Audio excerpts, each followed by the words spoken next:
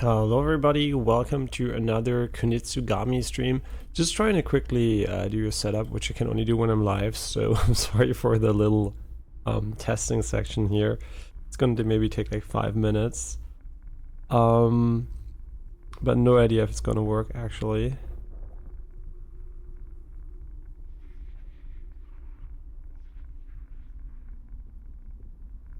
We will see in a moment. So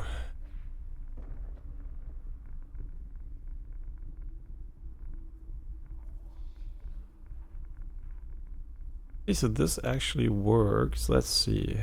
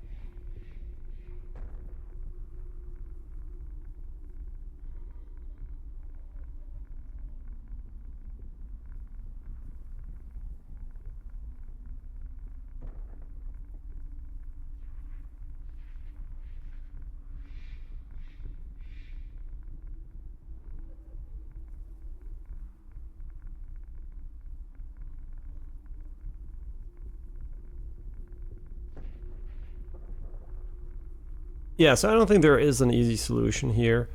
Um, but yeah. Well, so never mind. Let's get started here. Sorry for the delay. Today we're gonna be playing Kunitsu-Gami after I really enjoyed the game yesterday. And the initial goal basically was to make sure we kind of have like a good setup going right here. So I can also reach YouTube chat in real time. But if you want to chat in real time, unfortunately, you're gonna have to rely on Twitch, which is a bummer, I guess. But the way the both apps display on my smartphone makes, even though I can split the screen, it makes it literally impossible to read chat. And it's just a UI problem. It's not really a space problem. There would be enough space for both chats, but unfortunately it doesn't work. So I will have to look into a solution, which is probably gonna be either a second monitor, which is not something I can do right now, or a tablet, which I guess could be more likely. Just buying a tablet as an additional quote-unquote stream deck could be kind of nice anyway for additional features. But yeah, I'll have to look into that. So unfortunately, I will be responding on YouTube chat only from time to time when I tab out, and of course at the end of the stream, but that's kind of annoying. So I'm sorry for the delay. So if you really want real-time interactions, you will have to check out Twitch, which should be linked on YouTube anyway. But yeah, it's unfortunate because I really think the best would be actually to have both chats kind of visible. Yeah, but due to technical limitations, this seems to be quite complicated.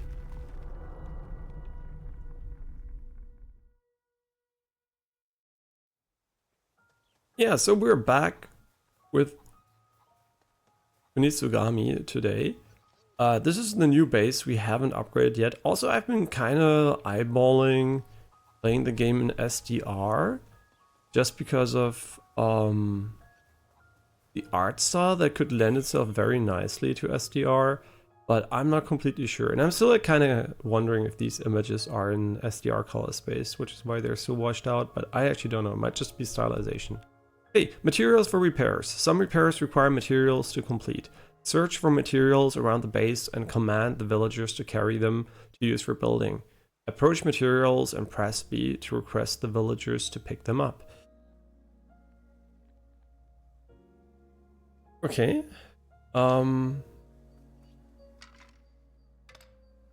long is it gonna take?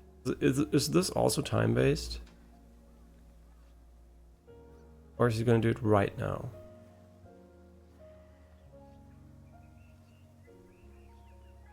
Oh no, he's actually picking it up, which is really nice. Yeah, I just wish the game had like a less aggressive draw distance. I mean, what we could try, I don't think that's actually the reason why the textures look like that. We could look for a different depth of field setting. But we might need actually a complete day here. Yeah, but I don't think the depth of field is actually the reason why. Yeah, like this is depth of field, right? Kicking in right here, but I don't think it's too aggressive at this resolution, even on the default setting.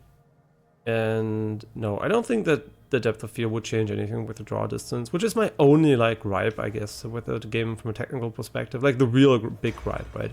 Small ones, whatever. We get sweet as a reward. I don't know what the fuck that is, so gonna put these guys in here. I don't think we have to kill pigs. Or we should kill pigs. This is a Missouri reward thing. We need 2 workers, and this is everyone we have as far as I know. We will not be able to request anyone for a pickup here. This is something we got during the mission. The mission had like destroy all pots as an objective. What we're gonna do now basically is we're gonna try to do the stage selection and just like figure something out. Since I think for normal stages actually having a buffer of villagers is better, I will be changing my loadout here.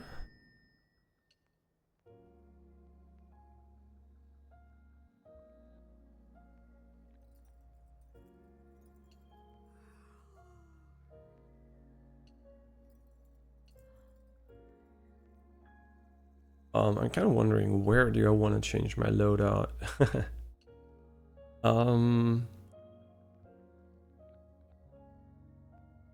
What did I want to change? Yeah, I wanted to change the special ability, which was over here, and then we wanted to go and look at this one here.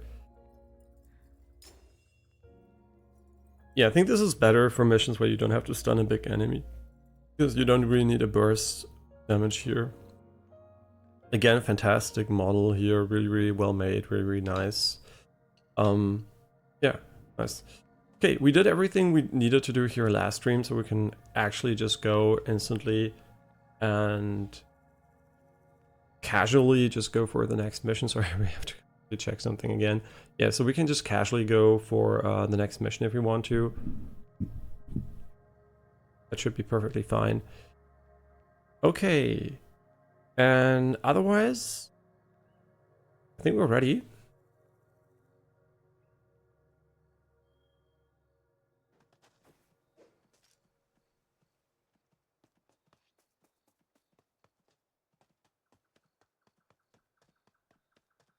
Game's atmosphere is really relaxing, which I really appreciate. Okay, so we could go for the new mission, but this one, oh, 3 different roles, so we can't do this one yet. Okay, so we're gonna have to go for the Kakashi Groove. Oh no, this is part of it. Okay, so this is just a new mission. And it has an ominous presence. I think this could be actually the boss. So maybe the game is set up in a way that you have a base and then you have like maybe a boss level following it. So maybe actually we should change our loadout. can accelerate the cursor, which is interesting. Yeah, so maybe we should take the other buff. I actually don't know. Is the burst... I mean, when the enemy is stunned, that's kind of nice, right? He has a lot of stun. But just, like, boosting the... I mean, this is go worth a boost. Even if it's a boss, maybe it's really good, and I should try it out. Maybe significantly alter the DPS.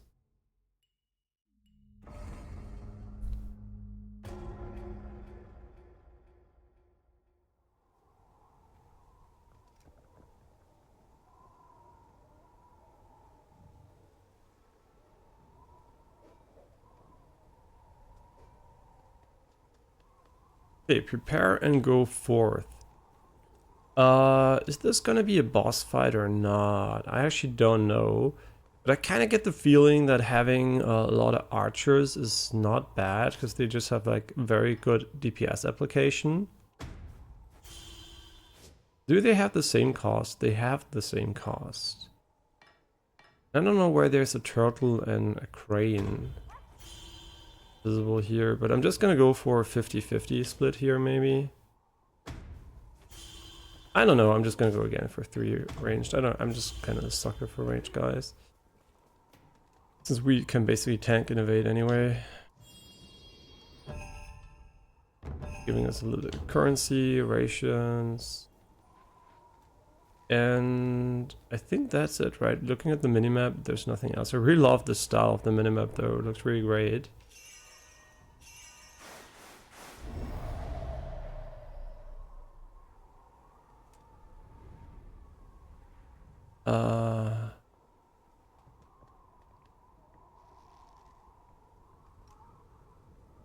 Wait, what? Also, we can... Wait, we can swap between them like this? What does up and down do in the game? You forgot. Or we never used it. Down is changed Tsuba Guard. And up is... nothing? What? No, it's photo mode. That's garbage. Yeah, can we do change Super Guard instead? No, we're not allowed to rebind these. Interesting. Oh, and when we have 3, this is how we cycle them. Okay, this is like a kind of unfortunate. Maybe it's because they played on the PlayStation, but the up button is obviously way easier to reach than the down button, so kind of a bummer. I don't know what we're supposed to do here, to be honest. Is there anything specific we can do, or is it just like the boss arena ahead? I mean, if it's a boss, it should be a boss, right? Just logically speaking.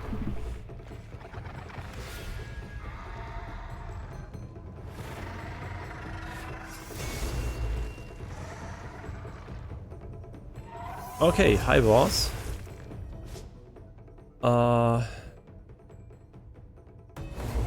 Is everyone gonna attack if I do this? Yeah. He's flying, so taking archers was definitely a good call. Forgot how to do my special bursty attack. I think it was Y. Did I have to be closer for that to work? Oh yeah, I did. Interesting. So positioning is gonna be key. We're taking a lot of damage, which is actually okay. We have a lot of rations, so yeah, I'm still, you know, learning the game, so obviously we're not going to be playing perfectly.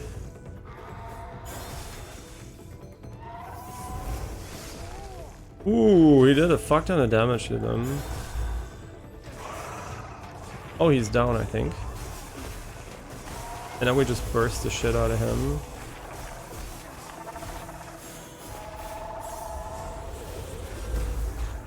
Yeah, we should have maybe taken more rangers here. Having 3 already is a good idea, maybe, but... Yeah, I hope the players that come here actually remember the air attack. Yeah, killing this guy on a timer is gonna be kind of rough, not gonna lie.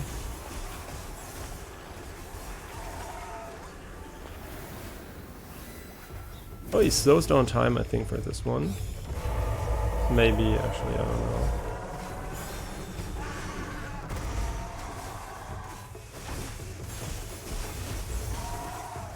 Yeah, I guess going full archer here is probably better.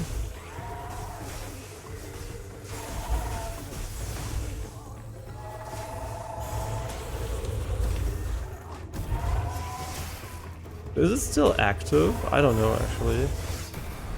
Oh, I fucked up here. He's almost dead, though. That's so unfortunate. Nice. We did it. But we can't actually, I think, do anything at the moment. That's nice. We have to wait as a spirit here, though. It's kind of a cute little spirit.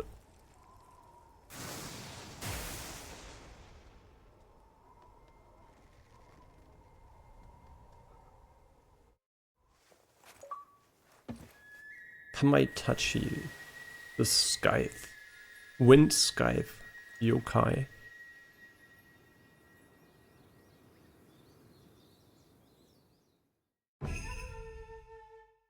Skilled in the art of demon binding, the aesthetic creates a barrier that will temporarily slow down the movement of any seed that touches it. Oh, okay. So it's basically a slow, it's a bit, you know, obviously it has like TD, tower defense mechanics in it. And there's, it's called, I think, Ember Ward or something. It's like a Tetris meets a tower defense game that came out that is still in early access. That seems really promising. I'm curious to check that one out one day too. There are a lot of games coming out, right? There are a lot of good games we haven't touched and looked at. And thank God there are a lot of them in early access, so we still have time until they release.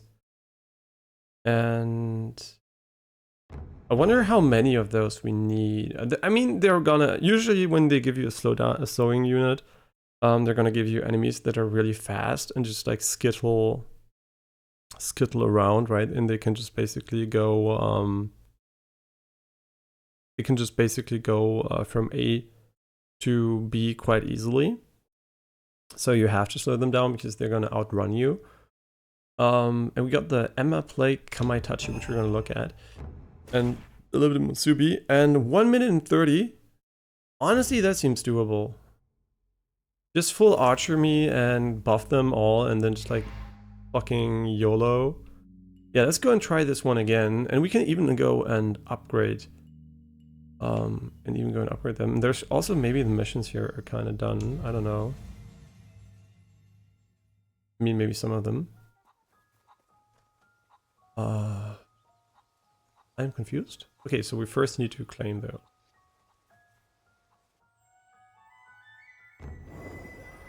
Yay, Musubi 5. What a cute and relaxing game, actually. We got sweet something. What does that do? I mean, great that we got a sweet. I have no idea what the fuck it does though. So, how many of these things on the ground will there be? Is there like an infinite amount of them? Oh, we need 3 for that one. Okay, so we're gonna have to do another one. I don't actually see... Wait, of course, there's another one up there. Yeah, so but are they available or will they be standing around like this until they work? So see, I'm not 100% sure. Maybe? Do we see how many materials we actually have? We need 3 stages as far as I know. Or 2 maybe, actually. I actually don't know. And they need wood, so... And they need 3 wood too. And how much do I actually have? Do I have 3? I don't know. Probably not at the moment. Wait, can you pet the bunny? Bunny. Wait, we already pet one the last stream. And then we need... Oh wait, so these are... Oh wait, they are holding wood. So what you need to do actually is to get 3 of them to pick up wood, and then you have to tell them to go and build the building. So I think that's how it works. All right, so last time we fucked that up and just did nothing with these guys. So now someone's going to pick up the wood over there, and we're gonna... I wonder if this game is on Switch, by the way. I'm kind of curious, because it is a very difficult game to run on Switch because of the way it's set up. It has a lot of units, has a lot... I mean, I guess it's like Pikmin. Maybe it's not that hard, actually. But I'm kind of curious if they try to do it. So we need 3 of those. Ah, that's interesting. And now we have a single person left up here. And you can also see how many people we need just by looking at it, which is nice. So you don't waste your time going there. That's cool. So here we get a plaque. I still don't know what the sweets do. Maybe we can give them to a pet or something. Can we pet the hens? No. That's sad. I don't know why you wouldn't be able to pet them. Chicken.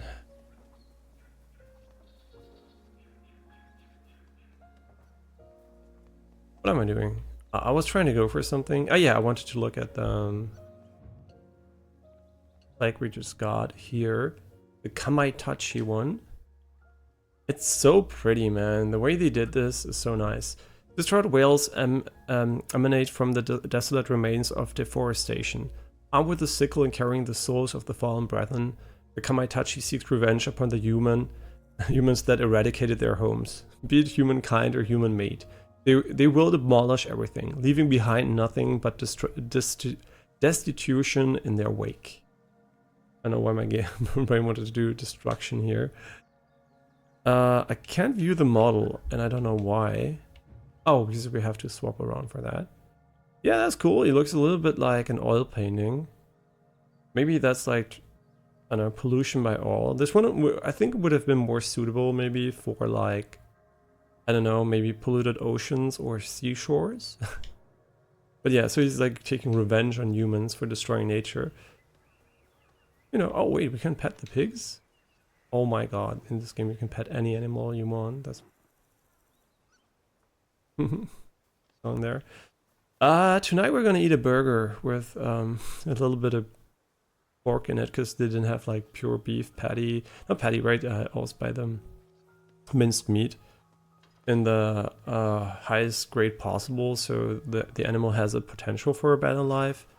I'm really not a big fan of people underspending on meat, because you're literally underspending on the quality of life of living beings. So if you eat meat and you have the choice between different qualities of meat, just eat less and eat better meat quality. It will be good for you anyway, and also it will definitely be better for the animal, right? I can never see anyone that says, I don't have money for good meat.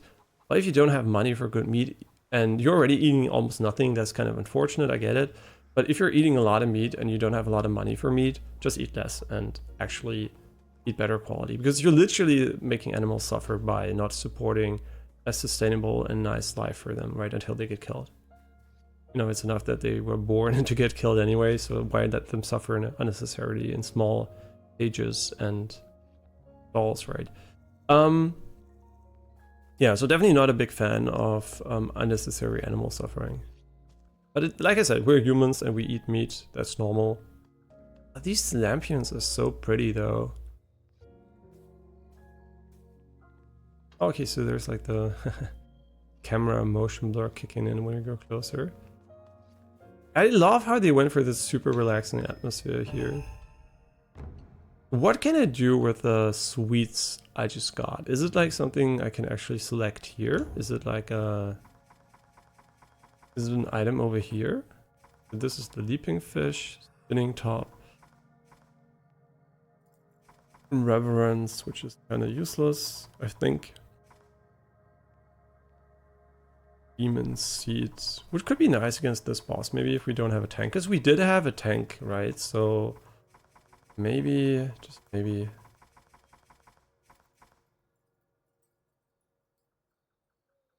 Or is the sweet a ration? No, it isn't, right? What is sweet we got? Oh, this is sweets. Oh, there's a category for it in a box, like a bento box. This is... I have no fucking idea what it is, actually. Minazuki. A confection made of steamed rice flour topped with red beans. A festival of purification is held on the eve of Minazuki, the 6th month, which marks the halfway point of the year. On this day, the noble class in the ancient capital would eat rice shards that have that as a way to purge the defilement and misfortune, as well as to cool down in the early summer heat. Ice cellars were built on mountains to store winter snow just for this purpose. This tradition would spread around the ancient capital through a confection cut into triangular shapes, just like an ice shard. The color of the red bean topping is also said to ward off evil. The sprinkly texture of steamed rice and flour and the rich flavor of the red beans combine to make a mouth-watering treat. Yeah, so this is actually, these days, right, we have fridges and refrigerators and freezers and stuff like that. I mean, refrigerators and freezers. And you can just, like, you know, have ice whenever you want it. But before, actually getting ice was quite difficult. So when there was like a winter or you had like high mountains with snow on them, basically what you did is you kept like ice blocks confined in like shadowy places where there was like a little bit of heat insulation. And yeah, and then you always carried these big ice blocks downhill towards the cities. And Japan has a lot of hills, so it was like quote unquote quite easy to store. But yeah, just imagine the work. Every time you want ice, you have to carry a huge ice block that's permanently melting. Yeah, down. Yeah, but it's kind of cool. It's like literally cool. Yeah, it looks funny, but what is the point? Wait, what? Can you explain what we're doing here? Oh, this is so nice. Oh my god, look at the fucking texture on the... Yeah, I guess putting on the depth of field here on low could actually help, because you can see the depth of field is cutting off the back for this model here, because it's a bit big. Yeah, you can reduce the depth of field, so maybe we're going to do that, because it's like a little bit unstable because of, I think DLSS 3.0 has issues. I mean, I guess DLSS in general has a little bit of issues with the depth of field. Actually thinking about that, maybe it is a smart idea to... Yeah, as you can see, there's like this aliasing and shimmering going on.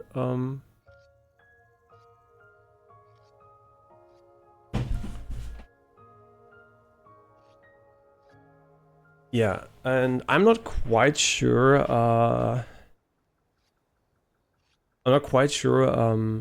if we should turn it off as a result. Let's just try it out. What happens when we go for the lower setting here? Depth of field. Let's go for weak just to try it out. I mean, I guess it makes the image more clean, right? I mean, it still kicks in when you're really close, but now it's like way less pronounced. I guess this is nice, right? Why not have a limited depth of field, actually? Yeah, let's see. Does it also affect the object? I mean, what it does is basically add less noise to the image because of DLSS, I guess, like problems. And the cutscenes are pre-rendered partially anyway, so it shouldn't actually matter too much. Yeah. Yeah, let's look at the model again here and see if it actually... No, it doesn't change anything for this one, unfortunately. Yeah, the depth of field is only applied to the other one, but look at the quality of this texture on the cake. You can really see the beans and everything. It looks really fucking nice. How much work they put into this is crazy. So I can just display it or what? I don't really get it. Yeah, but what do they do? What do sweets do? Will she be eating them? I actually don't know, right? I literally don't know. I kind of want to check something with the depth of field again. I'm kind of interested in keeping it on low because the game does have the unfortunate DLSS problem at the moment.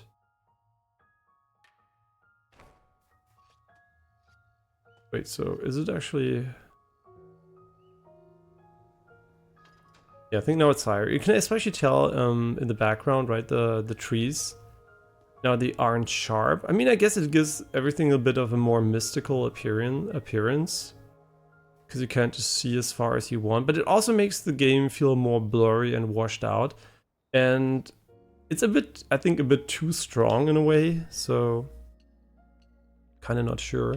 If I look at her, does she have like depth of field applied to her? No. But did she eat it? Oh, she's eating it! Oh my god. What the fuck? Okay. But do they have gameplay ramifications? Wait, am I playing a waifu simulator?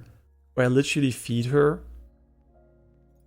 That's actually cool as fuck, but what will it do when she's done? This is actually mega pretty. I don't know why there's like this graphics glitch there, but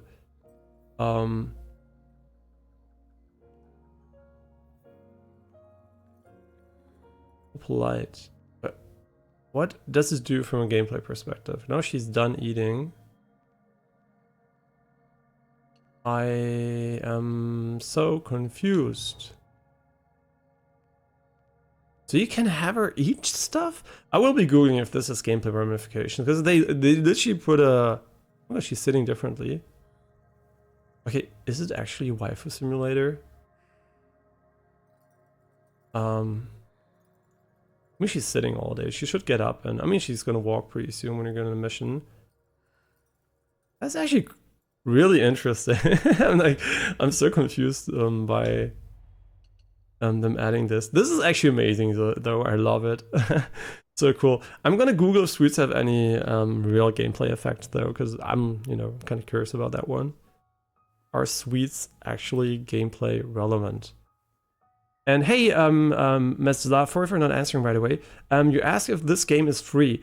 The game is not free, but you can play it on Game Pass. So if you have Xbox Game Pass for Xbox or PC, you can play it in the subscription fee for quote-unquote free. Yeah, but it's a full-price title. I think it's cool. I mean, human eyes can't see that far. I mean, what depth of field in games does, yeah, it's kind of an offering. I'm just going to quickly look at his gameplay. Sweets Kunitsu-Gami. Does it do anything for us? The desserts give nothing in return, stats-wise. Only in real-time girl eating. Okay, so I guess it's like, that's kind of how it is, I guess. Interesting.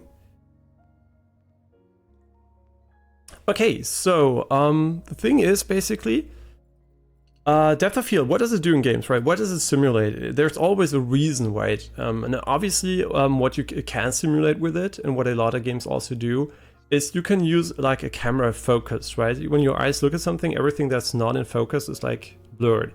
So you can use a depth of field effect for that. Which I guess this game is kind of going for, because when you go like this, right, obviously it's doing this.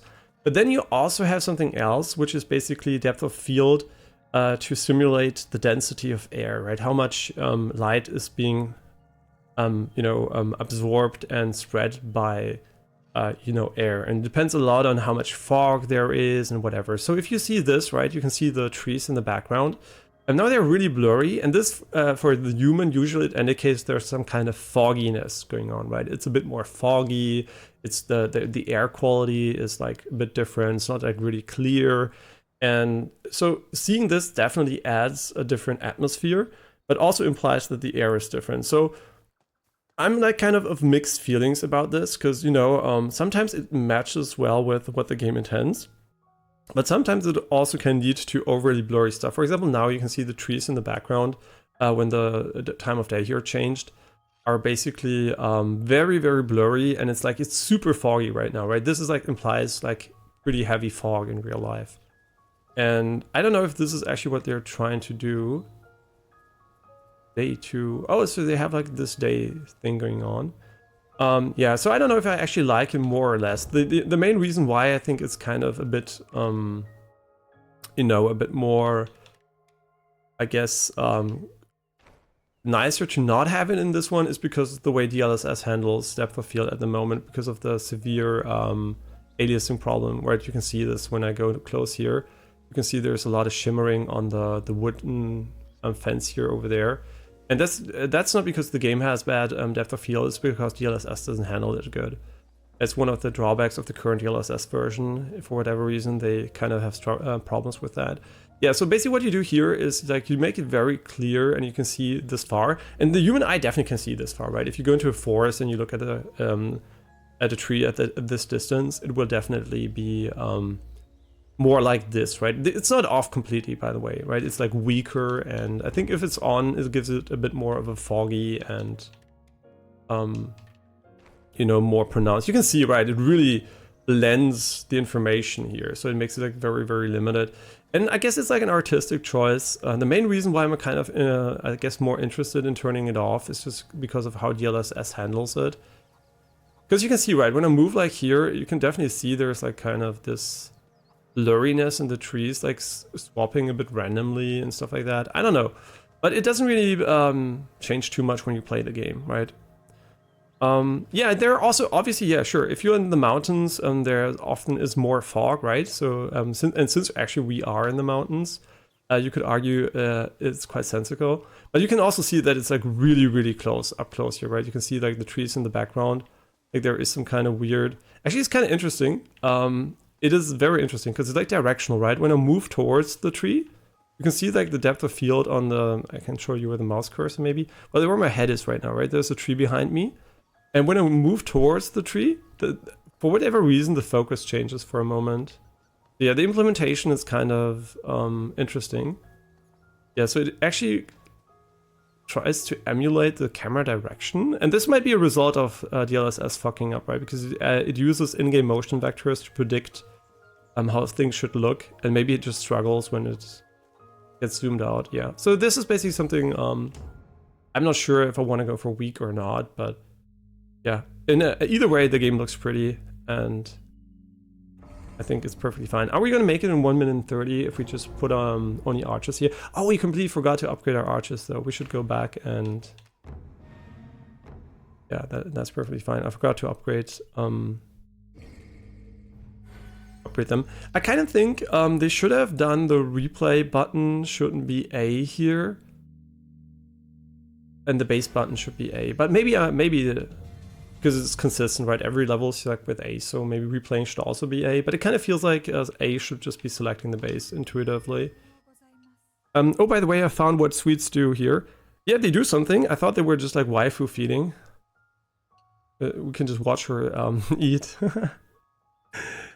Interesting.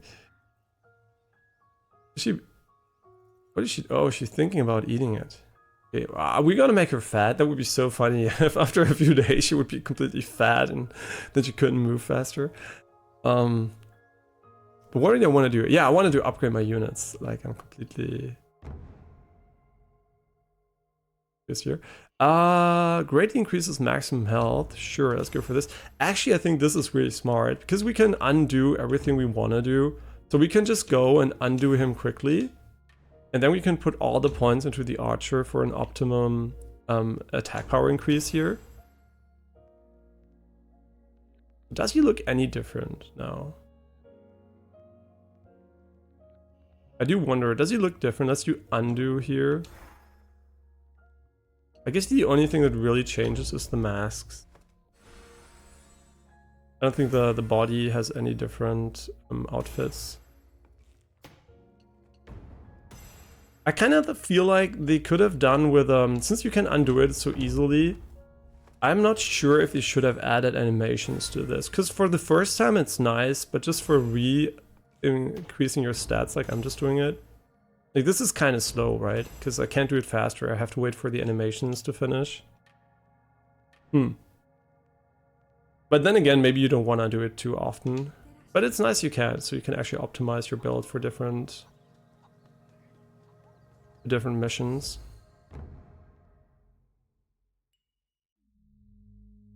What do sweets do? Sweets in the game serve no... Yeah, save no grandpa. They're beautifully recreated delicacies that you can have for Yoshiro at each base. She enjoys them, providing a cultural snippet as she eats. Yeah, it has no purpose, yeah.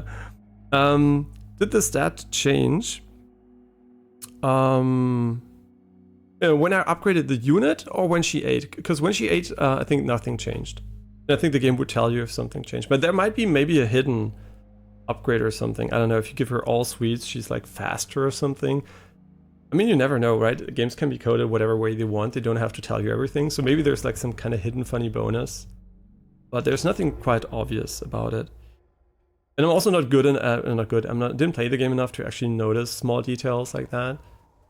So that's also a little bit part of it. Yeah, let's make all of them archers and just like face roll the enemy. Yeah, we're gonna buff them and yeah, we have a lot of healing too.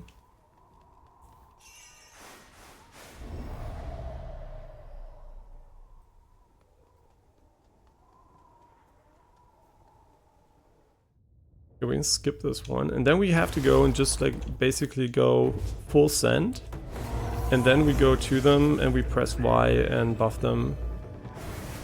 Like this. And now we should be DPSing the shit out of him. I mean, oh no, they got stunned.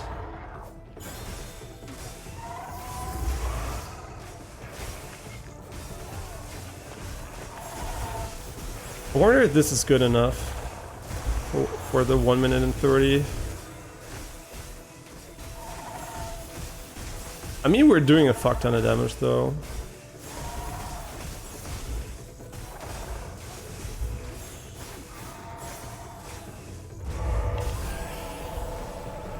Yo, the speedrun, man. Yeah, this worked perfectly. I like this actually. You can min-max this so nicely. Italy has a 30-90 here. Like Italy is like now Olympic champion. That's really cool actually, min-maxing this. And now we get the Mokugyo Daruma. Increases the recovery speed of guard gauge. Oh, I never block. So there seems to be a guarding mechanic that has like limited resources. Since I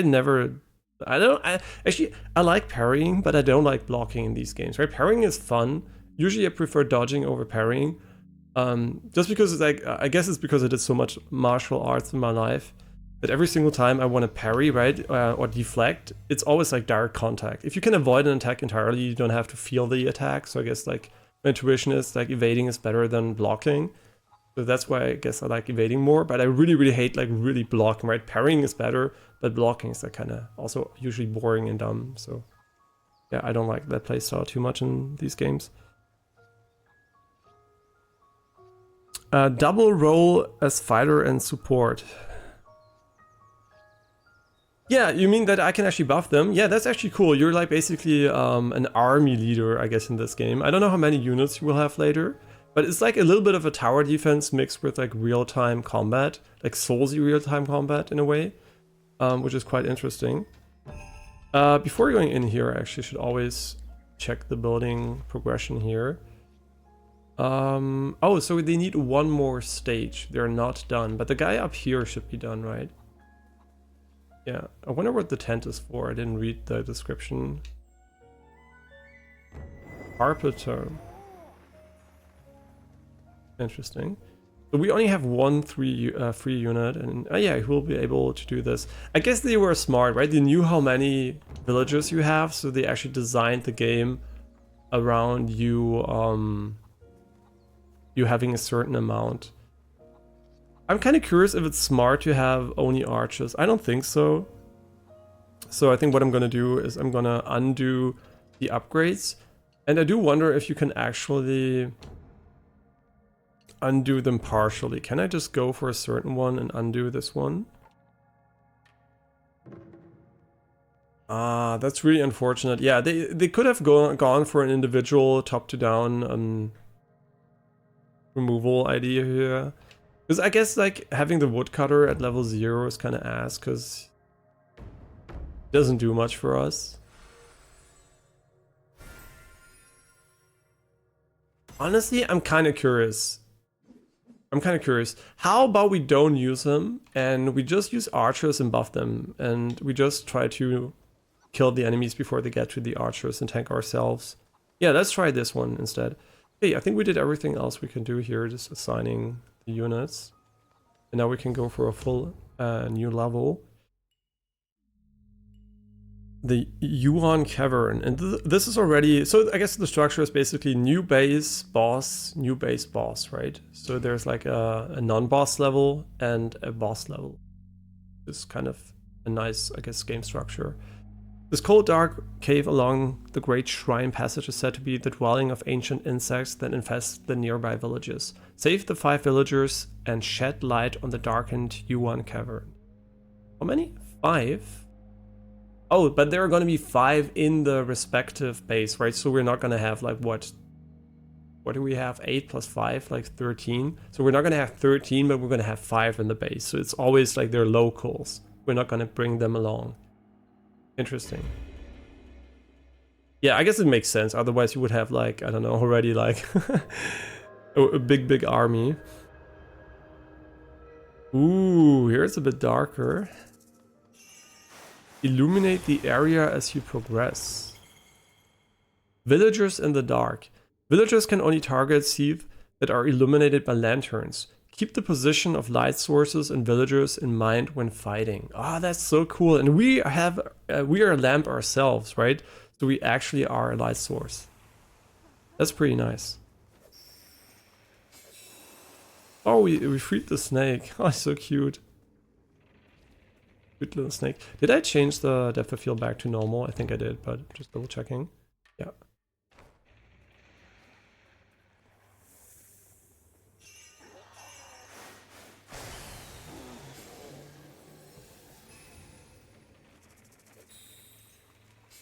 Yeah, wait, we had 3 unit types. So we actually, lanterns. Villagers can be commanded to light lanterns to illuminate dark areas. Approach a lantern and press B to command a village to light it. I think actually before we do this, I know it's kind of anticlimactic. But I think it kind of makes more sense, since we have 3 roles now, to actually go for the completion of this base before we do the other one. Yeah, I think that actually makes more sense. Yeah, so 3 roles, 3 or more different roles, destroy all pots, and don't use any rations. So this is going to be our goal for this mission. Because it does seem to make sense, right? I'm gonna skip it because we already saw it. Okay, 3 or more roles. So we're gonna have 1 woodcutter. Gonna have 1 aesthetic. Skilled in the art of demon binding. The aesthetic creates a barrier. Yeah, blah blah blah. Okay. Let's see. What range does he have and how does he work? Kind of interested in that. And we're gonna have 2 archers since they're our most upgraded unit. And they also kind of make sense because they're going to have ranged units here too. So we have to destroy every pot, which is nice. Which objective did we already manage to do? Oh, we already have the 5. Yeah, obviously the 3 villager assignment. Yeah, so we're going to look for every pot that we can and just destroy it. Kind of an interesting assignment. And we're not going to use rations. It's going to be the hardest part, I guess, of the assignment. Everything else is basically just like more min-maxing. You know what? We can already tell her to go. Why would we wait for that until it's dark? Yeah, I think it's actually a good idea to already carve the path right now. So can we actually select the way, or is it just forward? No, so we actually can select the way. I'm trying to go left and right. That doesn't work. So you just hold B and you will automatically go as far as you can go with the currency we currently have. So slow. Yeah, you need 2 hits as far as I can tell. I don't even know why I would free them, because I mean they give healing, but we don't want to use healing. I don't know why this is such an old school game design, like these small objectives like destroy the pots and whatnot.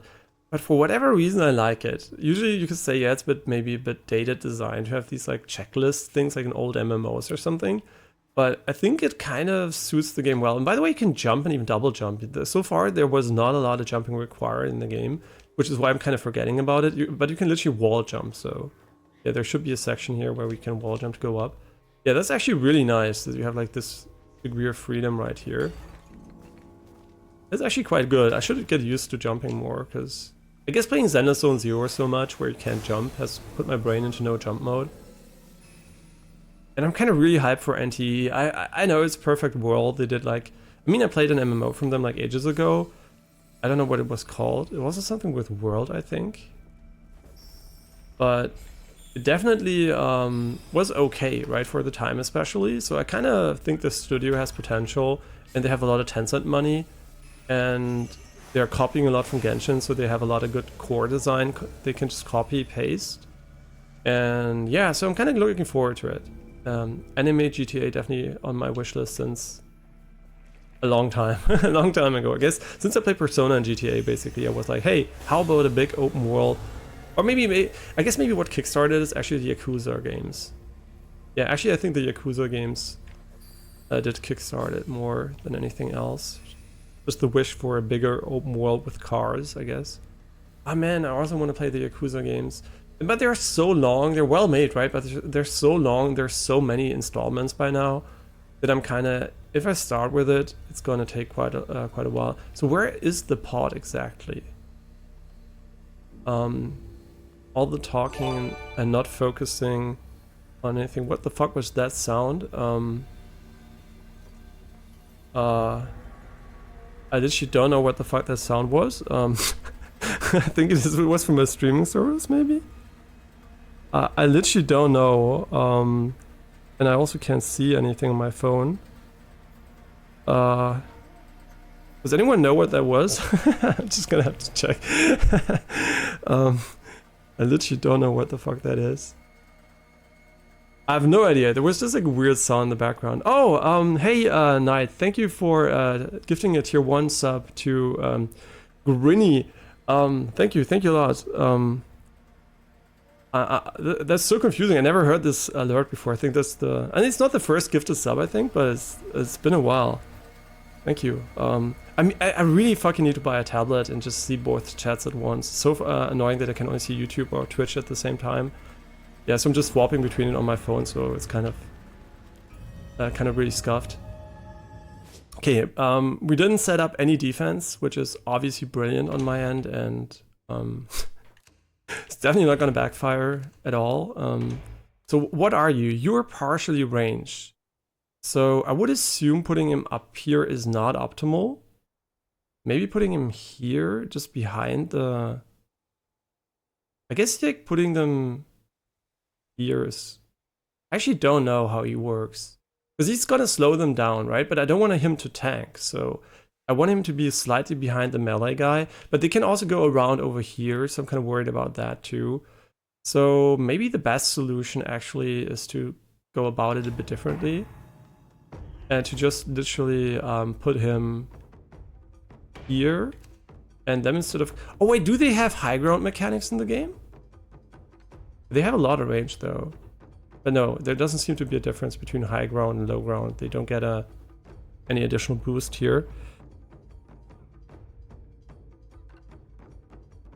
Wait, you also get... Wait, wait, now I'm so confused. Did you also give me something? Did you give me 199? Thank you very much too. Thank you very much. I'm so confused about these how these things work, because usually yeah, usually I don't get any donations or anything, so I'm like kind of confused. I can't see it actually. That's super annoying. Why can't I see that? Thank you very much anyway.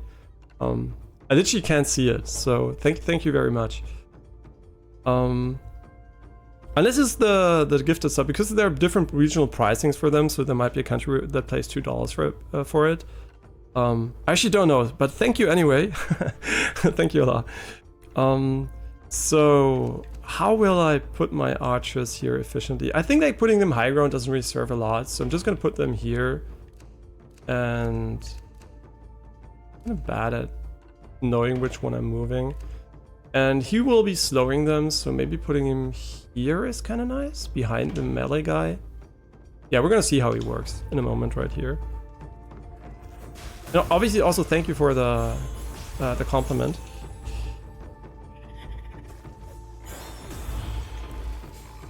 Okay, so what is he gonna do actually? How does he slow? Is it like a single target slow? Is it an AoE? What does he do? Wait, is it the ward on the ground? I actually don't know.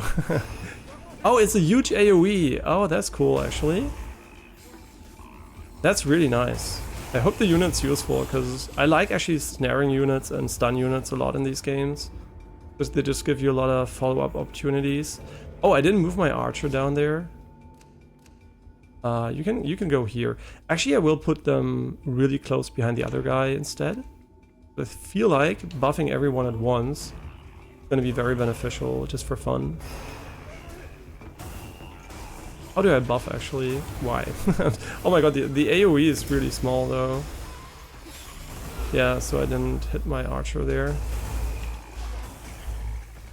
But this is working out splendidly.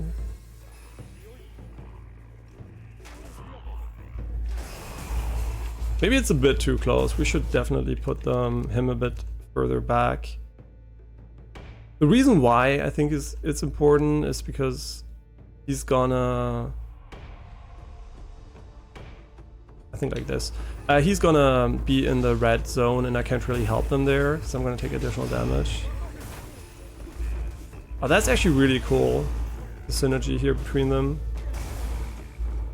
Yeah, every time he goes into the red zone he takes damage, so we're gonna have to put him back even further. Yeah, let's put him right on top of him, and then we're gonna take him and... Oh, he automatically moved him. Interesting. Now he's a bit further to the left, which is kind of fine, because he's gonna have to block both sides here. Yeah, he's still almost going into the red zone, which I'm kind of worried about. It's okay if we go into it, we have the additional regen.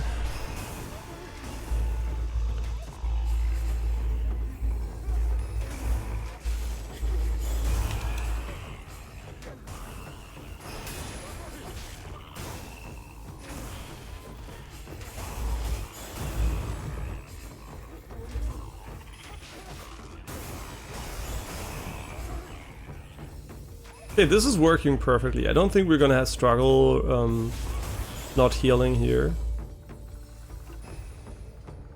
So could I go and heal him right here? I could actually. So maybe they actually regenerate after the mission, after the night.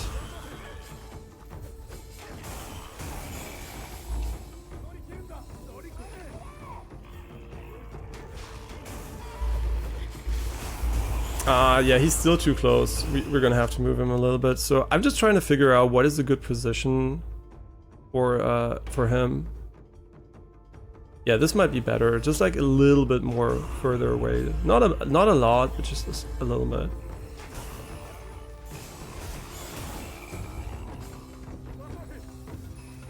Okay, now it's daybreak, I think. Yeah, the gate's gonna close. Looks really cool.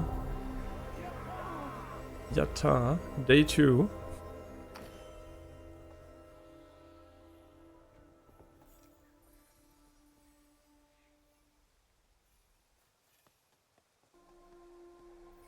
Okay, she's dancing. I mean, I don't want to finish it right now, because, I mean, we should probably get her moving just a little bit. Kind of worried that she's gonna close the gate, though. We need to find the final pots. 5 of 15? What? Am I blind?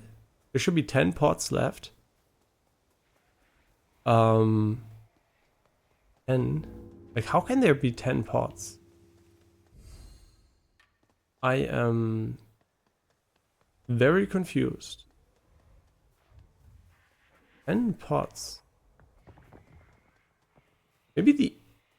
I actually don't know what exact... Oh, wait, is it this one? I actually don't know what this is, actually. Does this count? No. Where would there be 10 pots here? I must be missing some pot type. There must be some type of interactable we don't know is interactable, because they don't count, right?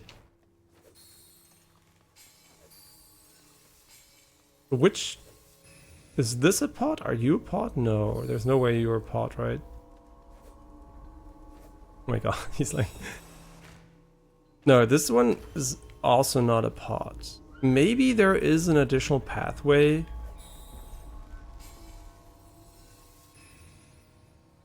We can go to, because they're like these gates, right? Maybe there is something over here I can't access right now.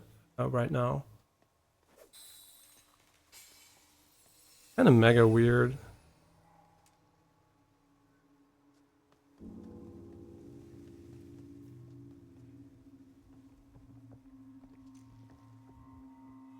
Yeah, I actually don't know. Where the 10 pots are. I might be stupid and are they in the air and I need a bow to shoot them? That's the only thing I can imagine, is that later you get a bow because there's the keybind for it. Like the button bind or whatever you call it. The controller mapping. So maybe there actually is something there. This one also looks highly suspicious, but I don't know how to get there. I can't see any pots in the air either, right? Where are the 15 pots? I'm usually not a Google solutions to problems in games guy, but this seems like I must be missing something, right? Because like 15... Yeah, I thought we were missing like 1 or so. How would I destroy 15 pots? Yeah, so there's gonna be another night, I guess. Oh, I know, I'm stupid. This is a 2-section village. I just forgot about that because we didn't look at the introduction. Yeah, I'm fucking stupid. That's completely my bad. Yeah, that's absolutely my bad. I completely forgot about that. Yeah, that makes perfect sense. It's a 2-section village, obviously. Yeah, so we're wasting a lot of time, making the other achievement harder too, because we can't heal our units. Yeah, let's just buff them as soon as there are a lot of enemies.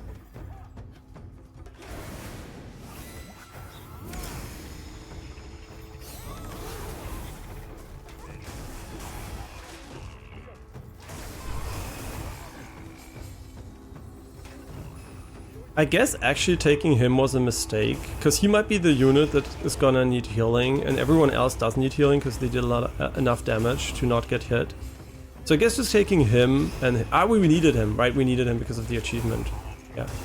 Actually, my plan is actually to go for him and archers, which sounds pretty cool, and not too many melee units, but I have to see about that. And you can also zoom out, right? If you want to have more strategic overview, the game also has a zoom option, which is kind of nice. We might use that one later if the game gets a bit more about strategic real-time management.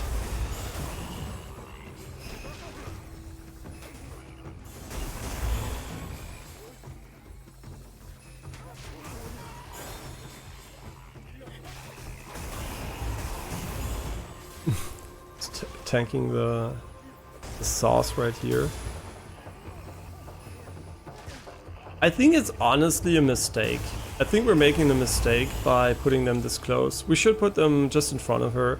I think the best strategy is honestly just full on protect her, right? I don't think there is any reason to put them anywhere else. I think this structure here, like this is the winning structure in my opinion. For now. Later on we're gonna have to see. Because what can they do, right? All they can do is basically rush her. That's all they can do. And now they have way more time to damage them, because they like literally come out of the gate. I mean, I guess now they're shooting the other guys. Yeah, so he's not actually tanking.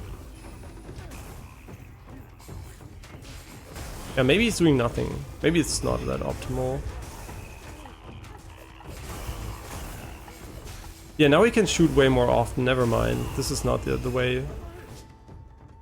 Yeah, so I guess actually positioning them further forward was kind of nice because they couldn't shoot at them. Yeah, so let's just reposition them.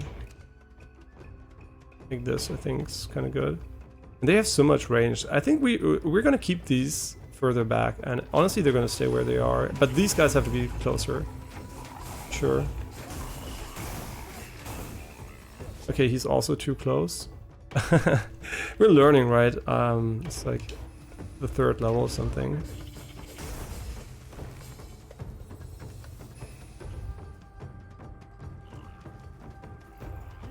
And the cooldown seems to be quite low too on the ability. It's nice.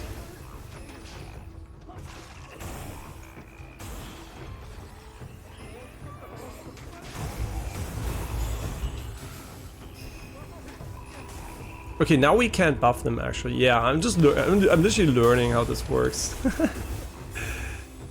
Yeah, I think actually the night is over, but we have to put them closer so we can buff them just slightly.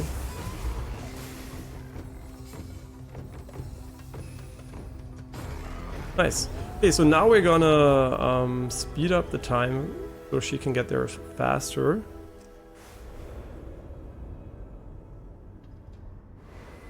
And now we're gonna instantly against this one. Oh yeah, we have to stay in the middle for additional healing, I think, for her. But she's already fully healed, so...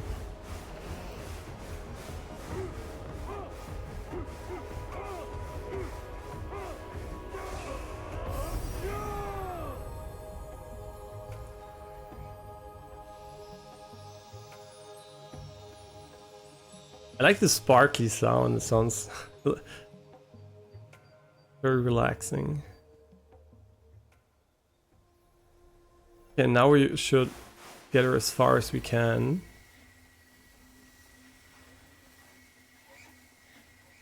Which should be almost all the way, to be honest.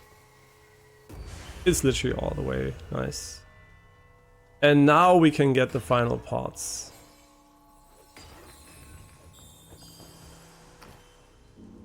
I like how they literally put healing into them.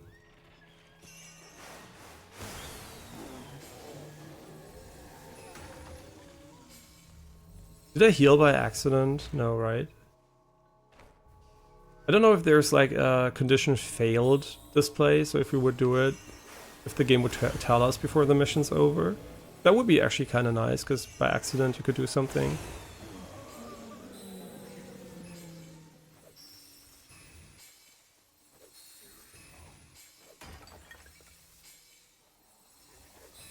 Actually kind of nice, right? Just like a way to do something while you wait for the nighttime to go. It's like I think a relaxing gameplay loop. You have these action phases and then you have the gathering phases in between.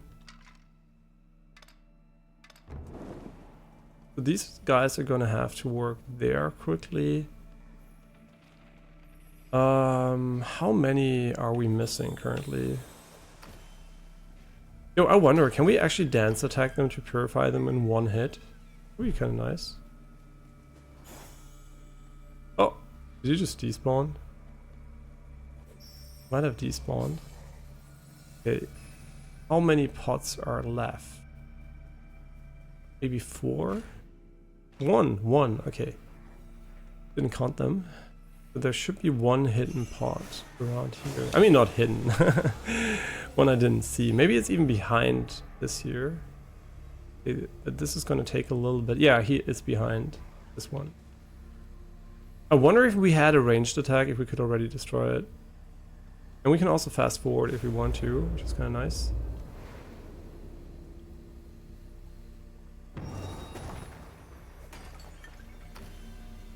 Five out of 6, but we don't need this, right? There's no reason to actually remove more defilement right now. Oh, and you could have done that right away. But who is it? The carpenter's gonna do it. Okay, she's gonna be right here once the nightfall comes. What we're gonna do is just position our archers. I guess, where's the gate? The gate is over here. Kind of thinking about this because we do want to be a bit closer but not too close, so I just like putting them like this here and then like putting him quite close but not completely close like this. This should be quite okay, maybe. I mean, the thingy comes here. Maybe I'm just being a bit too greedy here, but I guess the archers can go closer. There's no reason for them to be further back, I think. Yeah, let's just put them a bit closer. Yeah, he's way too close. He's way too close. Put him here. Oh, it's raining really hard. I was so happy yesterday that the weather was good because my girlfriend was on a convention, a cosplay convention, and she didn't have a ticket for going inside, which is quite common because they have a like a really nice grass section outside, and you can just chill there in summer. And usually a lot of people do that, and going inside is more for like, you know, shows and stuff like that. And yeah, but the weather forecast was like it's gonna rain and thunder, there's gonna be a thunderstorm and everything. And now actually the weather was really nice yesterday, and today they have a ticket because they help with the champion, the German cosplay championship. And yeah, they don't participate this year because they're doing an international competition. So they're just like help out, and I think one of them is jury, and the other one just like helps out like that. And it's always kind of nice. And so they have a ticket, and they are not in the rain, which really made me happy. Because it really sucks, right? If you are looking forward to an event that's like based on weather, and you can't actually postpone it because it's like a big convention. Kind of unfortunate. Yeah, we're just gonna spam AA here. In this case, anti-air. It's been a while since I used the term AA, since I haven't played an RTS in quite some time. Or a Battlefield game. Oh yeah, and Asmongold did a video about a furry game, a furry third-person shooter. And if you look at the shooter, you're instantly gonna see it's like a Battlefield ripoff. I mean, ripoff, quote-unquote. And the funny thing is, he compared it to Overwatch, which makes zero sense in my opinion. I mean, I guess maybe they have like units. It's like hero shooter mixed with Battlefield, but the game is definitely way more Battlefield than Overwatch. So, kind of just shows that I think Asmongold maybe never played a Battlefield game. At least I didn't see him play it on stream so far. Yeah, now we can go for a buff here. If this was healing, that would be kind of sick though. I love the buff actually, it's pretty cool. Is there a unit that escaped? And I love the animations though, the main characters are cool.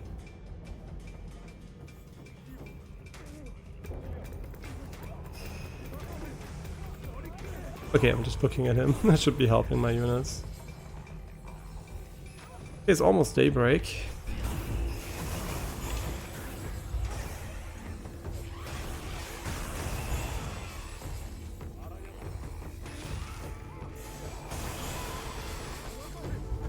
Yeah, very nice. This is working exactly as I hoped it would. And now all we need to do is not heal ourselves. And we should... Oh wait, yeah, you can go actually. Yeah, she's gonna make it. So basically... We won. We just have to press the correct buttons and not heal by accident.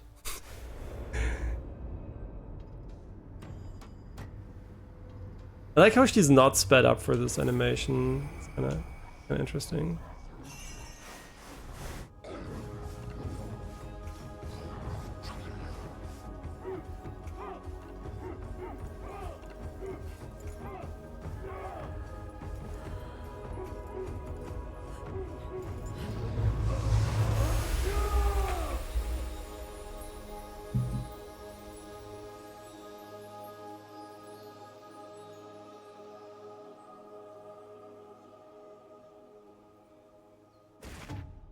Yeah, really nice. I mean, obviously the depth of field here also there. No idea if I would like it better without it, but I like it with it, right? Because it just suits the a bit creepy atmosphere more, right? Like this blurriness and the uncertainty it brings and everything.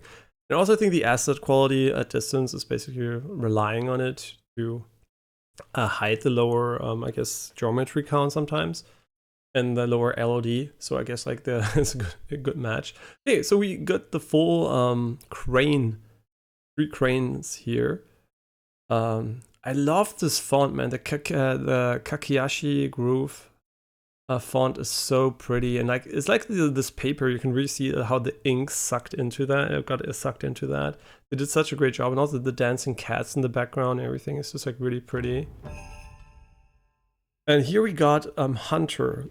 wild animals are less likely to notice. So it is kind of interesting though that they went for the name of the item below the description instead of on top of it. It's kind of interesting. Wild animals are less likely, so you can easily get them. I don't care too much about that. I don't think that's too significant at the moment. Maybe later. And 5 Musubi and another 5 Musubi. So I guess you can get 1 item and 10 Musubi for these things, which is kind of nice. Honestly, I really love the game so far. It is really good. It is really good so far. It's just fun, right? And I rate games, you know, from a fun perspective. I don't rate them from an hypothetical, what is in the game, right? What can you do and whatnot. I literally rate it if it's fun or not, right? Am I having fun? Yes, I'm having a lot of fun. This game is really fun, and that's what counts, right? I don't give a shit about objective stuff, right? It could have objective flaws, which don't matter at all if you're having fun, so... yeah, that's why I don't like reviews that are trying to be super objective, because everything is subjective anyway. And if you're having fun, it's great. If you're not having fun, it's also right valid. And I think you should score accordingly. It doesn't matter if the game on paper is amazing. If you're not having fun, it wasn't a fun game for you, right? So that's why I think it's really important to get people to play a game that actually enjoy the genre, and then to rate it, right? So they're like positively biased, not negatively biased, or neutral at least. Because you're always gonna get a hater, right? If you take a hater and let him review Elden Ring and Shadow of the Erdtree, he's gonna give it a bad score, right? Even though it's a good game for most people. So you wanna find the average player, I guess, for the type of game, and then just rate it based on fun. And then obviously you can talk about the objective stuff, but I think you don't have to deduct points for that, right? I think if the graphics are not perfectly, right, the LOD is not perfect or whatever, I don't think that has to deduct any points in the fun rating. It's just like from a technical perspective. Of course, if you want to rate the visuals, that's something different. But from a gameplay fun perspective, I think I would never include these things unless they really hinder or add to the gameplay enjoyment. And I think these graphics here definitely add to the enjoyment. I just really, really like the art style. I like looking at the individual things, and I just think it's like fun to look at, right? It doesn't matter if it's like perfectly executed for me, as long as it's fun, right? We got the Emma Plague, the Hitubon.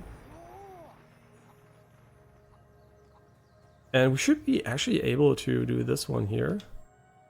Ooh, another 5 Musubi. But what does he do actually? Now I'm kind of confused.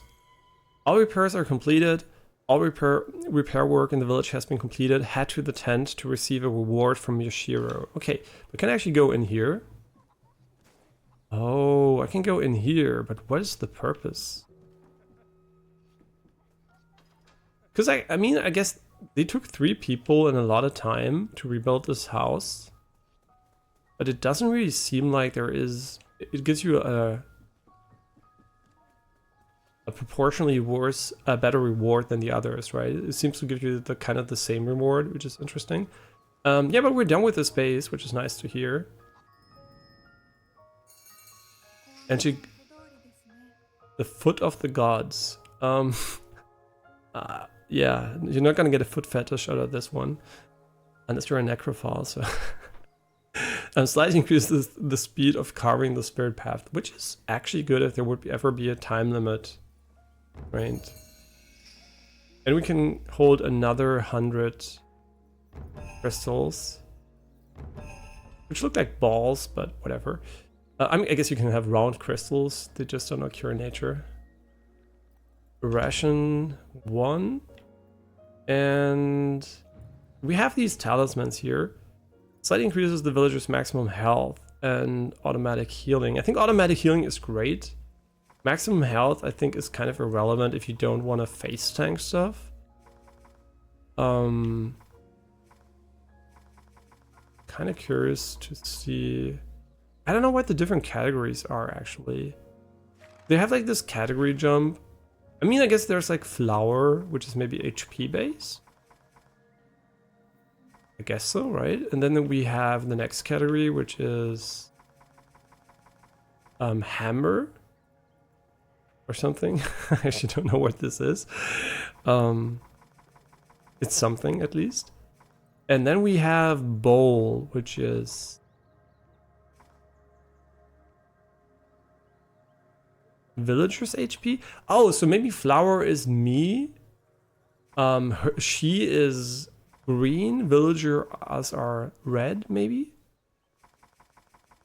I actually don't know. And clouds are maybe useless? No, actually, I have no idea. They all have to do with HP or something, so I actually don't know what the categories are. I actually don't know. They're like a description or something of the categories. Oh, you can favorite them.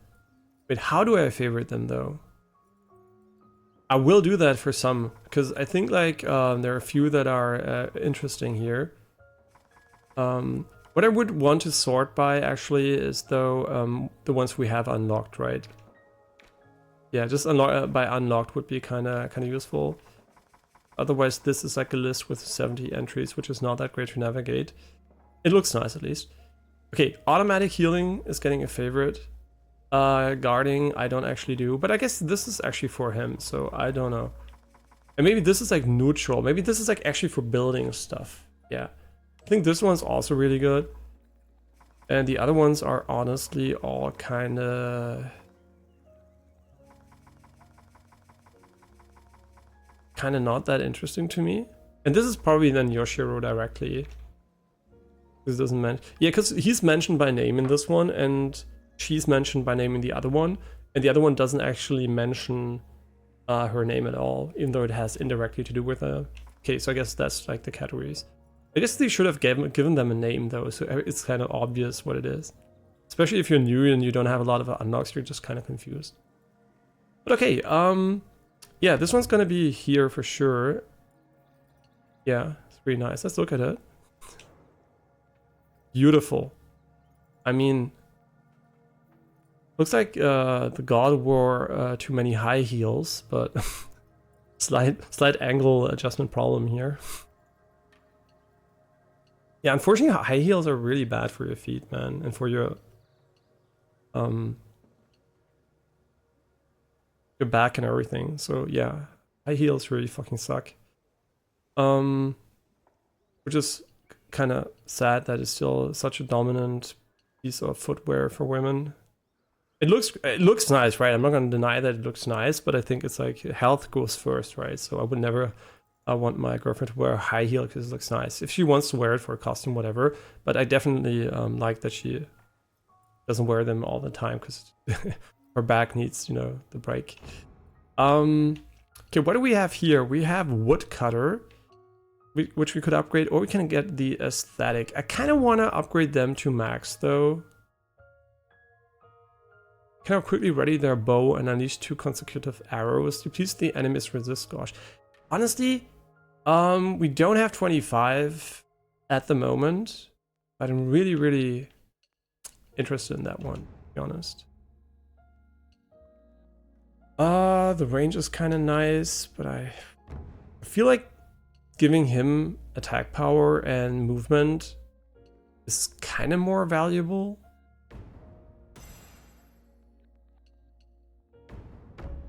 We're gonna do this instead.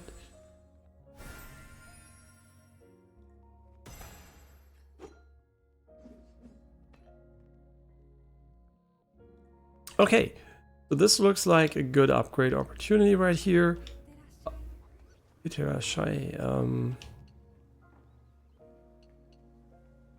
didn't look at the Hitoban for now. Oh, there's an arrow to the right, so there is a next page. Oh, there are new ones here. Wait, did we look at the Hitoban? I don't think so. Once upon a time, there was a man who cursed for prying into what was not his to know. One day, this man met a shameful villager, resolutely hid their face behind their hand. Determined to reveal that face, the man took the hand in the light of a full moon and wrenched it away. Eager to appease his curiosity, he took in the sight in front of him, only to find that mysterious face not on their head, but on their hand. Oh, these are the flyers. Ah, you can even zoom in if you want to. They're actually kind of cool. I don't know, the models just look really cool. I'm usually not, you know why I'm looking at it? Because they were smart enough to put it physically in the game. Because you can actually look at these things.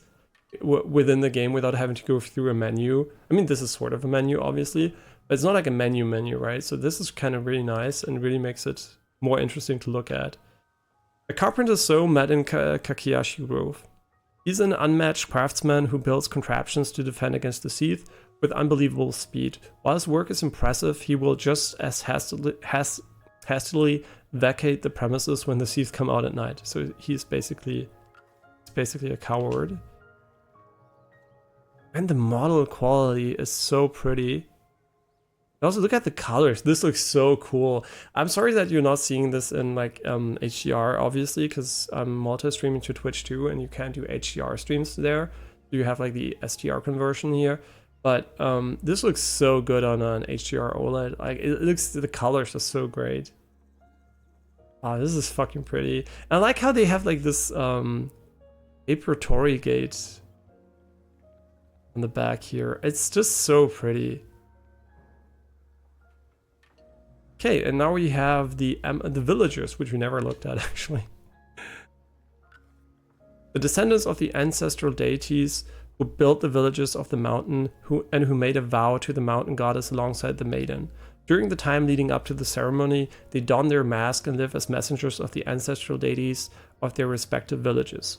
They then present their masks during the ceremony, where they are hung in front of the mask of the ancestral deities, positioned as if bowing in veneration until the following year. I forgot to look at it.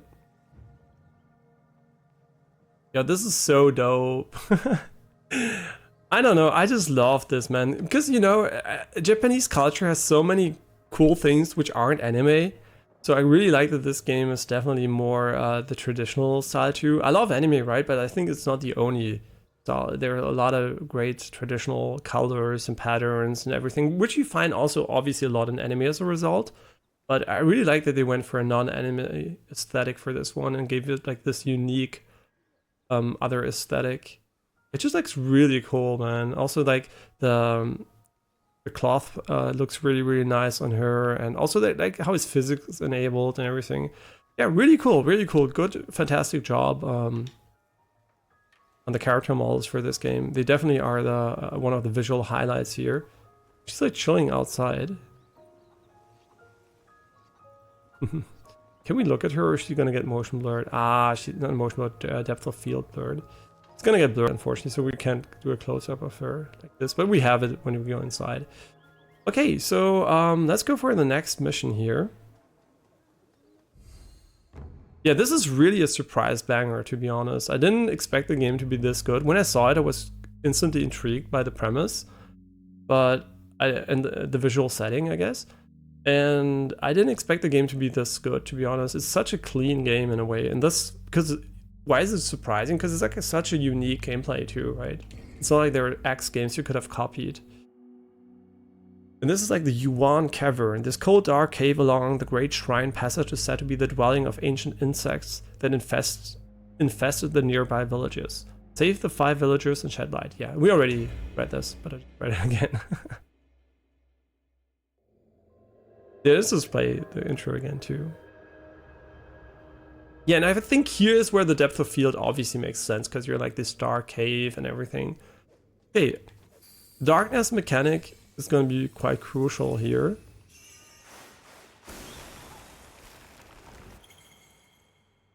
Okay, so the tutorial comes again since we quit out the last time.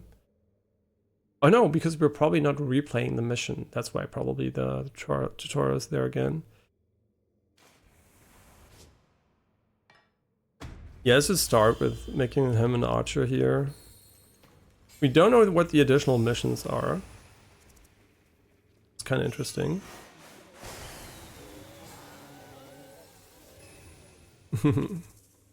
I like how the game didn't put you in a dark place right away. They started a bit more bright. And is the game scary? I mean, I'm not the person to ask about scary games, because I don't find horror games or anything very scary.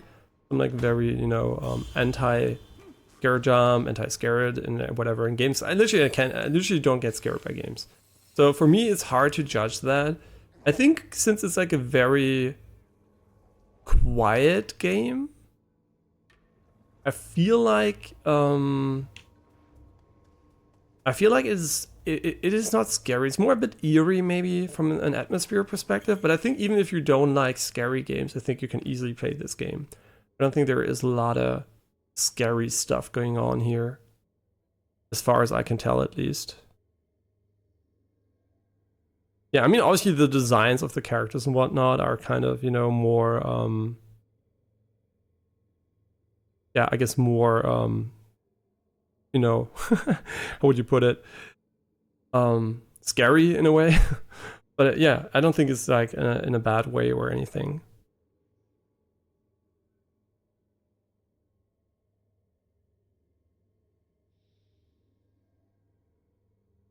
Okay, villagers can be commanded to light lanterns and to illuminate dark areas.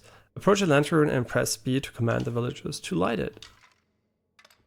How long is it gonna take for that? That's the real question I have here.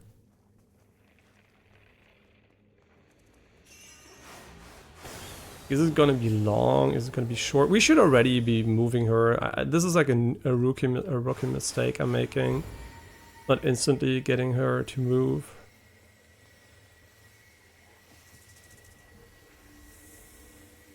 Wait, did I actually increase the speed of that by my talisman? Wait, purge the defilement and recover you in cavern, carve the spirit. So these are just the normal missions, I guess. But can I actually look at my loadout here again? So wait, is it just for me walking forward? But that is not actually good. I thought it was going to be quite interesting, but it could actually be quite useless. Yeah, I thought it was her. I mean, I guess she doesn't carve it, she just walks along it, I guess. Yeah, not 100% sure about this. Let's go for a melee guy for this one. Since we have 5 villagers, I want to have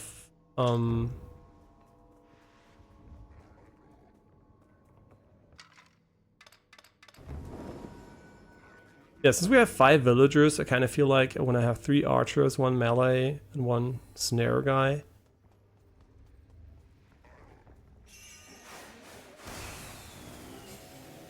But I'm not 100% sure about it. Oh, is he always there? Oh, he's like a permanent addition to the team. I just got stuck back there, but they have like a failsafe that gets him unstuck after a while, which is nice. So like that you can tell if you stop for whatever reason. I guess maybe you want to position her in a good spot so you can defend her more easily. We have 5 villagers by now, and where are the lanterns? Do we... Oh wait, did the lanterns actually not get lit? We remove these guys? Oh, this one is on, but this one is not on. And they're busy. Wait, do I only have 3 villagers? So that actually means we're gonna have... Yeah, so that actually means we're gonna have to cleanse the first gate, and then there's gonna be more villagers behind that. Oh, they're done. That's nice. Well, then you can illuminate this one. Oh, never mind. There's an additional villager right here. You can become the snare guy.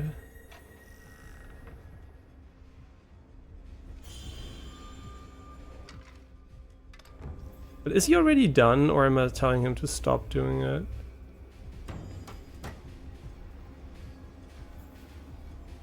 Actually don't know. Ooh, a lot of stuff here. Okay, the darkness is starting here. He just got that done in time. Yeah, the carpenter's done too. Let's position them here. Okay, let's put the archers... I mean, why put them behind, right? I guess if she tanks, we can heal her, but we can only heal them using healing items. So she's healed for free, but Maybe there's going to be an achievement for not getting her hurt, so I'm just going to put them... I guess they can come from behind, though. So, I don't know, just going to put them right... this. Or if there's only one gate, should we just go in front of the gate again? I guess so, right? Because there's like the light source right here, so I guess it makes more sense putting them right here. Putting them here. Can we go left here and up? Actually don't know. This is gonna be quite scuffed. If they can go left there, it's gonna make me look pretty dumb. Yep, they can go left there.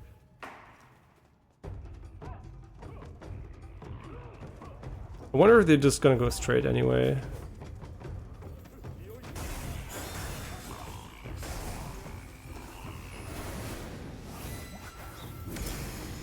Okay, we hit all of them, which is nice. I mean, honestly, I can just take care of the left, because I have light, so... Oh, they can hit them there, that's nice. Yeah, so I'm just like, they're gonna keep the main pathway safe, and I'm gonna keep the side path safe, maybe?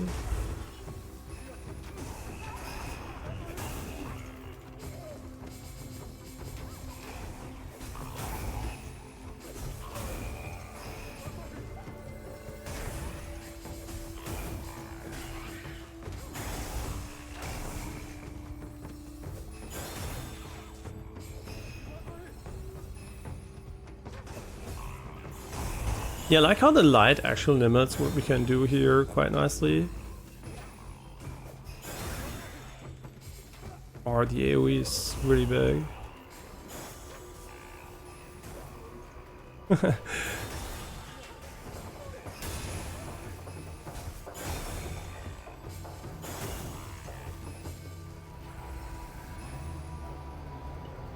Yeah, we can buff them again.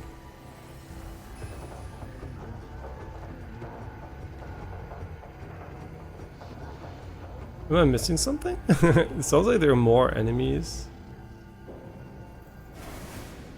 There's just bigger ones coming.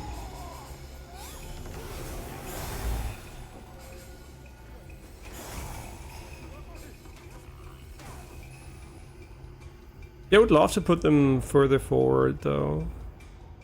Maybe putting one archer over here would be kind of nice.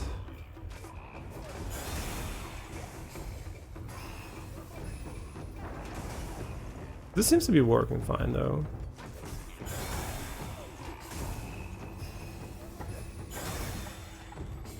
By the way, the reason why I'm attacking and then jumping is because the way the combo system in the game works is basically the amount of normal attacks you do decides what type of special attack you do. And the anti-air one is just one normal attack and then a special attack. Yeah, that's basically how you hit the enemies up there.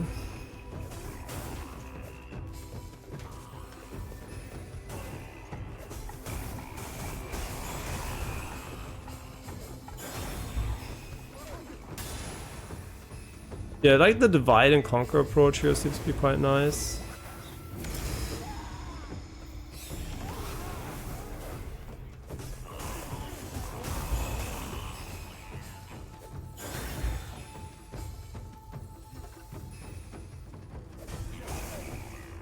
Just ignore this enemy for whatever reason. Okay, nice. So this is basically the first day done. A night, the first night done.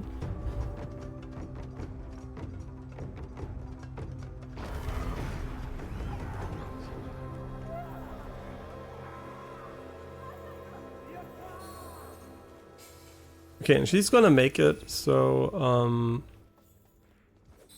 we don't even have to do another night for her to get there, so why would I bother? Oh yeah, I forgot about this one. Yeah, is there something we forgot? Yeah, we forgot something. Ooh, it's a clam, a kai oni, a clam oni. Slightly reduces the damage so receives from seed attacks. That's kind of garbage. We're gonna look at it later.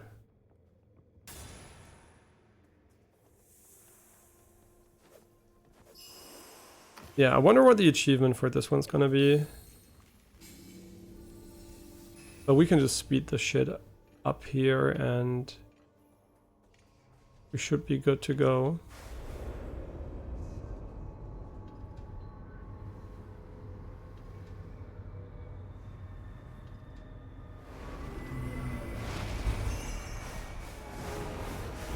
Did we rescue 5 villagers?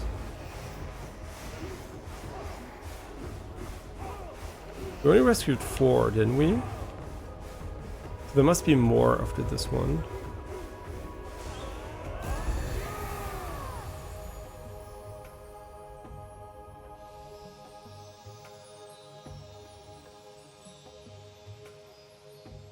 Oh, you can see the entrance to the cave.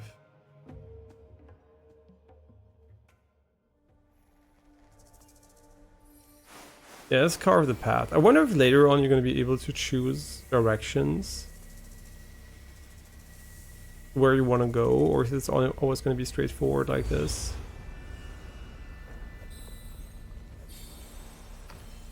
Yeah, we have like 12 heals, so there should not be any issues with.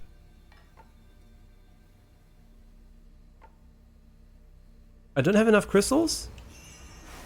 Yeah, there shouldn't be any issue. Wait, I need crystals. Oh, 99. Did I just order him? I hope he doesn't forget what he was doing while it changes. Looks.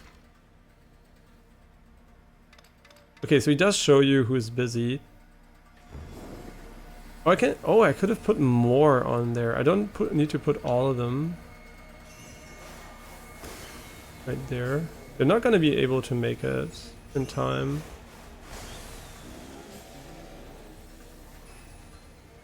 Sure. Yeah, I think, where should we defend actually? Where is she? She's all the way back there. So I guess defending over here is kind of nice. Ooh, Rosukuro! He's pretty big. Okay, Rosukuro, we will be fucked, I guess, because...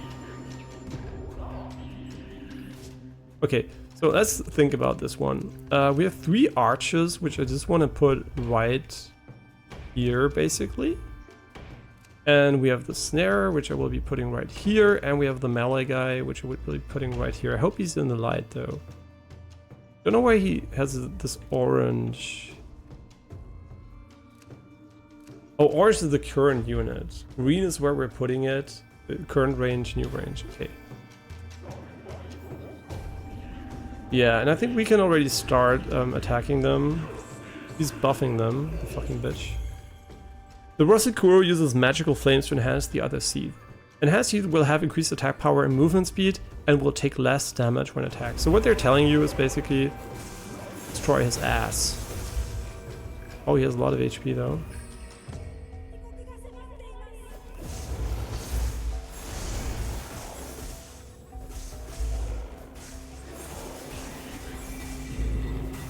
Give we shit on him. Oh no, she's taking damage. Should have buffed them before I left.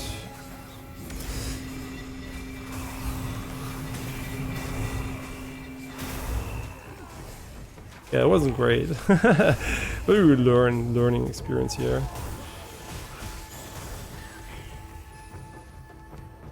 So how are you guys? Everyone's okay? Great.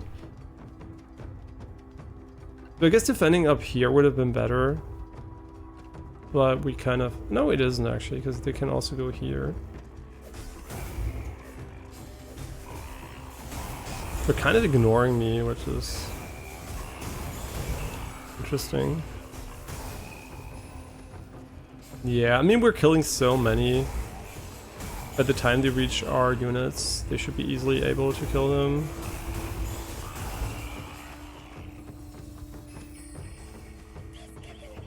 What? Are you kidding me? Oh no. He's just getting closer, he's not doing anything. But somebody was hitting her.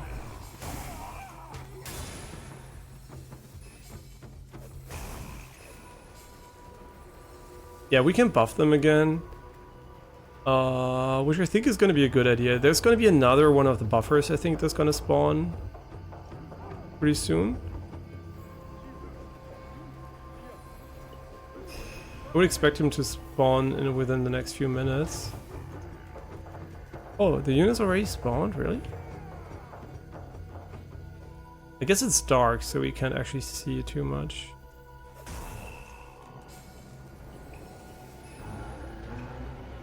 Yeah, you can hear there's a buffer coming. So he's gonna buff the units, and I'm gonna buff my units. And what we're gonna do is kill him while they're gonna rush our main unit now. Right now she's gonna get rushed. But if he has nothing to buff, I guess, you know.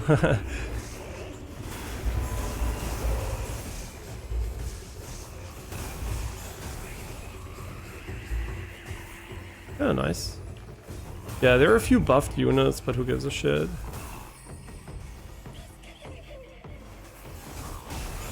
It's fine. I'm trusting my villagers. They're gonna defend her. Nice. Very nice.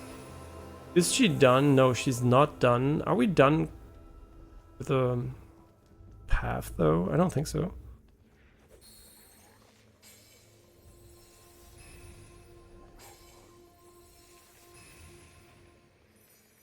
I guess we are, because we... I mean, wait, where do we start even? Do we start at our shadow? He's repairing this one. I guess what we should be focusing on, actually, is 3 out of 7.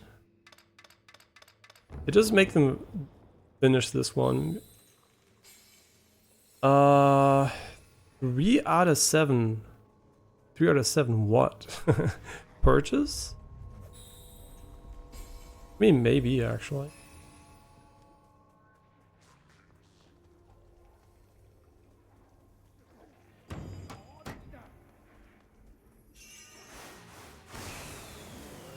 Yeah, just repair whatever the fuck you want. I guess this one's irrelevant now, but... Oh yeah, we missed a fuck ton. I don't know if we missed any in the previous area, though. I don't think so.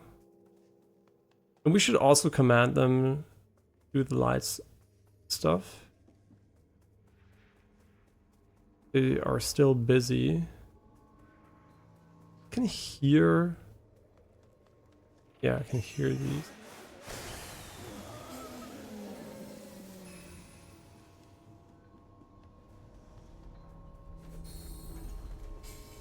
Yeah, obviously we should command to illuminate the one right at the entrance. Kind of fucked that up the last time.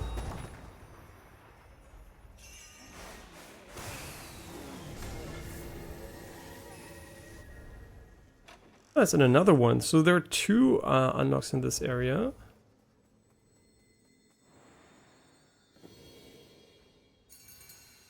The Tsuba Guard Tenku's wings. Jump up with great force and teleport to Yoshiro. Take off and landing will generate shockwaves that damages near receive. Depletes enemies. This is actually kind of cool. It's like a TP back to her. I don't think we need it right now, but this could be useful later on when it gets a bit more tricky. Yeah, let's command them to all of these things. So the repairs are going well too. Getting more light sources in. I guess we can see them on the map once they're like illuminated, but before they're illuminated they're not visible. Right here you can see there's no icon on the minimap, but as soon as they're illuminating it, yeah, you can see that it shows up. Nice, so I think we did everything we could here. I might be wrong, but...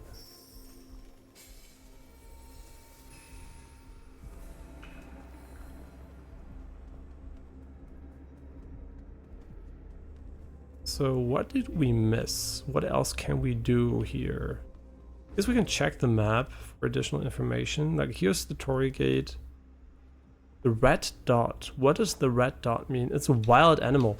I kind of get the feeling that wild animals are going to be the target of this mission. the additional objectives. We don't know yet, so kind of want to go and get the wild animal over here.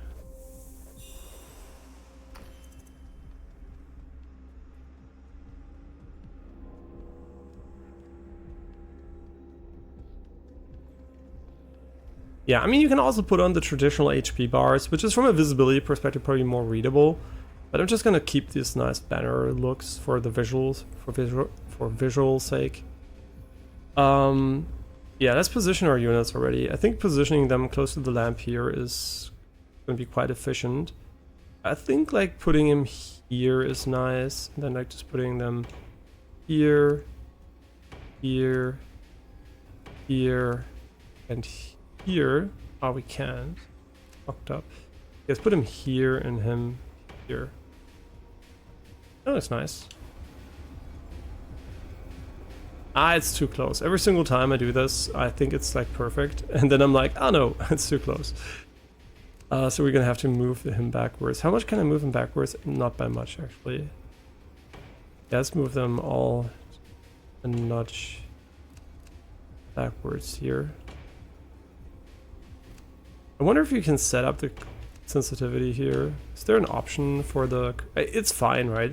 But would there be an option if I wanted to change cursor sensitivity? I guess there isn't, which is not optimal, but also not too terrible.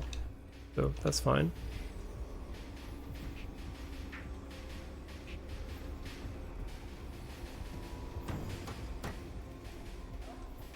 Oh yeah, I quickly want to test something, just because I didn't stream in a while, so I just want to quickly try out something here. How do I do this though? Like 20 a minute maximum. How would this work? Does it work?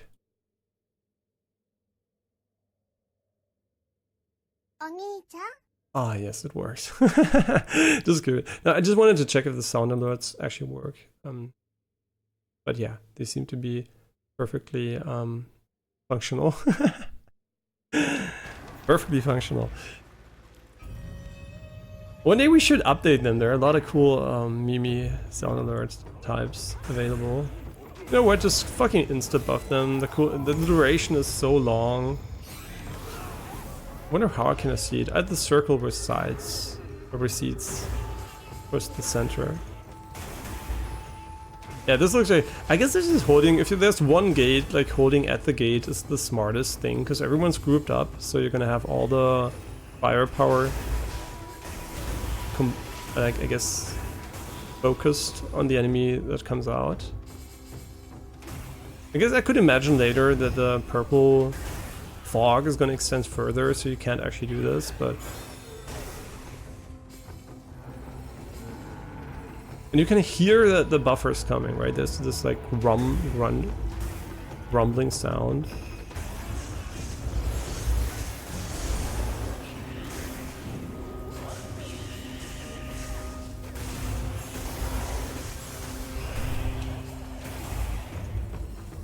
Yeah, this is working splendidly. I don't know if this is how they envisioned it to work, right? I have no idea how the devs would play this level. But since it works for us, I'm not gonna mix the strategy up too much for now.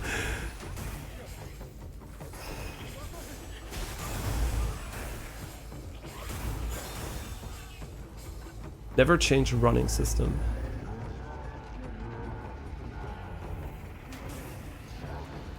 Man, I really hate that I'm gonna have to fucking RMA this CPU again. It's fucking annoying. Fuck you, Intel. No, I'm saying fuck you, Intel, but these things happen, right?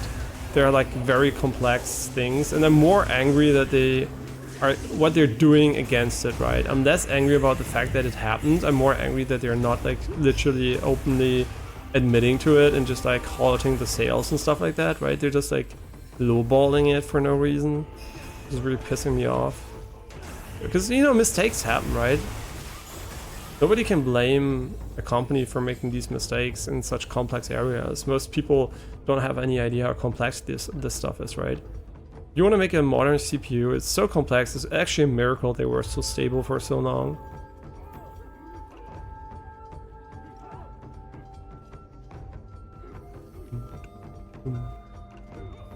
We fast forward here? No. I mean, it makes sense, right? It's darkness. I guess we're gonna have one more big wave and then it's done. Or not? I guess we're fast, right? You have to think about it. Usually they have to walk a little bit. And since we're killing them right at the gate. Okay, so we're done. Okay, never mind. Easy fucking clap. No heals, I think. If that's a requirement, we met it.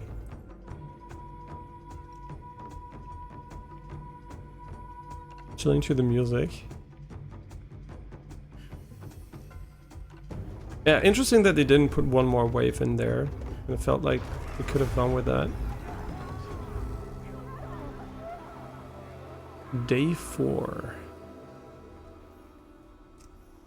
Wait, is there an animal? Because I still think the animal is gonna be the component that's gonna be required. They never did that, and it kind of feels natural to do it here. I don't know why, it's just my intuition. I might be completely wrong though, because I'm just like guessing what I would do as a dev. And as a dev, I would definitely put the animals as objective. Cleanse like 10 animals or something. Although I don't know how many spawn, so maybe you would force the player to redo sections over and over if they actually spawn after every night. So no idea if that's a good idea actually, but then again also the amount of enemies killed is relies on the amount of nights. Also be kill a certain amount of these. Purify the Torii Gate. Yeah, I'm coming. Just wait. Fine. There's no rush here.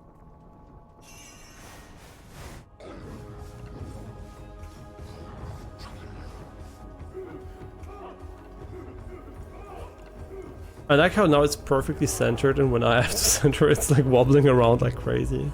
Like the egg in the center here.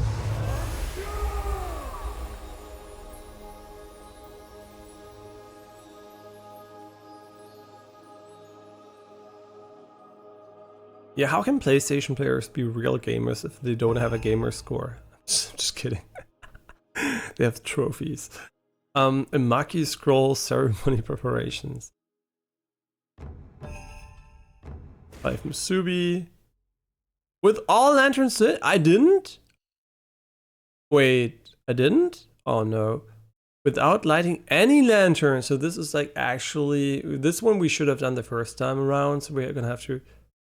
Don't let Yoshiro receive any damage. Oof. I mean, we have 2 attempts for that. I think it's going to be this attempt that's going to be more in line with this one.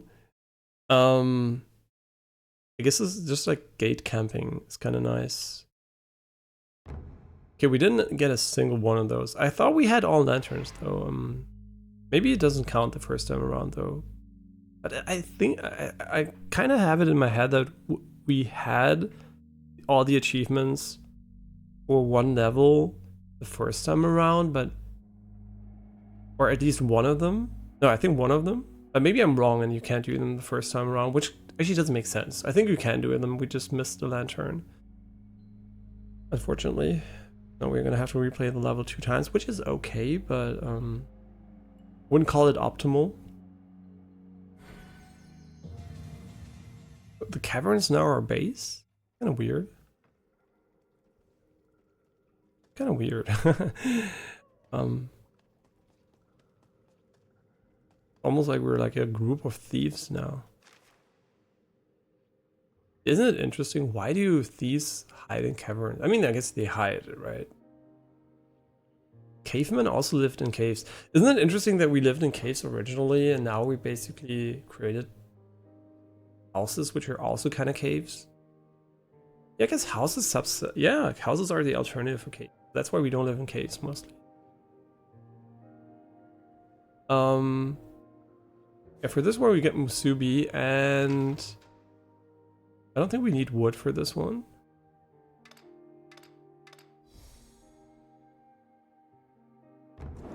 Yeah, sure, whatever. Why was there a number 3 attached to one of them? I don't know, but just do what you do, guys. Cool new music in here.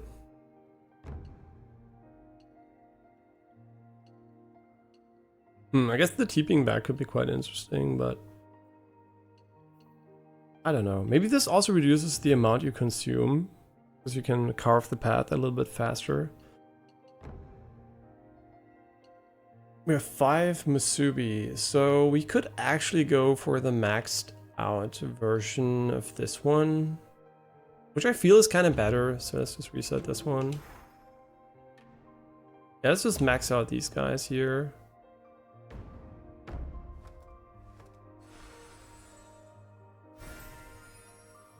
My brain's like, this looks exactly the same. I know it's not the same, but it just, my brain's like, yeah, it looks the same. But now it's like coherent with this color scheme a bit more, I guess. Red and blue.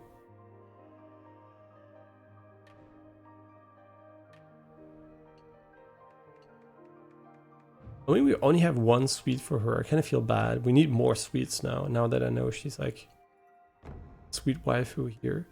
We have a new one. Beautiful. I'm gonna call him kimono. I know they might actually be yukata, whatever. No, not yukata, but it might be something else. Maybe yukata too. They're pretty. Ceremony preparations. The right guy me, and she's the left person. I don't know. Maybe. I like how she almost doesn't talk to us. That's so cool. They could have made this game super annoying by having her talk to us the entire time, but we understand each other without using words. I'm gonna make a second save. Look at how pretty it looked when you save. It's like this colors on the blue, green, and the yellows here. It looks so pretty. It's just aesthetically pleasing, which is really interesting. In a way, I feel like the Japanese culture maybe is a bit closer to nature than modern Western culture, which is why a lot of people find it pretty to look at, because it's like, you know, human instinct stuff, and we have a little bit more of an acquired taste, I guess, in some areas, in Germany especially, and in the US, I guess, too, which is not like too much based on human intuition and nature. Yeah, so I guess it doesn't really extrapolate too well to other cultures. No, we already did these. I think the carpenter's doing nothing. He's just chilling. So we can't actually tell the carpenter to do anything, right? So only the villagers work, but the carpenter does nothing during the mission. At least carving, I guess. That's fine. Hello dog. I'm just gonna do because why not?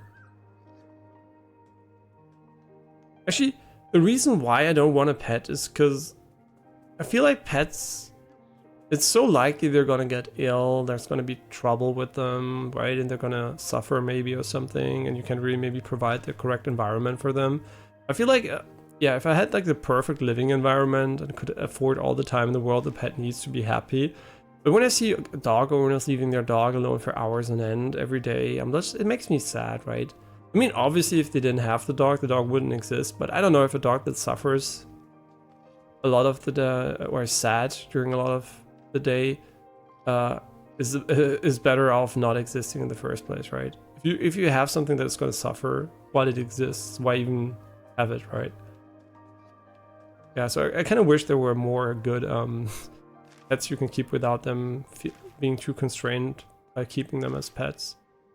And I guess dogs are like really the prime candidate for a pet, since they actually are like domesticated to be with humans. But our lifestyle has evolved so anti-pet, I guess, so that we can't take them to work, we can't keep them as shepherds, we can, you know, we just don't have a lot of stuff we can do with them, which is kind of sad. But it is what it is, and one day And maybe we were gonna have better environments for animals. And I don't even, you know, when COVID came, a lot of people were at home and they thought like, oh, it's so lonely. I don't have human contacts. How about I get a dog? Yeah, so a lot of people got dogs, and a lot of people that shouldn't have gotten a dog got a dog, and they're also like returning the dogs afterwards to, or like abandoning them, and yeah, that's kind of sad, right? So that's why if you want to get a pet, really think about it. Do you really want to have a pet, or is it like just you being egoistical and feeling lonely, and you don't really want to care for the pet, but you just want, you know, some company, which is fine, but you still have to think about the pet too, right? If you don't care about the pet, it's not good to have a pet. Okay, we're gonna play this one again. This time the goal is gonna be no damage, all lanterns.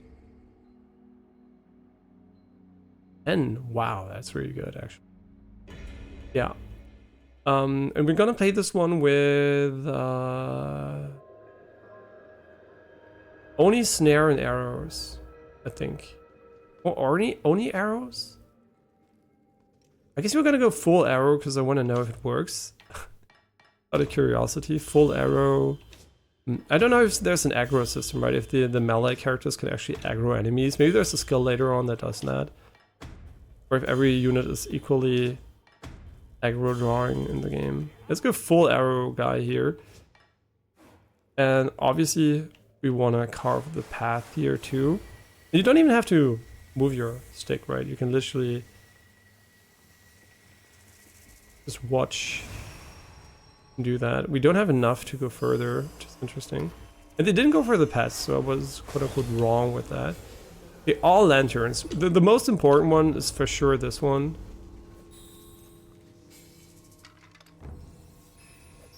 But we're gonna see if we did it right. This is great. We're also gonna have to do this one.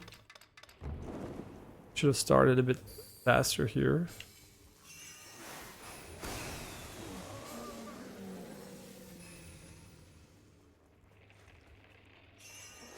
Yeah, having her not take damage I think is only possible if you position her right in front of the gates, because I don't feel like otherwise we are able to protect her efficiently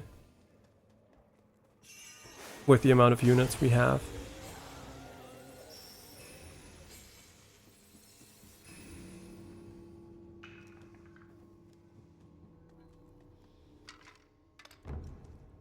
Yeah, I'm just literally gonna try to illuminate as much as I can of the area right here.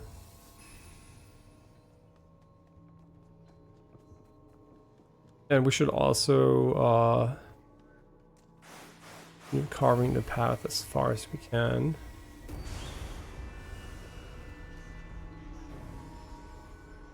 Yeah, and this time we know they're gonna be big spawns, and we're just gonna keep our buff for the big enemy spawn. I think is quite reasonable to do. Okay, do we have all the main path lanterns lit? No. I think the entrance ones don't matter.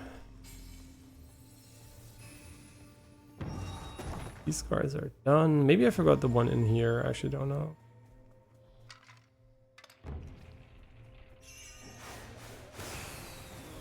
Or maybe I also interrupted someone. I do wonder what the purpose of this one is. I think it's... Oh, is it bugged actually? Oh, this is unfortunate. Okay, you made it. I mean, AI is like... I actually don't know how the AI is in the game. And hey, welcome back. I'm still live. I mean, it was like 12 hours later. Would be surprising, but I guess it's been... How long have we been streaming? 3 hours? 4 hours maybe? I'm not gonna go much more than 6 hours anyway, so I'll be live maybe for another 2 hours or so. That's my target for today. Since it's weekends, we can go a bit harder. Do we have all the lamps? I think we might have all of them over here. And okay, so we can tell it is... This one's failed. Okay, when it's blinking, it's failed. When it blinks. Yeah, I actually don't check the uptime too much. So I actually don't know how much time has passed. I don't know, when I play games I usually don't like to check the time too much. I'm checking it every now and then more for like general stuff, because I mean later my girlfriend's gonna come home with her girlfriend and we're gonna eat together, so that's when I'm gonna stop playing and then we're gonna chill and hang out. But until then, I'm basically gonna stream.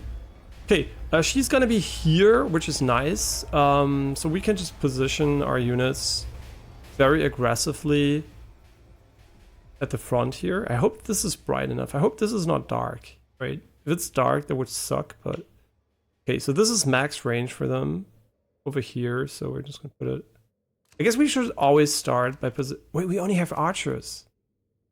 I'm a genius. Wait. No, I'm just kidding. It's actually... I forgot that I went full brain dead mode. Yeah, so we only have archers, so I don't have to think any at all. I'm just gonna position them like that. This is like the super aggro positioning. I guess we're not really using their maximum range like that, but... Oh shit, we're late. Okay, she can't take damage, we just have to defend her. Oh my god, they're sniping the shit out of them.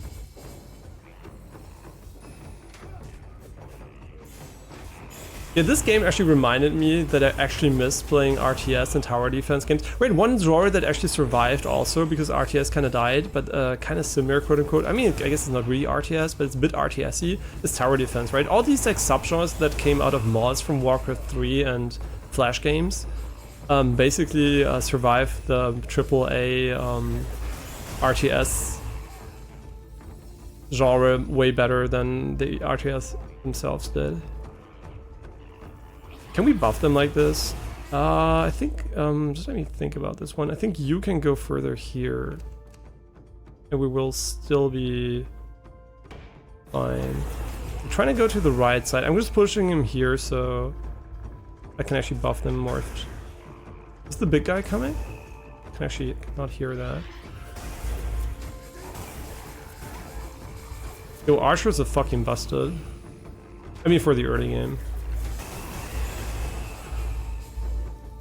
Later on, we're gonna need tanks, pretty sure. Any lantern or something in this game? What do you mean by lanterns? I mean, there are lanterns that we can turn on for light. So light plays a role. We can fight, I think, in the dark. And I'm also a walking lantern. So there's this cool lantern effect around my character, which also has like gameplay ramifications.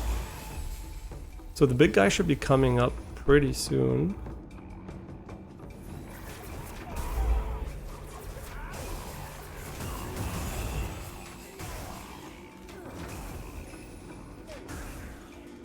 There's like an audio cue for him. So why are you so far on the side, bitch? Shouldn't you be like here? Didn't I tell you to go here? Why are you moving?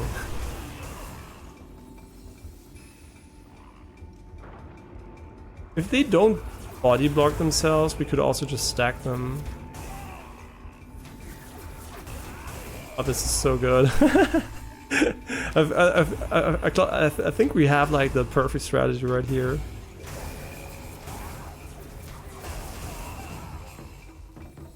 Try Arcade then, or Summoners Greed. Those are tower type games. By the way, now my phone, I'm looking at the chat via my smartphone, and I don't know if you have the same problem, but the heart icon in the bottom right overlaps, I'm on Android, an older version, overlaps the chat messages. So now I can't see the last few letters of every single message that's all the way at the bottom. And I have no idea if that's for everyone or if I'm just unlucky with my smartphone. Yeah. And Arcade or Summoner's Greed, those are two tower defense games. If you like tower defense, maybe you didn't hear of it yet, I think it's called Ember Ward.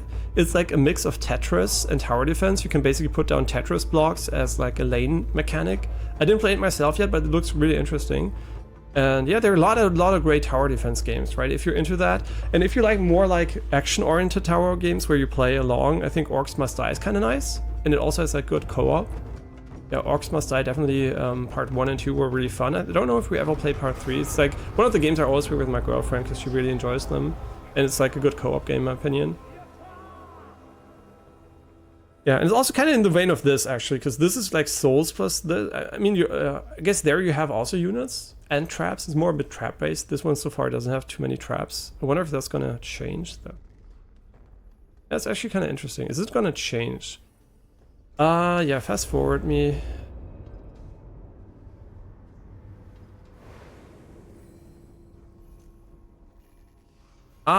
Yeah, there might be later. So far, there's no lantern bearer. There could actually be a unit which you described that's maybe there for producing light, or maybe a unit's gonna get an additional ability. Yeah, I don't know. So far, not, but that's definitely something I could see in the future. That there's a unit that actually holds a lantern or something. Yeah, that could actually be a thing. Or maybe has like a flare or something that they can shoot or so. Yeah, so far, no. I'm the only flare, and I can just light them along the way. But since this is the first level that introduced the mechanic, I wouldn't say it's not gonna happen, right? There might be a lot of different mechanics coming up.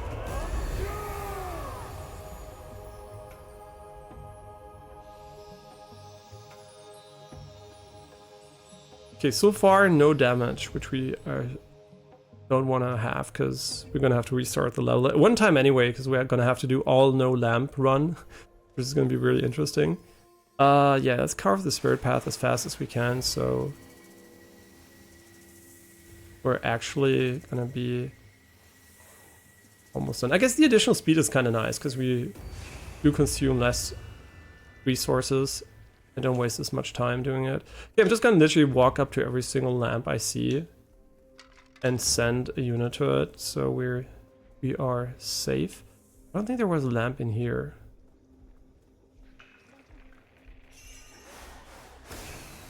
Yeah, I'm just like literally going to interact with every single object I can.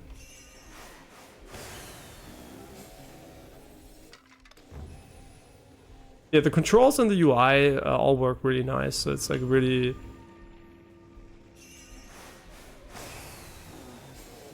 really easy to navigate. They always select the units that are free first, and you don't have to do like micromanagement or anything.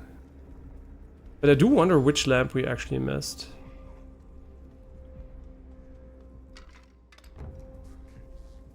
We must have missed at least one, as far as I know.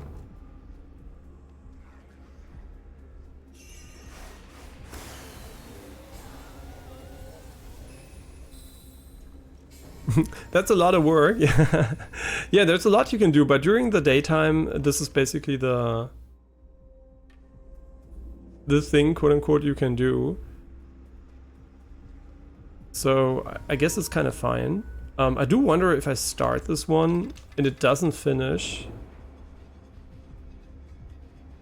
how that's gonna end up. But it's not tedious, right? Doing these things here feels fine and chill, and not like you have to do a checklist or anything.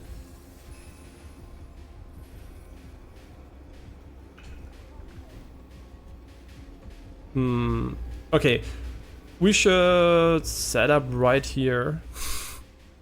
Just decided that this is the place I want to have my archers. I'm gonna put them really close. Oh, okay, yeah. This is the same unit. I kind of think after placing it could go to the next unit, but maybe... I don't know if that would be better.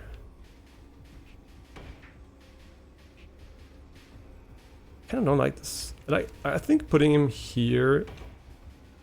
As long as the enemy doesn't have AoE, right? Once the enemy has AoE, putting them like this is terrible. But as long as the enemy doesn't have AoE, this is gonna be nice.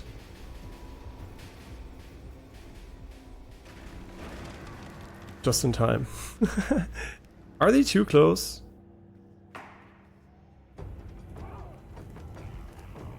Oh shit, it's him.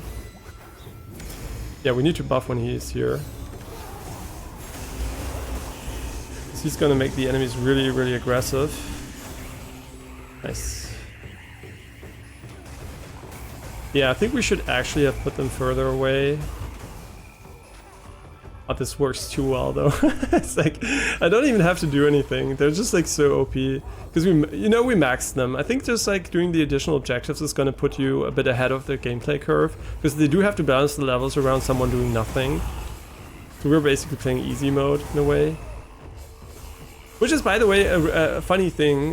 There was a long period of time where games weren't difficult, and kind of since Dark Souls came out, mainstream games got more difficulty options. So basically, it started like arcade games, right? Arcade games were very difficult because you had to put in money when you lose, so they wanted you to lose regularly. So that's basically like a sort of pay-to-play game. I mean, pay-to-play in a, you know, in an pay-to-play again, I guess. So they really wanted to make it difficult, and then so cool how we're syncing them. And then they basically, oh, this is so good. Yeah, and then basically when games came out on home consoles, what happened, and PC, what basically happened is the difficulty was going towards the common denominator, which is basically the lowest skill player, right? It's like attention when you look at social media. Usually everything's going towards the lowest attention span, because everybody has like that common denominator. And usually higher attention span is more seldomly found than, you know, shorter one, which kind of makes sense, right? And yeah, that's the reason why we have that in social media. And then in games, basically the difficulty did the same thing, and it got easier and easier and easier, especially AAA games got super easy. And then since Souls games, we have a lot more challenging games, and a lot more also games that are basically designed around difficulty settings and stuff like that, which is really nice. So that's the thing I'm most thankful for when it comes to Dark Souls, actually what they did to the gaming landscape. Because, you know, difficulty doesn't have to be not fun. It just means the game is going to be less for everyone. And I'm really thankful that happened, because during the period where all AAA games were easy, since I'm really good at min-maxing, you know, setups of units and stuff like that, and, you know, builds, I always had the game easier than the average player, since I had like a quite good build the first playthrough. And that always led to me having to use less real skill in game, because I had it already easier. So I kind of, my skill deteriorated during that time. During arcade games I built up skill, and then during the skillless area, basically I had a lot of skill in min-maxing shit, but I didn't have a lot of skill in gameplay, because it was so easy already. Yeah, so this is kind of nice that it went back like that. Pay-to-win game really make levels impossible to beat, to play. Yeah, today pay-to-win obviously is a new thing, I guess. It's not that new, actually.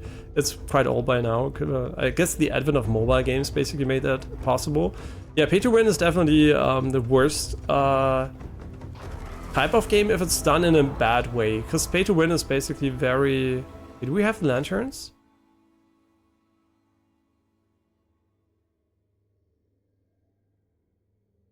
All lanterns, no damage, and we can't do the other objectives, so we're done. We'll be finishing this one, so we're safe. Yeah, so the pay-to-win is, in my opinion, a very difficult topic. Wait, where is she?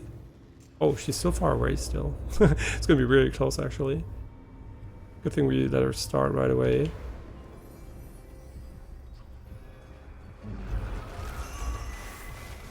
Oh, just in time. Okay. Yeah, let's talk a little bit about pay-to-win. Just a little bit. Yeah, pay-to-win is not bad by any means, right? It's not a bad thing in general if it's done in a good way. The only persons that are going to be negatively affected always are the worst players, because they need money always to win. Even, you know, it's just like basically it's a cheat for money. That's basically what happened, cheating for money. And it's good for the players that can't win because they're bad, right? And they have a lot of money. So that's the two people that are kind of fucked or have an advantage from it. And everyone in between, you know, your mileage may vary. And then obviously there's like a broad, different type of pay to win. And obviously the most egregious one I personally cannot, I really, really hate is like content gating with money. I mean, like not like pay once, but literally just permanently, hey, like Lost Ark, whatever, you need new gear to do the content. You can't do it without it. It's almost impossible. Like this type of pay to win is really annoying, like the gating type. And I also really, and this is the one I hate the most, but I know it has its place, is pay to win and PvP, right? Just imagine there's a guy that has a fuck ton of money, but is shit at games. He can win by paying money. Feels good for him, right? And then there are people that are extremely good at games, but they don't have money, and they can win usually normal games. So I guess pay to win gives a few like bad players the opportunity to be on the top of the leaderboard by paying money. which is, in my opinion, it doesn't have any value, but if it makes them happy, right, that's great. Obviously, there is also are pay-to-win games which are perfectly fine in a way that they have cheats in the form of paying money to win, but you don't require them. A good example for that is, for example, Genshin Impact. Genshin Impact has a great pay-to-win system, which is, in my opinion, really okay. The only problem Genshin has is gambling, which doesn't have to do anything with pay to win. First of all, it's just the way you acquire, like for how you pay. That's the real problem in Genshin, in my opinion. It's like the gambling, because it's targeted at children and whatever. So gambling really, really bad, honestly, in any game, but especially gambling for real money, very, very bad in games in general. But also very bad, especially in games that are targeted at younger audiences. So really, really bad.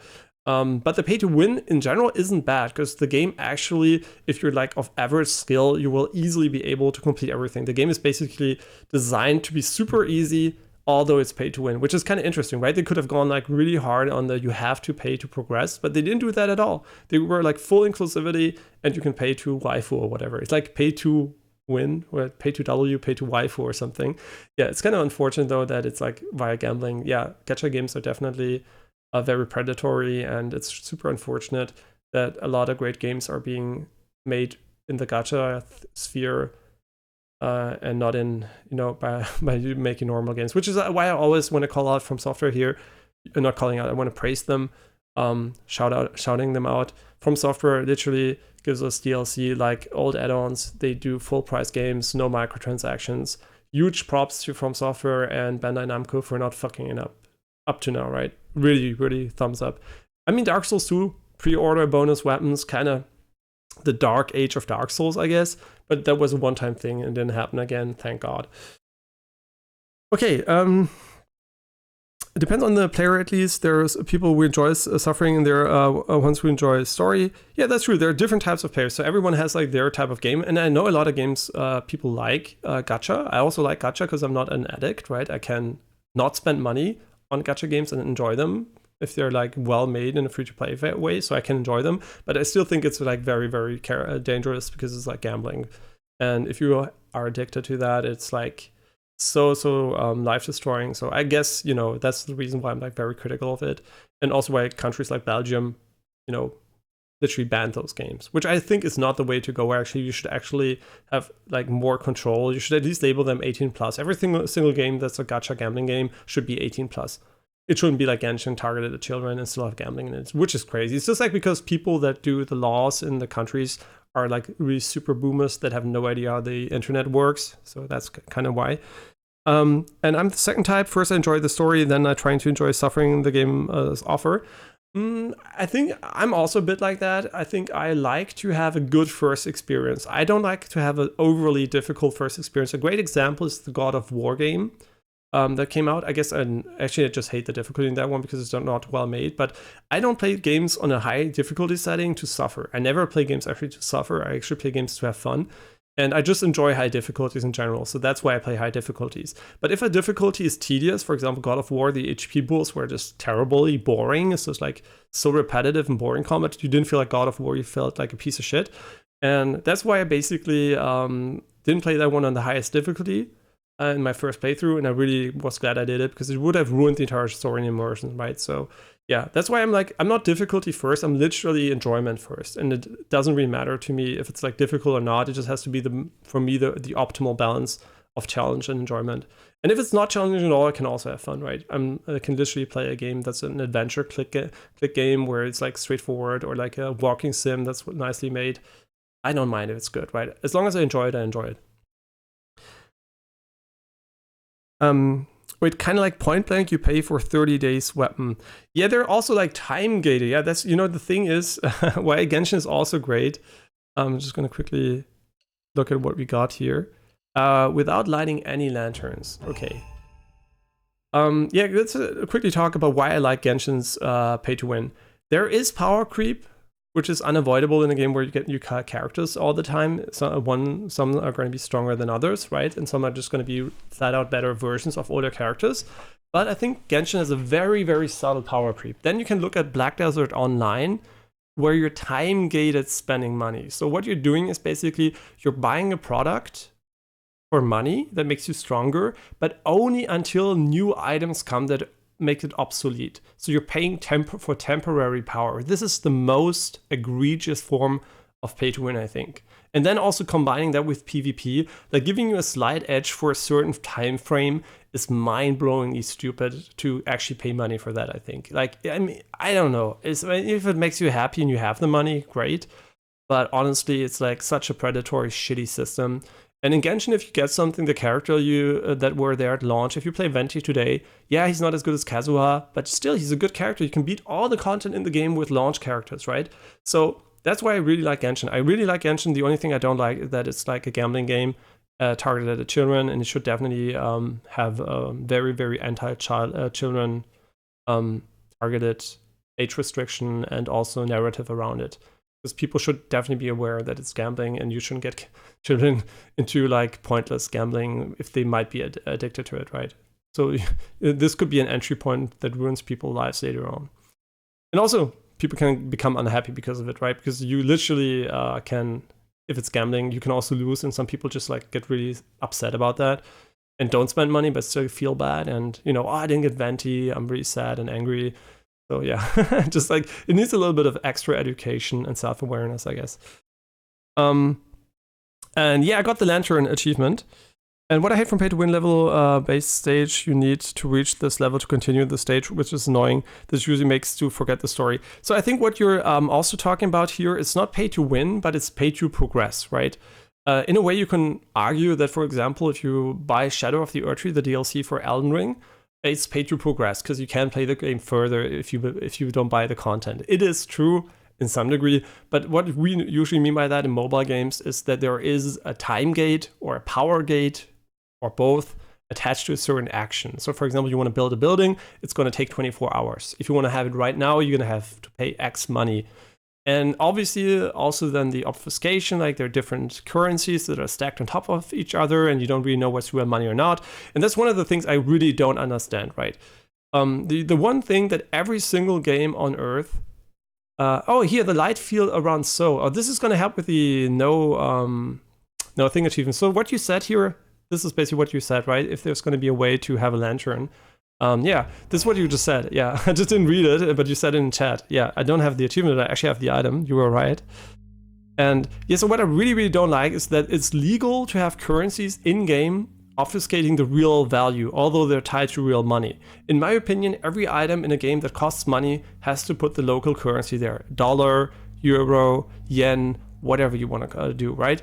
But it has to be real money. So people psychologically know the value. If I put 10 different currencies stacked on top of each other, nobody's going to do the math and know what they're spending. It's just like to make people feel like they're not spending real money and they don't know what they spend, right?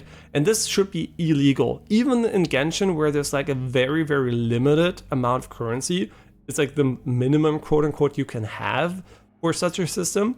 It still is super obnoxious and should not be there. Everything should be in real money. And now I know there are going to be people that are going to cry, oh, it's so immersion breaking when I see a euro sign in my video game.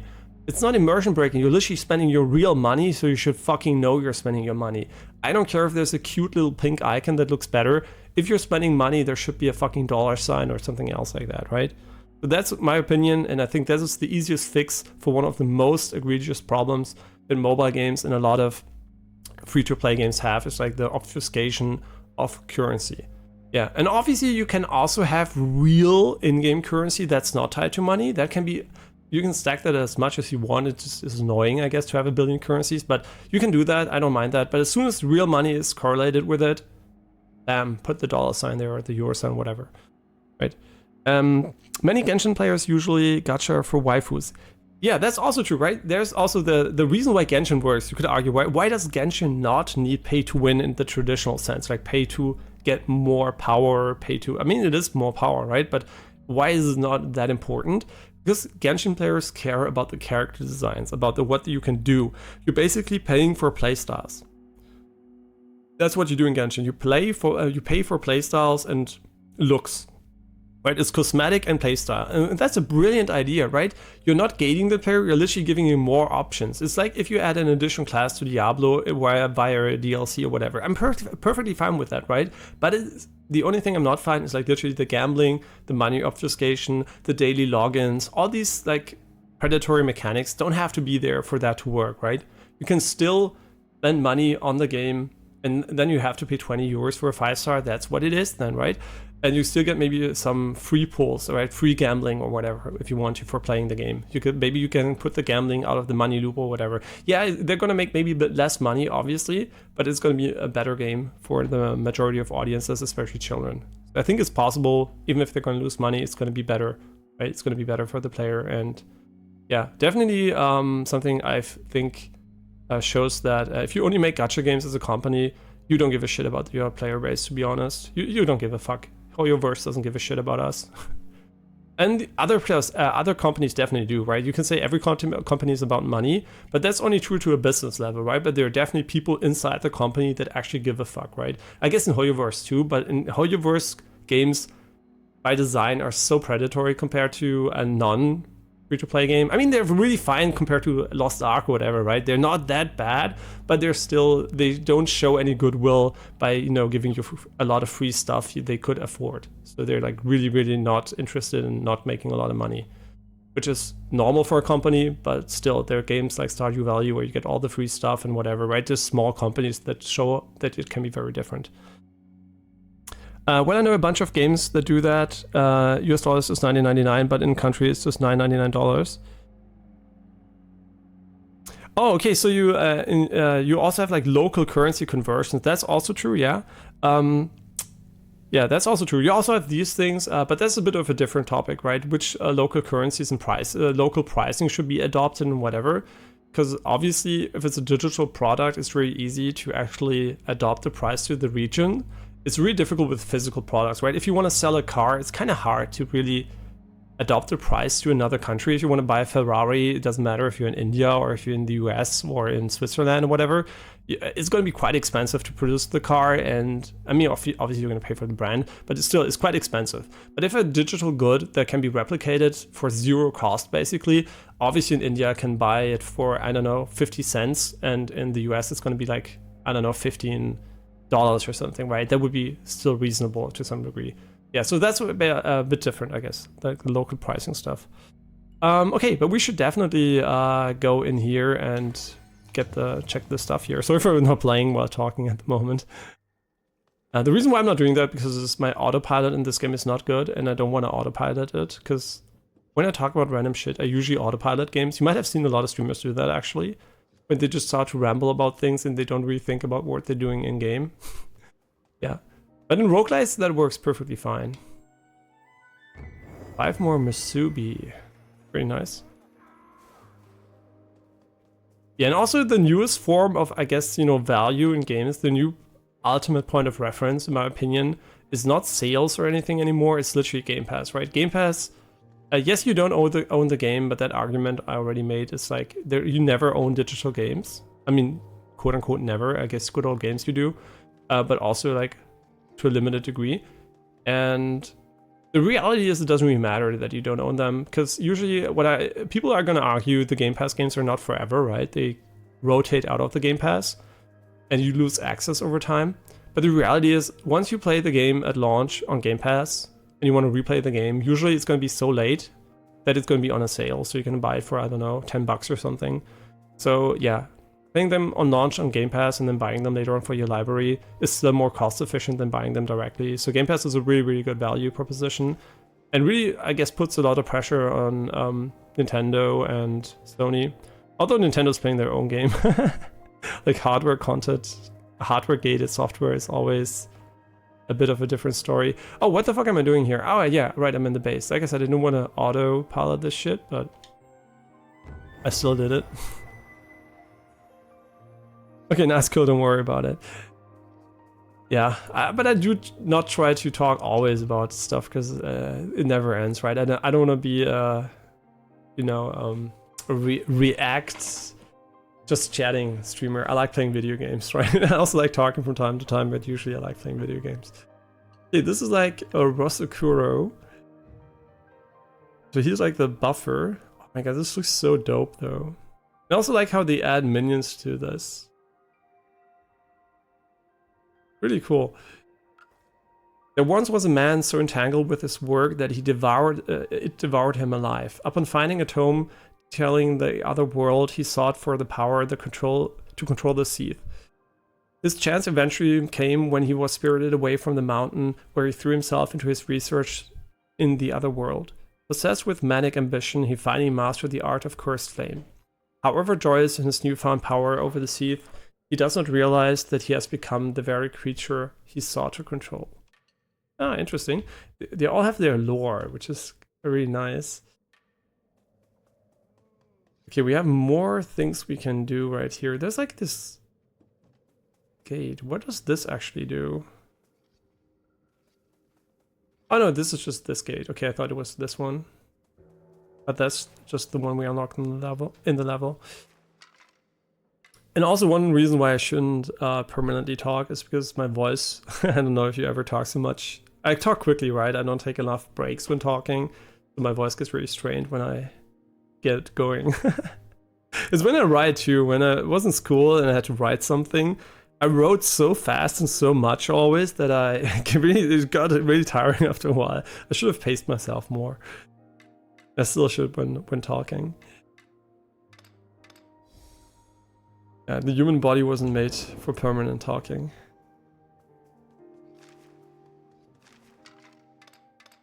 No. Actually, no, because we have 3-person over here. Yeah, that's gonna be better. 3 + 2. Ah, the relaxing music here. I like how they just chill, right? They don't hurry, they're just walking.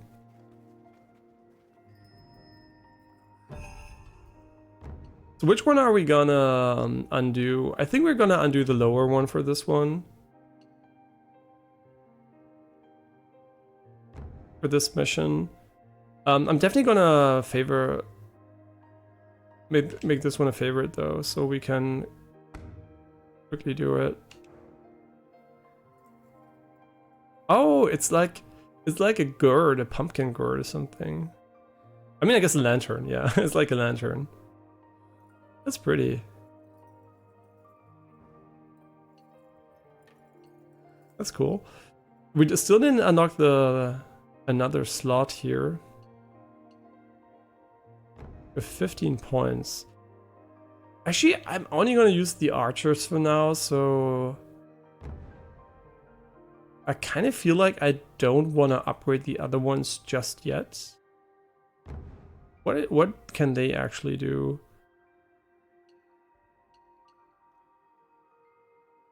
Oh, damage. Oh, this is really good. I can actually see just playing him together with archers as a good strategy. Could be kind of nice.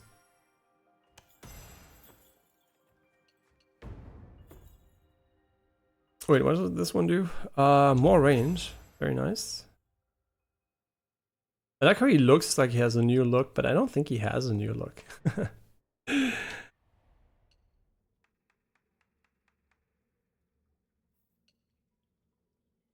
If you still want to know the suite's location, I think it should be right around the space, right?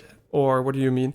I can't actually see the how do I describe this? The heart icon on the bottom right on my app is literally overlapping the end of your message. So for me, it's like location double. What's the name? My brain today.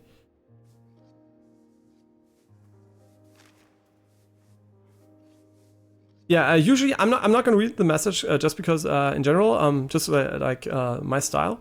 I usually like to play games blind, so I'm only gonna look up stuff when something is like unexplained by the game and I really want to know how the mechanic works, or if there's something that's really unintuitive. Yeah. So thanks for posting it, but I'm not gonna read it. Just like if you can just type OK or something, so I can know when the message is basically normal again. Because I usually like to play them blind, right? So that's my quote-unquote style, just playing them completely blind, no information as far as I can at least achieve. Yeah, it's pretty rare for me to actually watch a game on Twitch and YouTube or whatever, and actually play it afterwards. Yeah, if I plan to play a game, I usually play it before watching it to avoid being too spoiled. Yeah. But no problem, right? We're living in a time where there are a lot of streamers that actually literally play don't play the game, but chat actually plays the game. Like if you look at Northern Lion, you can actually see him doing whatever chat tells him without actually second guessing him, and like it's like they're the navigation tool. But I'm definitely not like that. I really like playing the games myself.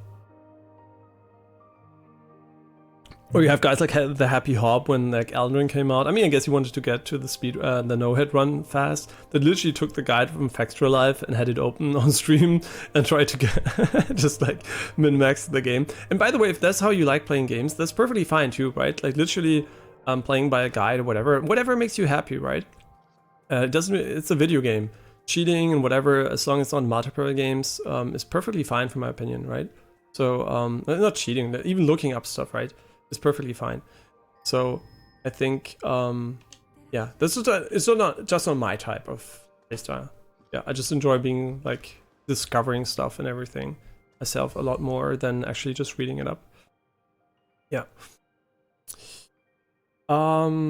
Stage selection. Do we want to go there?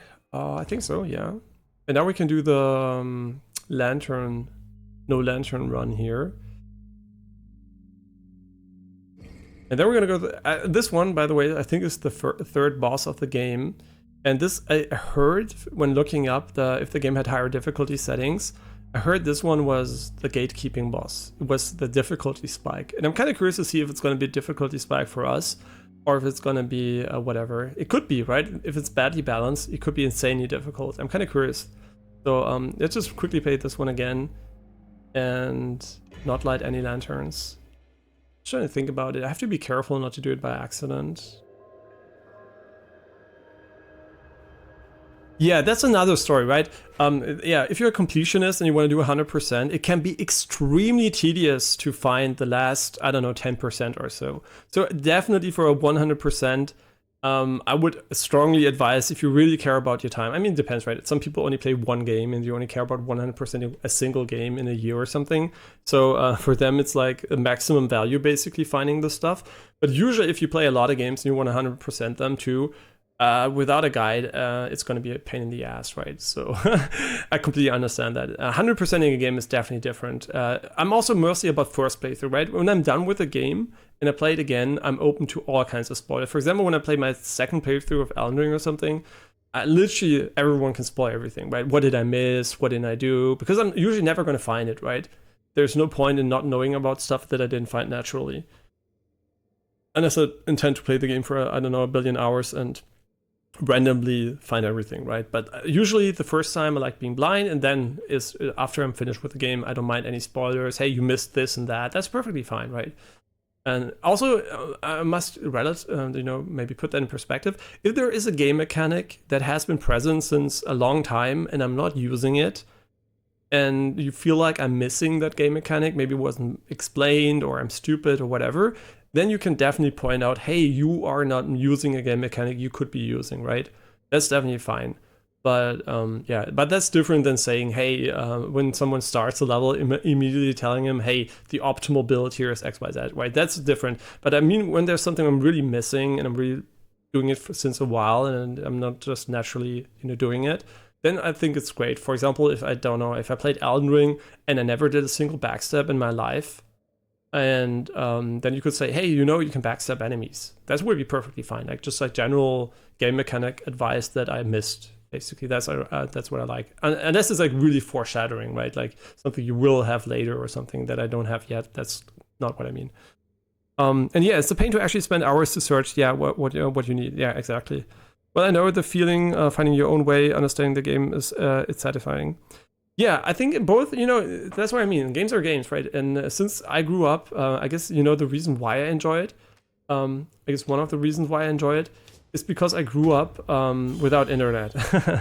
And I think that is a big difference between people that grew up with internet as a child and people that grew up without it. Because when you don't have internet, you basically have to do everything yourself.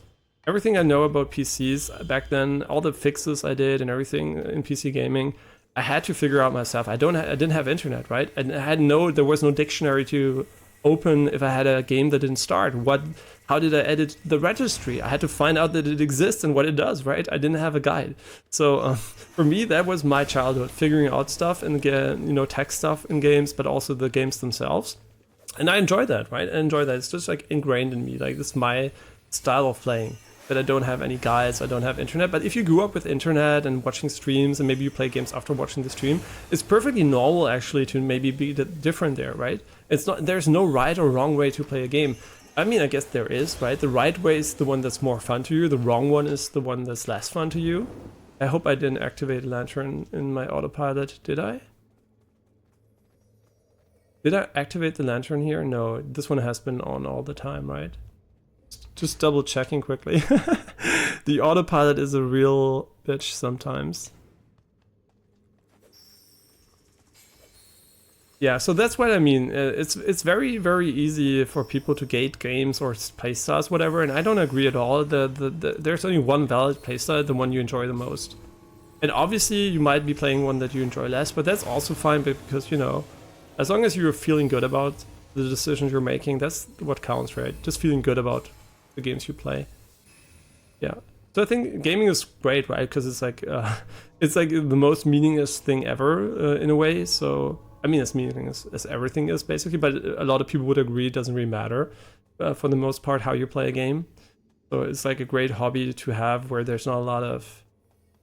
I mean, I guess when you play a competitive game, a lot of people will have opinions when you're on their team. If you play League of Legends, they're gonna be like, hey, you should do this. And they're kind of right, because you're playing together, right? As soon as you play with someone, I guess you should adapt to the team, I guess, to some degree. But if you play alone in single-player games, whatever, you don't have to give a shit about what other people think.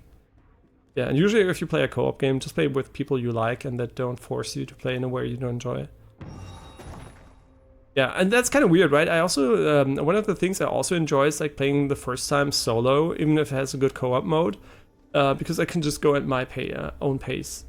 I'm not the type of person that actually enjoys rushing through games the first time. And if I know someone I'm going to play with is pretty rushy, I'm going to probably wait for co-op after finishing the game. So we can play, I don't mind rushing because I already know the stuff, right? Yeah, for example, yeah, just take someone that actually likes playing by guides and like likes playing games after knowing a lot about them and watching them. I couldn't co-op with them, right? Because they know so much, it's impossible for me not to get spoiled by playing them. So I could only play with quote-unquote like-minded people on my first playthrough. This is kind of limiting, but it's just how it is. Gulping a gold a gulping cold drink in one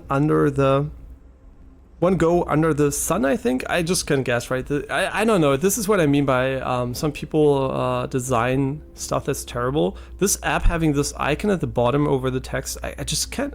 I don't know how you do this, right? How does that happen? Like literally the most current message is a portion of this is unreadable for me. And I can't move the icon, right? It's not like the icon has any... The UI is completely static, so... I don't know, YouTube. $1 billion company, too stupid to do a smartphone UI. Crazy. Okay, I hope I didn't light any lanterns. But we're gonna position our units, I think, right here sounds good. I actually liked the layout we had the last time. This... I'm stupid. I like this formation we had. Why 2 at the front? Actually, that's true. I should put 3 at the front so there's more aggro diversion. Actually 2.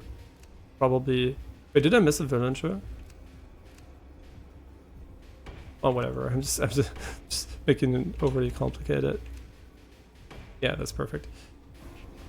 Quote unquote perfect. Yeah, they're not gonna go around right here, I think. They could come from behind though. You know what? I just changed my mind. This is terrible and we should have put them all over here. Yeah, I just changed my mind. It'd be funny if you could like just save the formation you have and just move them to different locations, like in an RTS or something.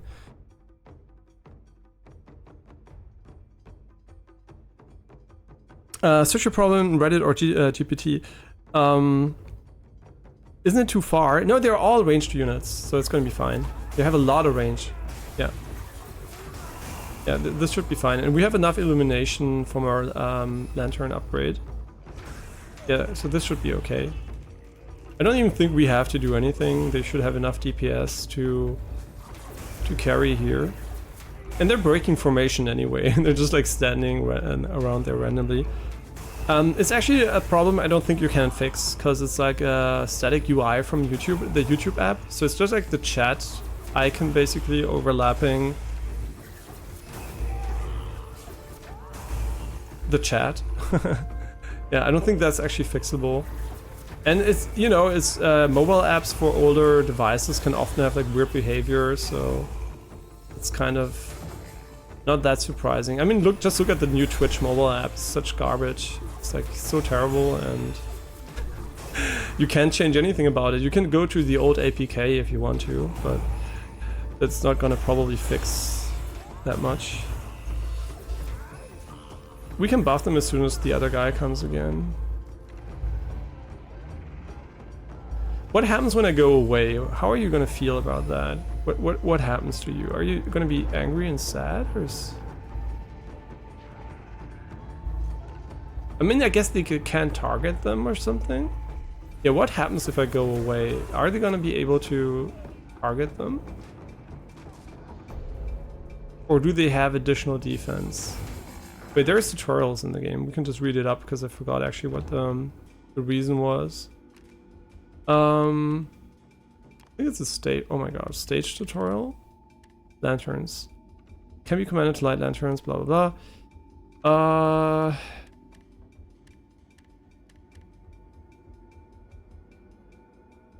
Damage. Blah blah blah.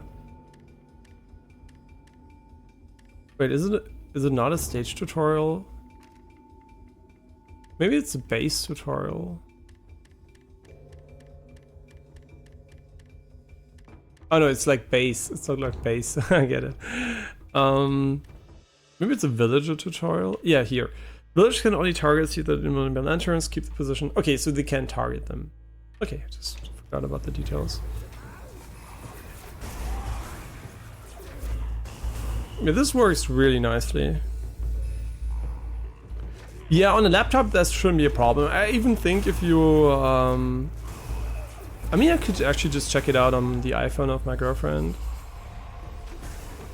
The funny thing is, right, I have a super high-end PC, but I'm always using the old smartphones from my girlfriend because I'm not like a heavy smartphone user.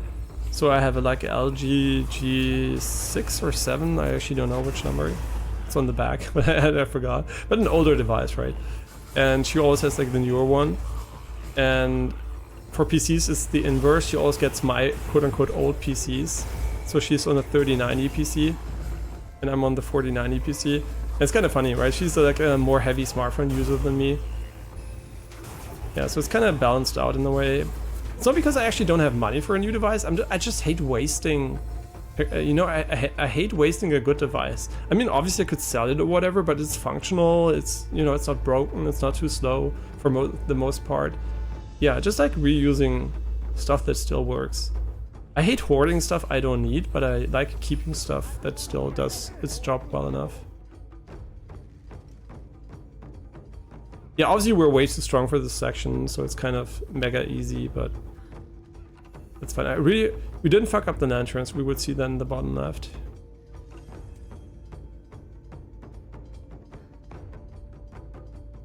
Yeah, and here, I don't know, they kind of missed one wave in my opinion. The last wave could have been a bit later.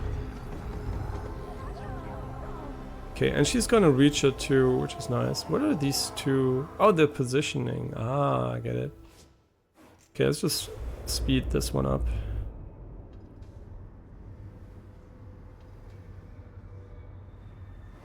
Yeah, and before actually having a smart TV, I also was watching mostly on my PC.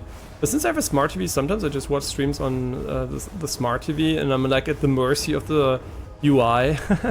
I have a very good TV, right? I have a Sony A95L, and it's really good, but it's still a Google TV, and you're like, you don't have a lot of customization when it comes to UI, the apps that are on there. If you want to use the Twitch app or YouTube, it's gonna look like whatever they want, right? And I kind of dislike that a lot. I think at least it defaults to dark mode for whatever reason, but man, I really like this game. It's really fun and fluid and everything. I just wish we could actually stream at a higher FPS. I mean, 120 FPS streams would be kind of nice. I don't know how much of a difference it would make, but since a lot of devices are still 60 Hertz, but it would be nice just to have the option for more fluid gameplay, because you don't actually profit at all from the higher FPS, right? For you, it doesn't change anything. 60 FPS is all you get. That's actually why I'm glad we can still run it at a high resolution too, so we don't have to. Because if you really care only about the stream quality and not your own quality, you should actually target 60 FPS in the highest possible resolution. There's actually no other goal, basically.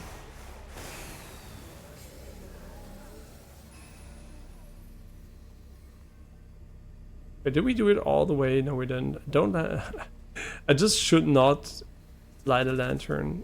Whatever I do, don't fucking light the lanterns.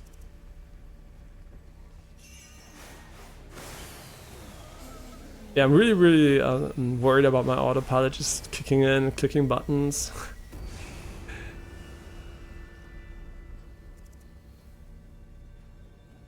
And also when you drive a car, I think streaming and playing games at the same time has taught me a lot about what it's like not to pay attention when you play a car and you're just an autopilot. Because when I drive a car, I'm like omega, concentrated. But then maybe you start talking to someone in the car or something, and then you don't notice how much it distracts you and how much you're on autopilot.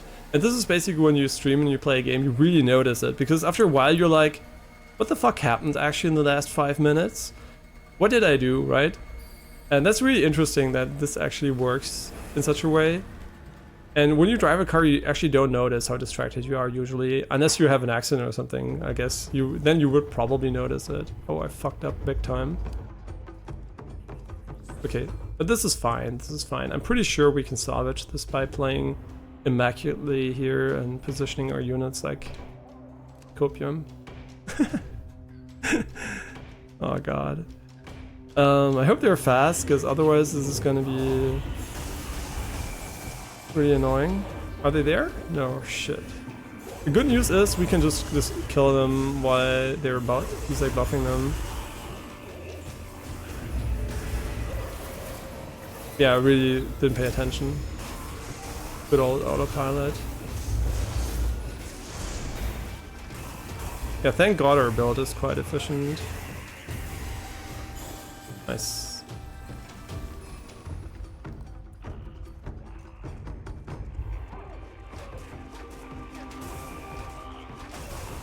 They're so good. The CC on their shots is insane. We don't have the stagger bars enabled for the enemies, but I'm pretty sure they're one-shot staggering them with a double shot. This one here is crazy good when they do the rotation. I wonder if you can look up the cooldowns on the abilities though. Yeah, kind of interested.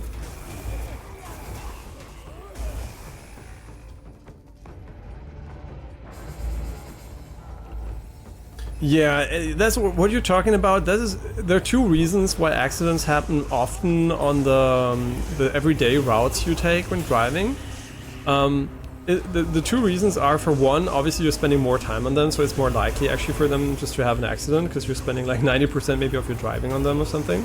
But it's also because you're more on autopilot. And yeah, and that's actually, if you have that more often, I mean, it's not necessarily bad as long as your autopilot is quote-unquote good enough, but you should still sometimes try to refocus a bit, right? Because there's a different degree of autopiloting, right? You might be completely in autopilot or just like partially. So when driving a car, what I usually try to do is always kind of, if I notice I'm completely on autopilot and it's a longer trip, I take a break and just try to refocus.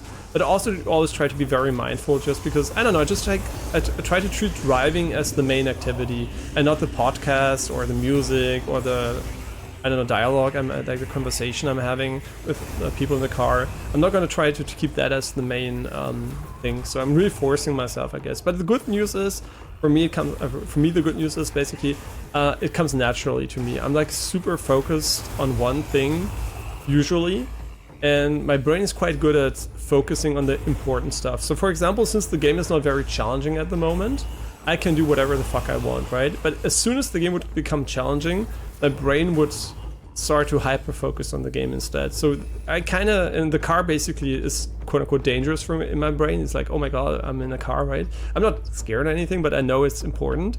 So I kind of get naturally focused on the road instead of other things. Yeah, I don't get distracted easily once I focus on something. So I'm kind of glad. But with video games it's different, because I don't have a, I'm not gonna die in real life if I fuck up, right? So my brain's like, whatever. Who gives a fuck? Okay, I think we kind of figured out how to play the early levels of the game easily. Just max the fucking archers and let them kill everything. Yeah, should the game have a difficulty slider? Depends on how easy or hard it is. So far the difficulty has been quite balanced. Oh, obviously it's pretty easy, but let's see, the third boss is supposed to be very difficult. I'm brain dead. And yeah, so I'm kind of really looking forward to... Oh, so we're done already? Okay, that's cool. I think. You don't know. Yeah, so I don't know if a higher difficulty is needed for this game. Not every game needs it, right? I mean, need, quote unquote. She will be there when the night time comes. Oh, is this the moment where we actually tell her to stop? And then we just fast forward until the night comes so she actually doesn't get fucked by them? Oh, okay, that never happened before, so...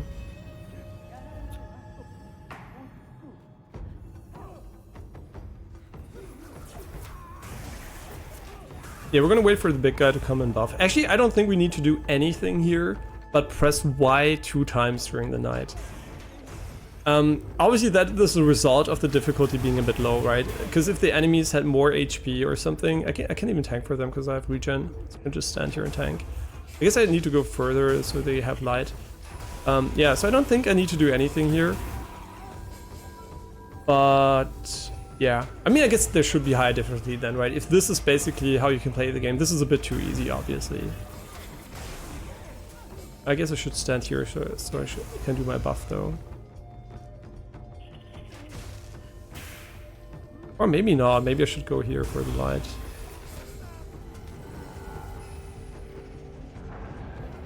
Okay, now he's coming, and as soon as he's gonna go here, we're just gonna go buff.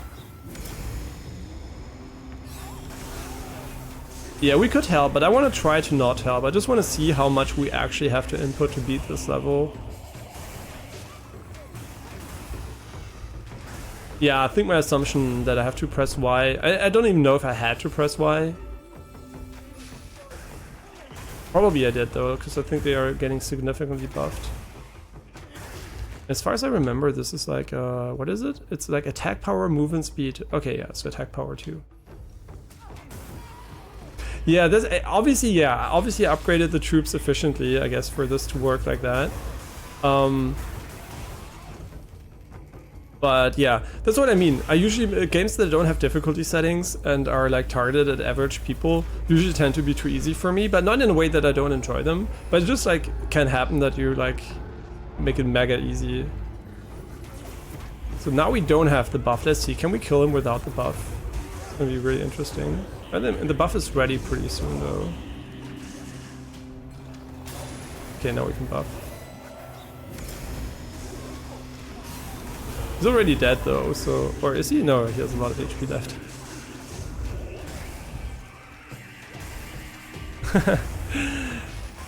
Yeah, that's kind of interesting, though.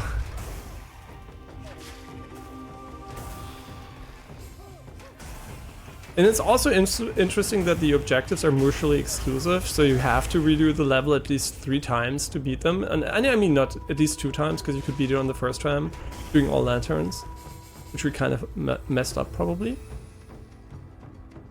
Yeah, but I guess replaying levels, I don't mind that either, right? I think to some degree, obviously, I like games that are concise and don't waste my time, but as long as the moment to moment is fun enough, you know, it's perfectly fine. And I think this is fun enough, although this obviously is a bit easy. I hope it gets a bit more challenging so I can, I mean, at least you want to do something, right? I don't want to stand here and do nothing, obviously, but I can also fast forward this one. There's no way of fast forwarding this section here. So I have to wait for it to be finished. If your troops die here, will it go on forever? Can they will they be gone forever? Can they respawn again? I actually don't know if there's some kind of revive mechanic. You can heal them, but I don't know if you can heal them when they're dead. But obviously you can. The troops are based on levels, right? So I guess every single level has troops that respawn infinitely when you start them, I would assume. So if I lose all the troops and I restart the level, I'm gonna have the 5 troops again. And the next level doesn't use the same troops, and I don't think the boss would also not have them. So I don't think they have permadeath, basically. But I don't know if they have permadeath within a mission. So that I don't know. I can revive them. And when I die, I go into the spirit state, and I can't act. I can just walk around, or I don't know, for maybe 30 seconds or so. So it's like also I can't like permanently die. Yeah, but let's see, now the big power spike boss is coming up. Maybe they nerfed it already. I have no idea if the game got any patches post-launch. So maybe the boss is already nerfed or something. Because a few people complained that the boss was pretty challenging and they can't get past it. Which might be true actually. Maybe it's gonna get difficult now. I just hope it's like in line, right? I really hate games that have like a peaky difficulty design where you literally have like easy, easy, easy, super hard, easy, easy, easy, super hard, easy, easy, right? That's terrible, right? I like it to be either easy, medium, hard, very hard, super hard, right? Like a line that increases linearly, or like maybe also exponentially. I don't care, just like an increase that's normal. But I really hate wave patterns that are like not wave patterns are also okay, I guess, like an easier mission, harder mission, whatever, that's fine too. But not having like super hard peaks, right? Because that usually is just annoying to actually have.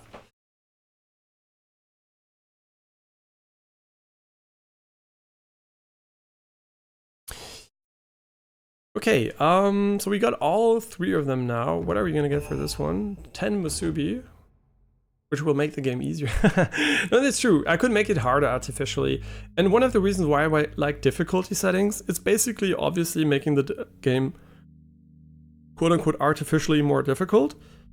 But then again, it feels okay, right? Selecting easy, medium, hard, very hard, whatever, feels fine. Nobody is going to have an issue usually with that, unless maybe you select easy and you feel bad about yourself, which you shouldn't. It's a video game. If you play on very easy and you have a lot of fun, you did the right thing. If you don't have fun, maybe you should try a higher one if it's more fun to you.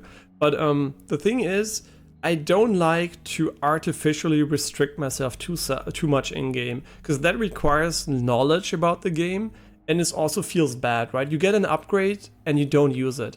What is a good example for that? Elden Ring, for example. Elden Ring is full of OP shit that I don't want to touch, right? I'm literally like, this is too good. I'm ruining my experience by using it. For example, what is an example for that? I don't like jump attacks. Jump attacks are fucking busted. So my first playthrough, when I was at Stormgate, I was like, hey, I'm not gonna jump attack, because jump attacks are fucking OP and they feel stupid. I'm not a kangaroo, I'm a fighter, right? So I said no jump attacks. Or what else? For example, I don't know, there's certain buffs which are broken, whatever. And whenever I find that, I usually say, no, I'm not going to use it because it's okay, OP.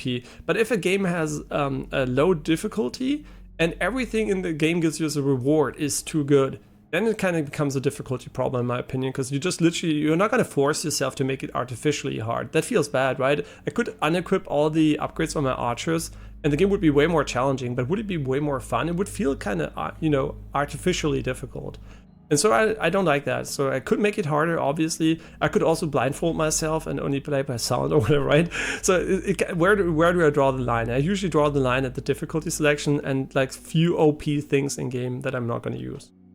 That's how I play games. I like to avoid broken stuff, and I won't abuse glitches and stuff like that. So that's just how I play. But yeah, usually I also discover a lot of them, so I'm kind of, you know, usually I always stumble over the OP shit. For example, when I played No Rest for the Wicked, we had this lifesteal build which was completely busted, and I was like, ah, shit, this is ruining the game. Right, it was literally ruining the game, and it was kind of annoying. But it was early access, so it's gonna get better, hopefully. How much progress do I have in the game here? Looking at the level select screen, I would say this is maybe 10 to 20%. I would assume this is like something to 10 to 20%. At max 30, but more like 10 to 20%. Yeah, so maybe 25, yeah. Maybe 25 max. Because you could guess that every single location here is a level, and the levels are maybe going to become longer too later on. So there's like still a lot to go here. Yeah, I'm very early in the game, right? This is like the third boss. But this is supposedly the big difficulty spike. I only know about because I looked up if the game has difficulty settings, and people were like, we don't need it, this boss is hard enough. And I'm like, let's see.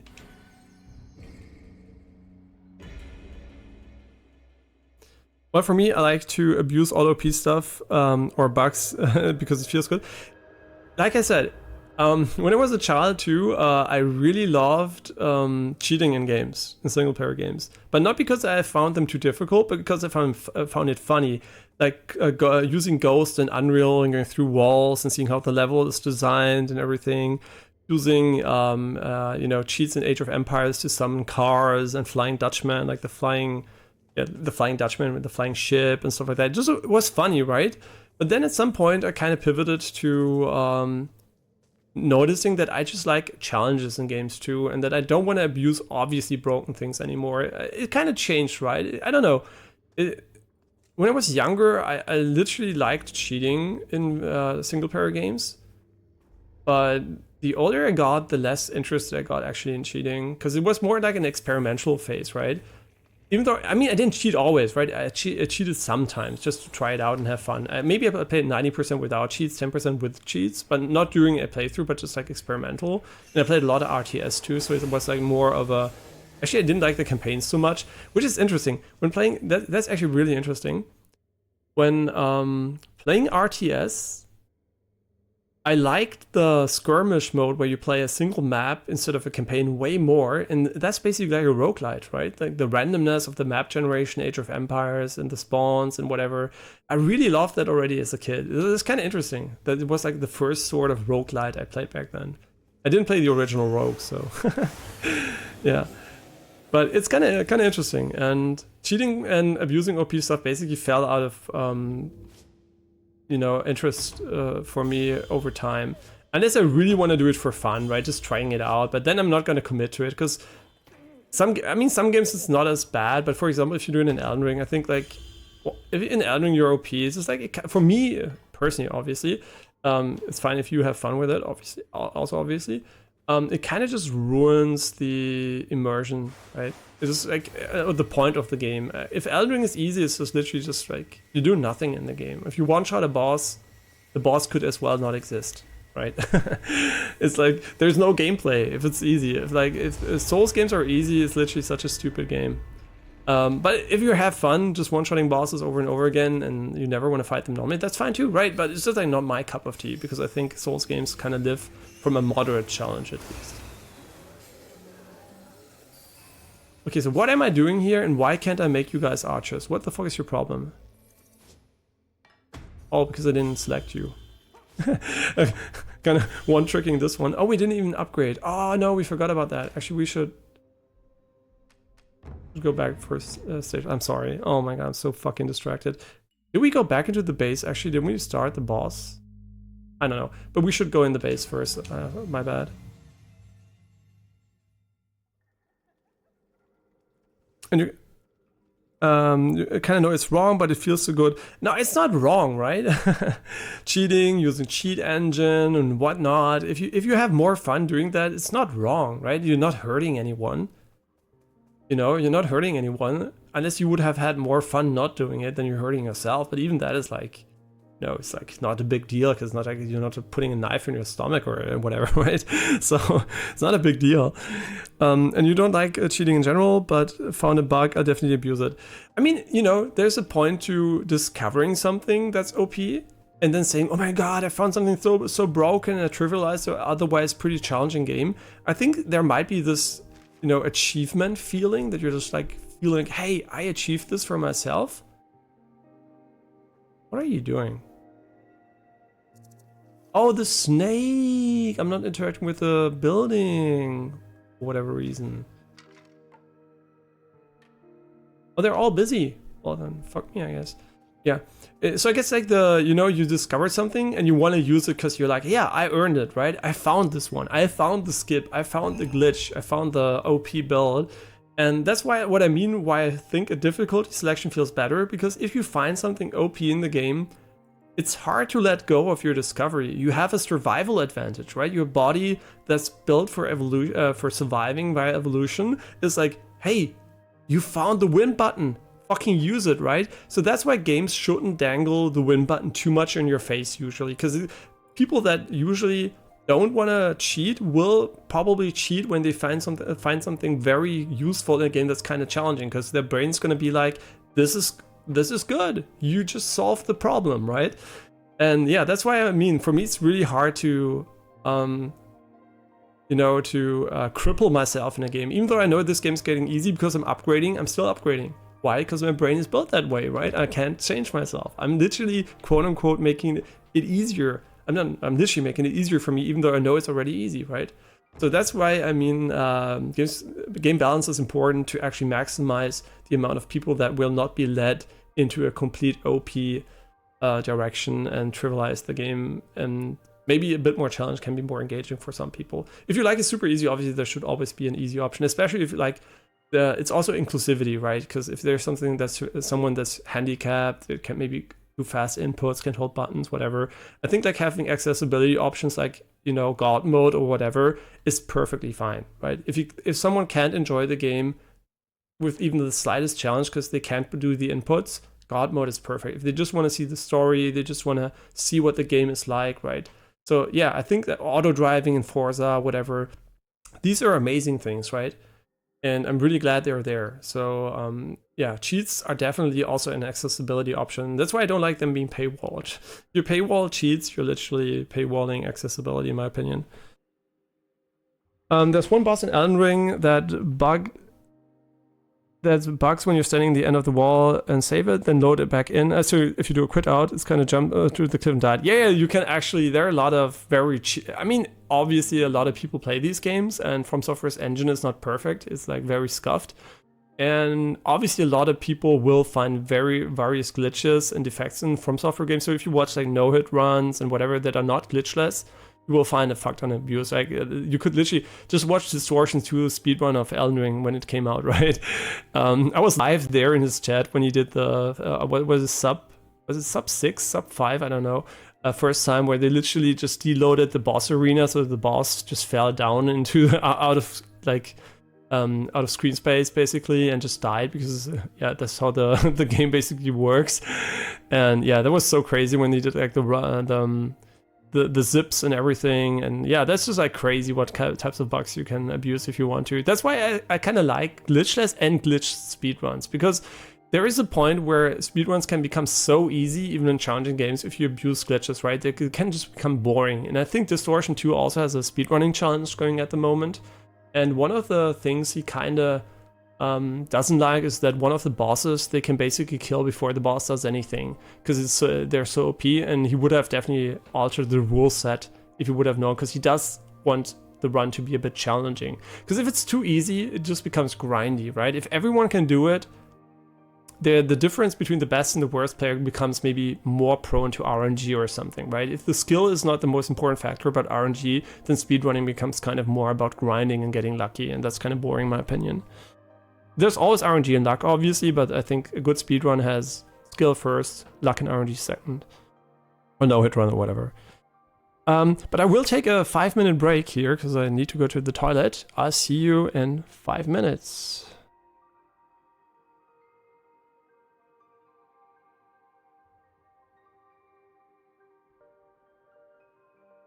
Wait, before I leave you, before I actually leave you, I should put the camera in something else. I just thought about that.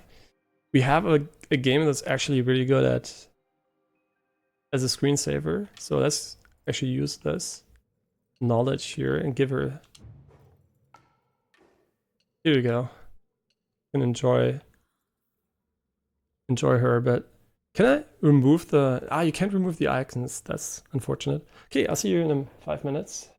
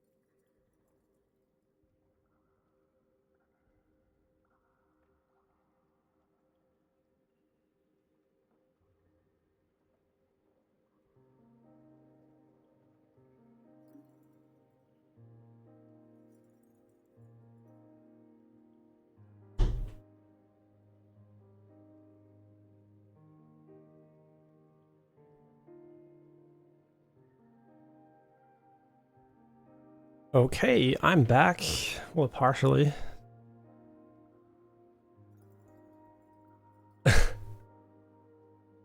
Just have to plug in the charging cable. My phone. Yeah, that's the main downside actually. That's quite old. The battery is pretty shit. And the chat apps suck quite a lot of energy out of it. Okay,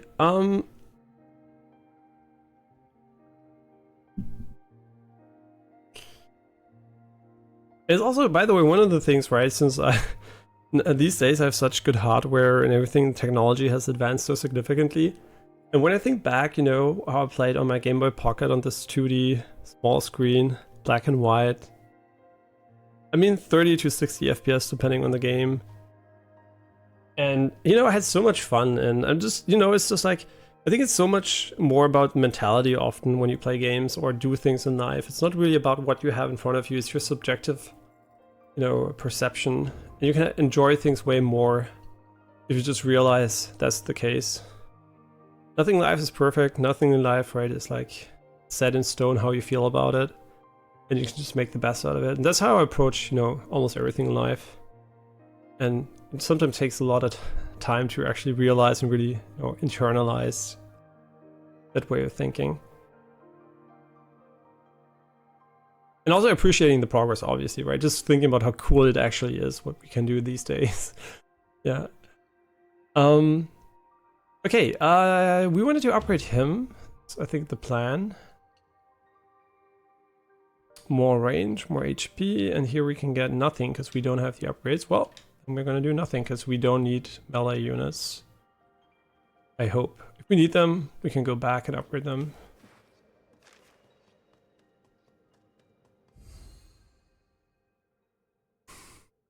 Feels nostalgia all of a sudden.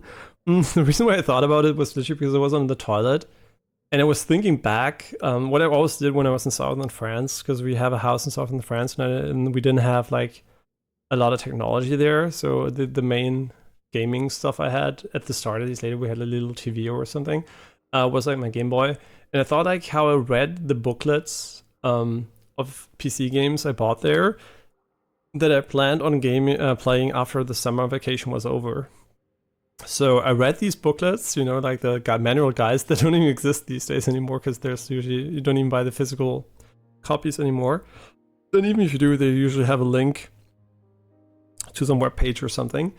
And I read those books, right, for example, for Sacrifice or whatever, and I read about the units, the game mechanics, just like read through it like a book, right, when I was on the toilet. And, you know, what I was doing basically was thinking about the future, what I was gaming, and now I was thinking about how it is. Actually, I'm thinking about the past and how, you know, just like, yeah, that's how I kind of came back to how thinking about the Game Boy and how the progress was there. Just like taking a short break on the toilet and thinking. Yeah, it's really interesting actually how much I enjoyed that. I really enjoyed just thinking about what would it be like to then play the game, just seeing the images and reading the text, but not actually seeing the gameplay. Yeah, I guess, yeah, before internet, you know, you had like magazines and stuff like that, but you almost had no video footage of games prior release. So I guess that also lets you something interesting, and that is the interesting thing is basically that screenshots were so important back then that a lot of publishers cheated. They basically photoshopped their images to look better, because people usually would see the screenshots only of the game. And now these days, obviously, there's some like pre-rendered trailers that they cheat in trailers or something. That's also quite common. But back then, they literally did it for screenshots, and it was like so so funny actually. But just envisioning playing these games was so great. And one of the biggest letdowns actually was, I think, Tiberian Sun, Command & Conquer Tiberian Sun, where they literally cheated so hard, like photoshopped so hard. The game looks so much worse than the screenshots actually. That was kind of hilarious. They overdid it completely. But often, obviously, these are also target renders, and the game doesn't exist in the finished form, so they, you know, a lot of stuff you see when you see an early trailer is basically cheated anyway. So it's kind of normal, right? Just some people overdo it a lot. Like, for example, when you saw the first trailer for Tears of the Kingdom, Zelda Tears of the Kingdom, it looked like a Switch 2 game, and the finished game obviously had way worse resolution and picture quality than the initial trailer. So maybe they targeted Switch 2, but they weren't actually able to finish it. So wait, there is a finished job here. I'm kind of stupid. But talking about nostalgia, I remember just being happy how happy I am. I always have to guess because of the fucking heart. So it's not you writing, it's me not being able to see it. To play PS2. Then my parent took it because I found my bro. I mean, you know, actually, at least you had parents that, you know, try to, you know, give you some kind of moral value and like give you, you know, some education by having like disciplinary measures. When I was younger, my father was with, he's now retired. he retired as a general at the French military, so was always like stationed somewhere else, and we mostly stayed with my mother for the most time. And yeah, she was, you know, along with 2 boys, and basically, I don't know, I had so much free time without supervision as a kid, and so much free control over my time that I never had these situations where I like got these punishments or whatever. So I think I don't think I needed it, but I think it could have helped me to get into the right spot a bit sooner in life, right? Just like having these, you know, just disciplinary measures for stuff that is kind of not okay, right? I mean, I never did really bad stuff, but I still just sometimes did things I think it would have been better to have someone kick my ass to say, just fucking don't procrastinate your homework, or to do something or whatever, right? Just like some moments where I think it would have been more important. For example, focus on math and fuck everything else at school or something, you know, just like a little bit of a pointer, but it turned out okay, so yeah. But I wouldn't, you know, feel bad about remembering my parents punishing me, because if they had a good reason to punish me, I think that's fine, and it's a lesson learned. Yeah, so I think yeah, I never really did bad stuff, but already never really got punished badly. So yeah, kind of. What was the one thing I wished I would have been punished for? Actually, I don't think. Yeah, see, I don't think that's really the thing. I'm just thinking about it. Maybe, yeah, since I didn't do shit at school, right? I did nothing for school. Since I'm not stupid, I did well anyway. But I still think like someone telling me, "Hey, bro, math is kind of goated, and later on you're gonna study something that requires a lot of math. Why don't you just fucking listen during math class? You cannot listen during, I don't know, geography, during." I don't know, other classes basically, but just fucking listen during math and physics, right?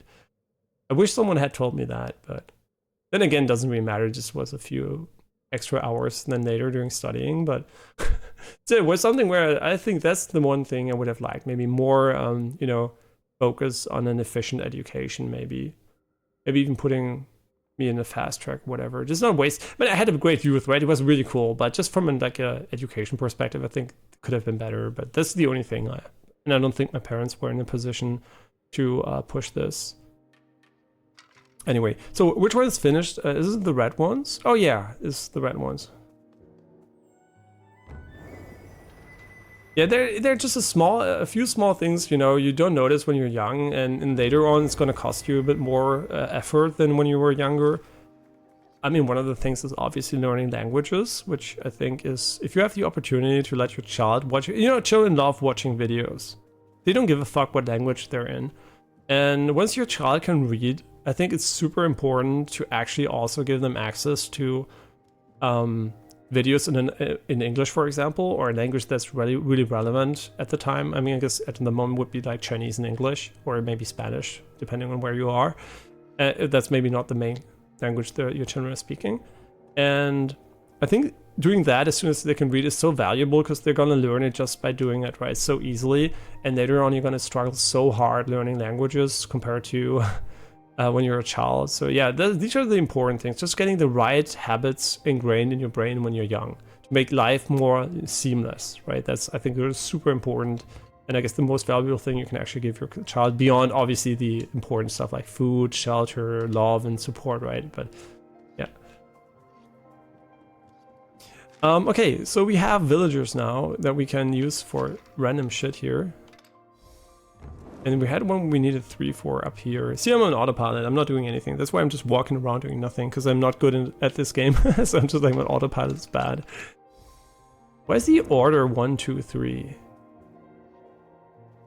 I actually don't know what the order does. Okay, but we did, no, we didn't do the upgrades. We can still upgrade the other one now. I think it was 15. Yeah. Yeah, developing brain basically has special needs, and I think sometimes as a parent, since you're a grown-up, you just don't realize that enough. Maybe because your parents didn't do it for you, or you never had time to think about it. Or you took it for granted, maybe, too. Yeah, this is actually kind of okay. It's not amazing, but...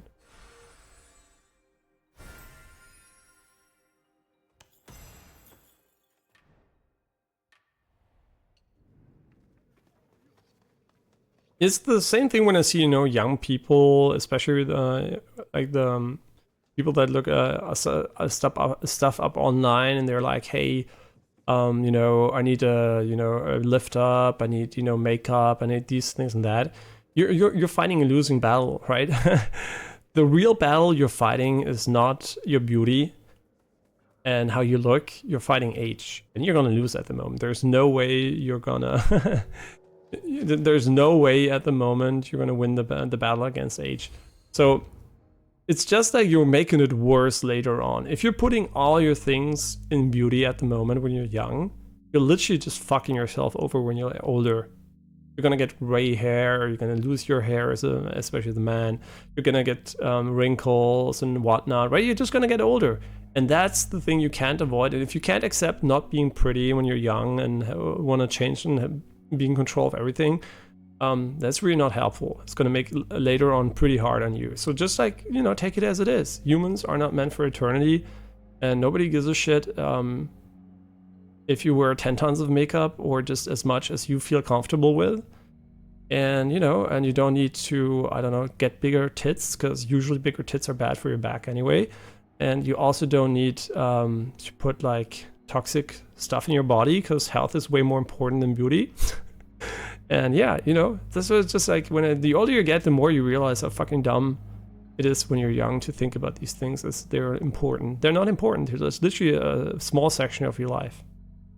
Right? I mean, obviously, you should take care of your body, but you don't need to, you know, get up surgery and stuff like that for cosmetic stuff. Unless you're really, really suffering, right? If the suffering is really big and you have psychological issues because of that, okay, fine, I get it.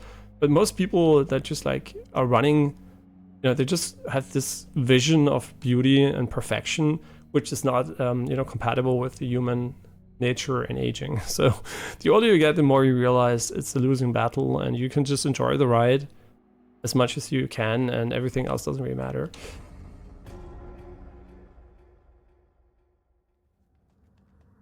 Okay, 90% of the TikTokers just cried. No, I'm just no, it is true, right? A lot of content these days is focused on very superficial stuff, and because it's easy to understand, right? If you see an image of someone looking pretty or doing something cute or whatever, it's like easy to understand, whatever, and doesn't require any self-reflection. But I think it's still kind of valuable to also just realize if it's like something that is relevant to your life, right? You can look at pretty people and be happy about that without feeling that you need to be pretty yourself. By the way, we are gonna fight the boss that is the biggest difficulty spike according to people in the game. Or not the biggest, the first difficulty spike. So I'm really curious to see, is this boss gonna be really hard? Let's see. Yeah, sorry for derailing here with these like off-topic stuff here. The power of nostalgia. There's a time limit. I hope it starts once we go inside the arena.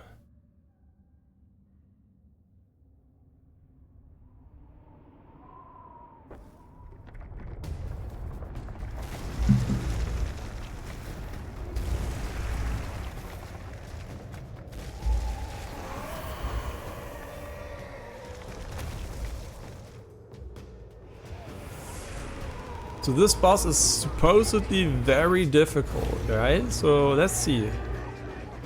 We're gonna stay with our troops and buff the shit out of them. Yeah, give him. Show him what you got. Okay, we have to illuminate him. Oh, we can actually command them to do this too. What is he doing? Oh, he's like super aggressive here. Oh, I didn't pay attention. The good news is we can heal. I just forgot what the heal button is since I didn't heal for quite some time.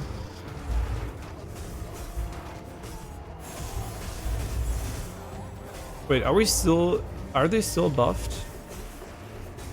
No, they're not buffed. I guess we don't need the lanterns as long as we're around, because we can just literally just spam him. You know what? Just light it up.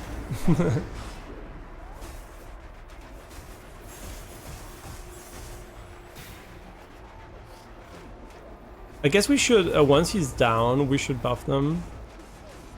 Can we tell them to attack them more? Just go, go, go.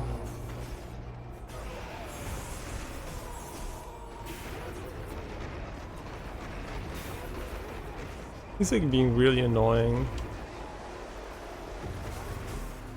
Okay, he's gonna get stunned in a moment here. I really wish my archers would be like this. Yeah, perfect. This is gonna be a huge stun and huge damage opportunity. Does he have a weak spot though? Maybe his face or something? I mean, I must say he has a fuck ton of HP.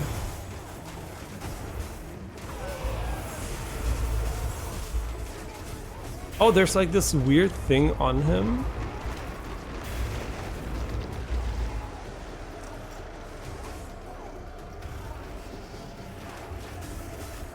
Yeah, I think his HP pool is kind of crazy high.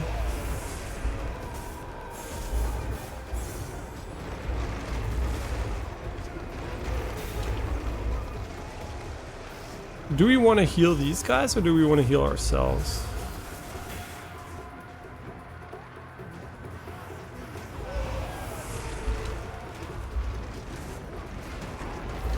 I guess we want to heal them, right? Because they're like...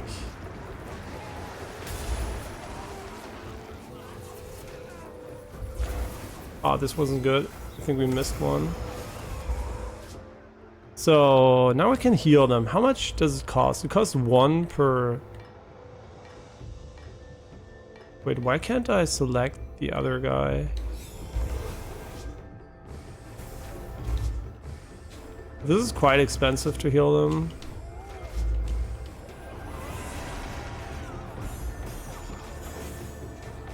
So are there weak spots? Maybe it's like the things that come out of him that are the weak spots?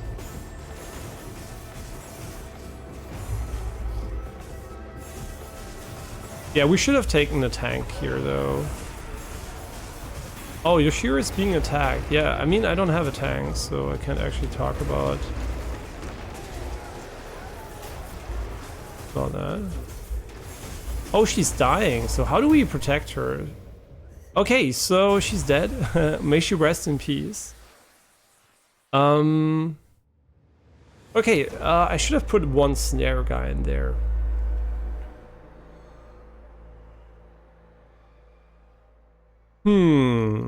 What does continue or restart do? Ah, most recent save. Wait, what? No, I'm fine. Okay, so assuming we might need... Why can't I... This is weird. Why can't I change? Oh, because I can only change it. That's why. Now I get it. That's what I was doing the entire time. Okay, so we have this guy now, and let's see if this is better, actually. I mean, this is an experiment, right? We don't know what's missing, because we have to protect her, but how do we protect her? That's the real question. So maybe we have to go back and defend her. Maybe he had ads. Maybe there were ads or something. I actually don't know. Okay, so full offense, let's go.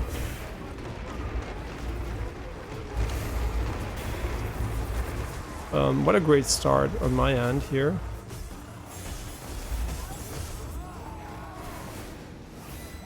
Ah, the stun guy wasn't there. Well, it's okay. Maybe we have to light all the lanterns for some arbitrary reason.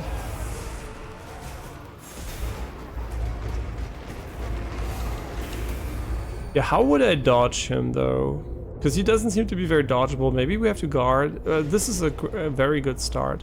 So yeah, for sure this one is a difficulty spike, that's for sure. There's no denying that. Where's my snare guy though? Oh, he's in between him. Oh, he takes so much damage too, and he's almost dead. So now we will learn what happens to these guys. Now he's just like here and does nothing. Does he though? Will he be freed? can we free him?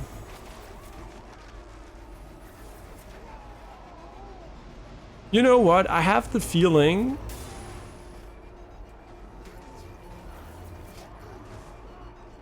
I'm just thinking about this one. So, why did he actually damage her, right? What was the problem? Why did you attack her? Is it because we didn't go for defend? But attack is also defend in this case, because everyone's like just like close. Okay, you know what we're gonna do? I feel like archers are good because they can attack him on the at the ceiling. But the main problem I currently have is that I don't think our units can sustain enough damage. And neither can she, right? I don't think the sustainability is quite there. What I'm gonna try here, because I also think snaring doesn't work, he's like snaring immune, is I'm gonna go for a very primitive respec. I just wish this was a bit more seamless, to be honest. And we're gonna go all in on melee units for this one. Because I don't see any value in using any other unit against him. Because he's melee range anyway, and you have to tank him.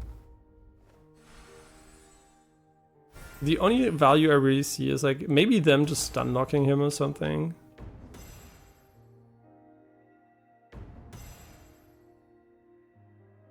Can I perform devastating heroes during the X in quick succession before delivering those overhead slash to please enemies versus. Okay, so what we're gonna do is basically just all in on him. And the others we don't even need to upgrade because we're gonna literally all in on him, so I'm gonna waste my time doing that. Yeah, so there's definitely a difficulty spike in the game. The question is it a build difficulty or is it literally more difficult? Because it could also be pretty RNG dependent, which I hope it isn't, because I don't know how to tank him, right? Because when he attacked the lady, how would I prevent that from happening? Do I have any tools that can divert his aggro from him? So I don't know about that. Let's see. Let's see if it's actually just a build issue. I mean, what would the point be of having arrows and melee guys? We could also do a 50-50 split. Maybe. Yeah, maybe that's actually... Maybe we should have done arrow guy and one melee guy or something. But... yeah, let's see. Okay, we have 8 heals. I don't quite know why there's this phase. And then this one. I actually don't know. What is the purpose of having this separated? I guess for retries, yeah.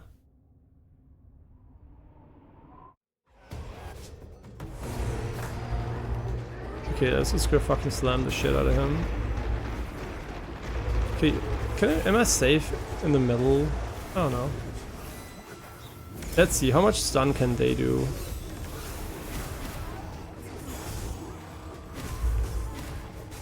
I'm also gonna do the light stuff, because maybe there is some weird requirement there. I think these guys are way better than the archers, though. And he's not a flying unit, right? So... oh, he can attack backwards. That's kind of nice. Yeah, now he's getting closer to Yoshiro, but what can I do against that, right? He's just literally going there. What can I do?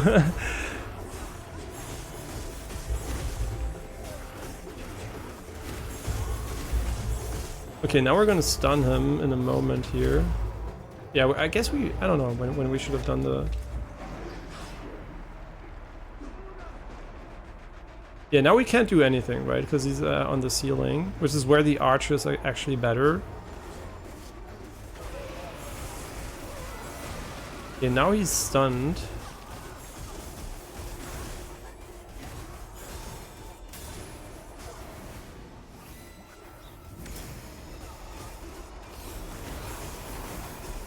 Wow, he's not stunned for long. So does he have a weak spot? I never thought... I mean, I did think about it, but I never realized if it's like relevant. Did you actually tell them to go to the lamp or not?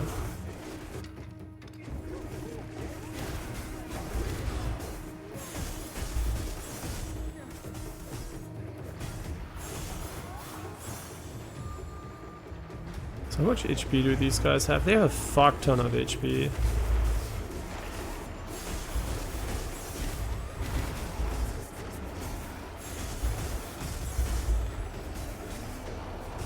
It's like his little legs, that's so cute. Yeah, he's getting closer to Yoshiro, but I mean, what am I gonna do besides DPSing the shit out of him?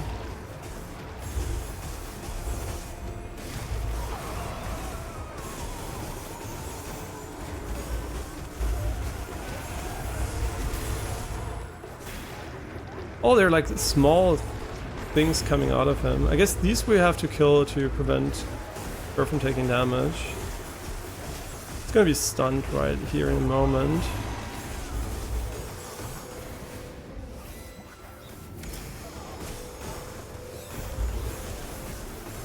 Oh, she's taking damage, but oh, the small ones. Okay, okay, okay.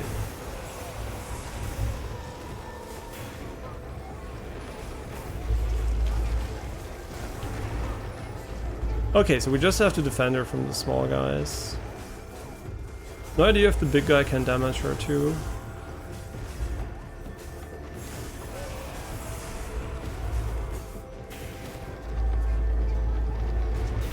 Oh my god. Yeah, I mean, is it because we're standing on top of it? I guess that's it, right? We shouldn't stand there because he's attacking us and not her.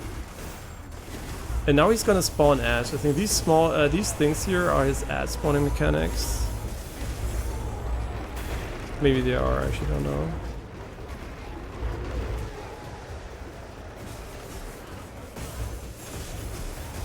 Oh, maybe we have to do jump attacks against those. Yeah! Oh, I'm stupid. Oh, I'm an idiot.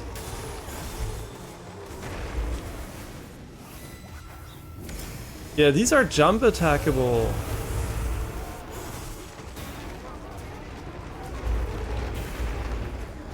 Okay, that's good to know actually. And the ads don't come from him, they come from her. Oh.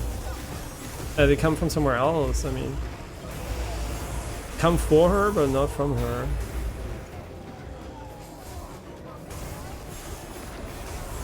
And they're all rolling around. So they're way better than archers because they have so much HP. Oh shit, she's being attacked. Huh? Oh no, one! Oh, she does so much, they do so much damage, crazy. And now she's gonna fuck her, I guess.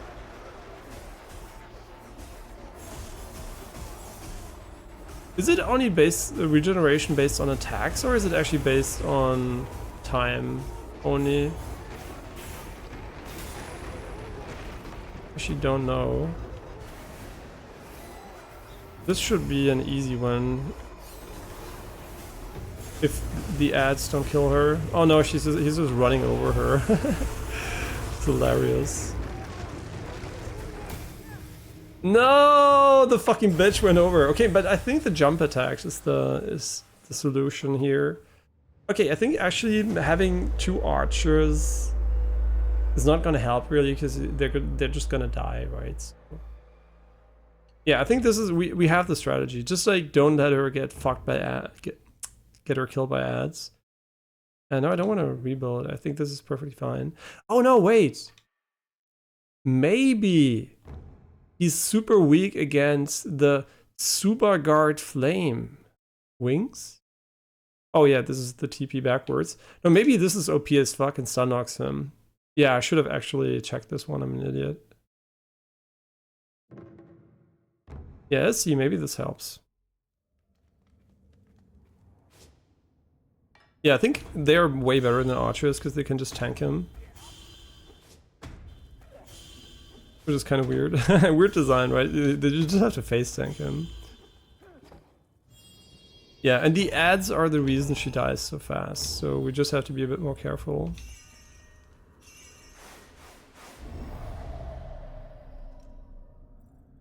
Yeah, it's always when you have to defend an NPC, kind of different than just surviving yourself. It can become annoying if it's out of your control, but this one seems like it's just like the ads. You have to be a bit more... I don't know when they spawn exactly for now, but... I kind of forgot to put attack on here. Okay.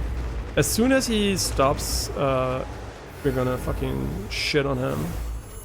Oh my god, it's so OP against bosses.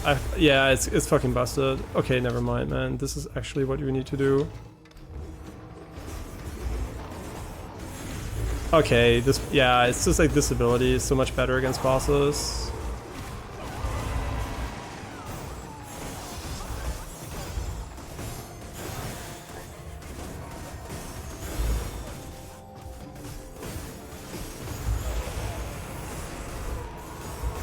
Yeah, once they say the enemy is getting closer to her, what we have to do is basically defend her, but...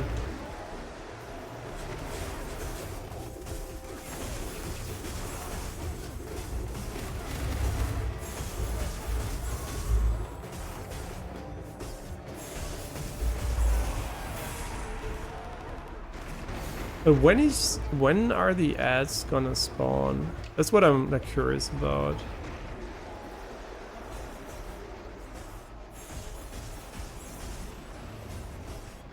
But is it the ad or is it him, right? That's what I don't know. He says the enemy is getting closer to her, but I don't know what he exactly means by that.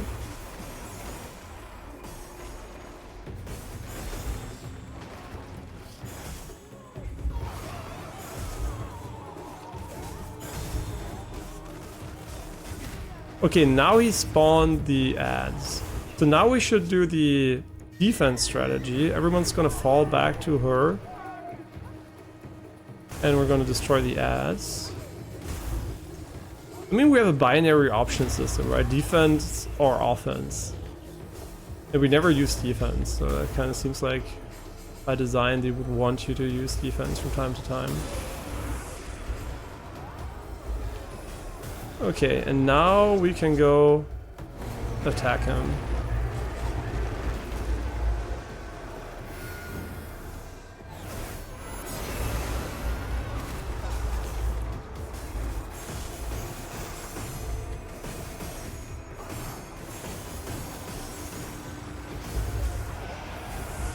Yeah, I think we got him. This is gonna be quite chill. And I think he only has 2 ad phases at 66% and at 30% maybe or something.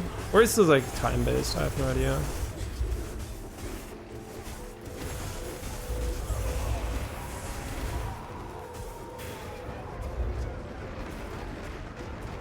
Yeah, he's not difficult at all actually. It's just like you have to have the right units and the right skill, I guess, to DPS him.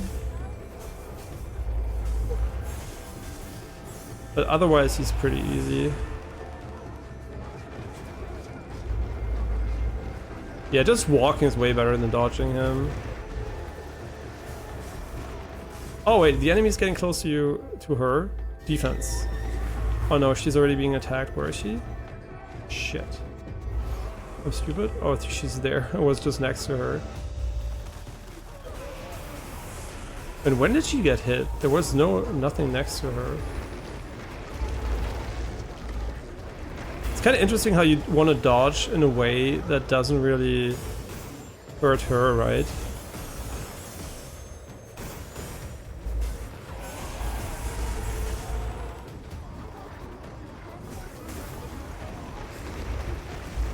You could also keep 1 unit for defense.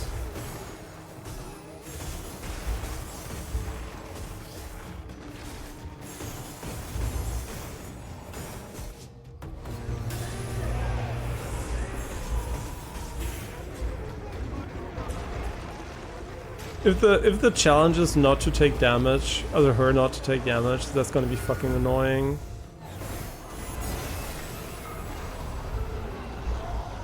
I wonder what the challenge is. If it's a timer, it's also gonna be quite tricky.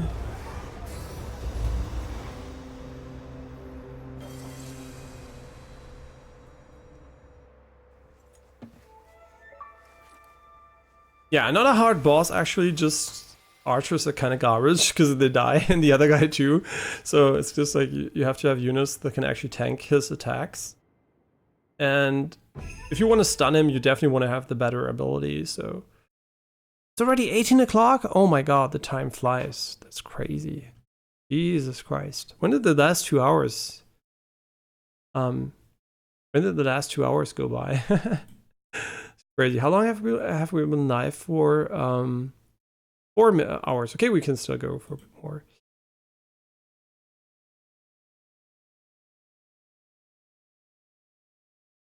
It's raining like crazy outside now. So glad they didn't do it.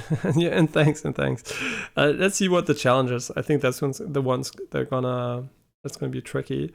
Adapted finding hidden items and picking locks. The thief can be deployed during the day to dig out buried treasure. At night, however, they will run and hide from battles. Oh, it's a new unit, so you can. But what are they gonna dig out? I'm so curious. Is it gonna be something useful? It's like a worker unit, basically. 20 Masubi. Under 3 minutes, but how long did we take? 3 minutes seems quite tight.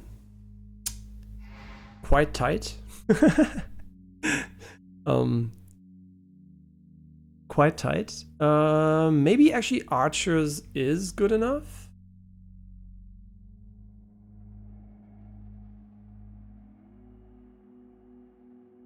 I mean, we could go for a mix of archers and...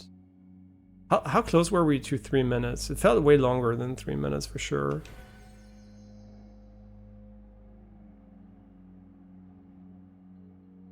Oh, and your local time is 23:02.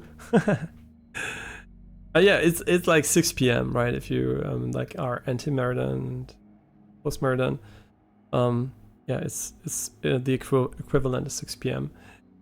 And it's European Standard Time. Wait, is this European Standard +1? Could also be +1. I actually don't know. Didn't check it in a while. So how are we gonna do 3 minutes here? I'm just thinking what maximizes our damage, right? Maybe having like 3 tanks and 2 archers is fine. Or maybe 1 tank and 4 archers. That's what I'm most interested in, basically. How does tanking and aggro work in the game? Badger drum. Give dance attacks a shocking flair. Like visually or...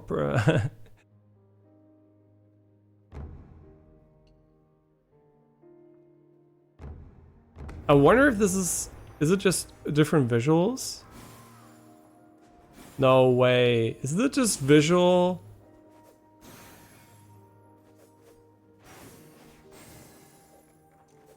I mean, they said flare, they didn't see spark damage. Yeah, this just looks different. I don't think this has any gameplay impact. Let the snake be a snake.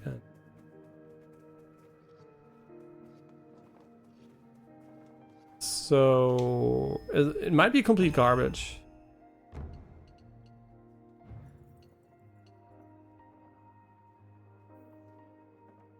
But does it do anything? See, that's what I don't like. I don't like if this is actually gameplay relevant. They didn't use the word damage though. And you're from Asia. No, like the half the world is still there. I mean, I guess based on your local time, I could definitely find out what time zone you're in, obviously.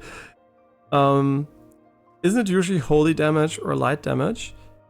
I mean, in this case, I think this might just be visual. I don't think it actually is like a different damage type. I don't think the game has like damage types and resistances. I think this is just to look cool. And the reason why I think that is because this one also doesn't seem to have any gameplay impact, but I might be wrong. And if these have gameplay impact, I think they should tell you what it is, because it feels like they're just like, you know, visual fluff in a way.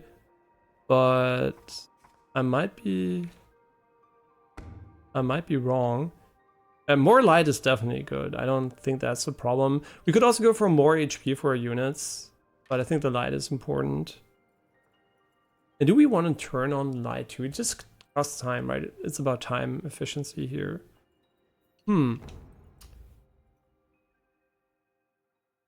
Yeah, what I'm thinking actually is how much can we level the archer right now? And would the archer become better combined with the other attack we had than the melee units? You know what we're gonna do? This is gonna be really annoying because we're gonna have to re-upgrade them. Yeah, that from my perspective is a little bit of a critique towards the game, is that it is too slow to reapply upgrades. They kind of messed up by making it so animation dependent. I'm mashing A, by the way. This is the fastest it's ever gonna get. Yeah, they should have done this without animations after the first time, or at least make them optional. If there is an option, I didn't see it, right? Wait, is there an upgrade path? Okay. And now we're just gonna take the woodcutter and put everything else in it. But yeah, if I would have to assign a damage type to the normal attack, I would also say it looks like holy or light damage or something. Very bright and shiny. And yellow.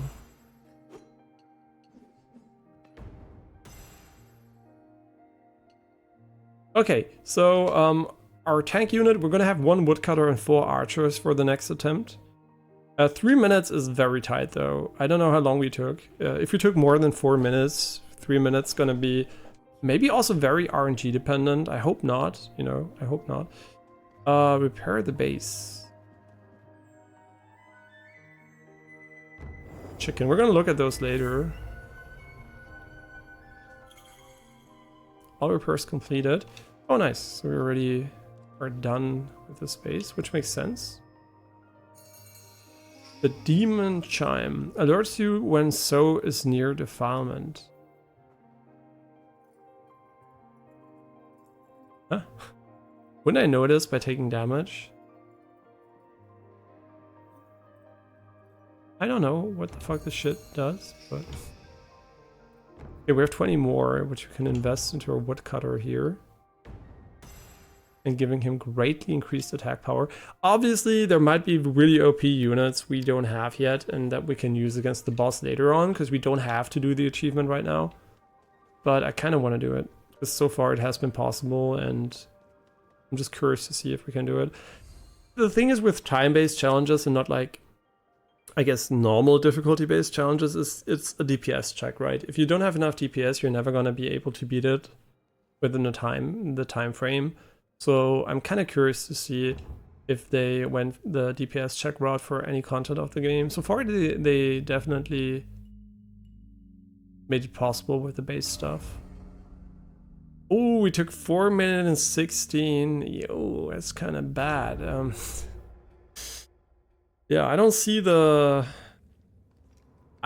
us doing this one quicker, but I gladly be surprised. Thief can find hidden items during the daytime and night. However, they will flee.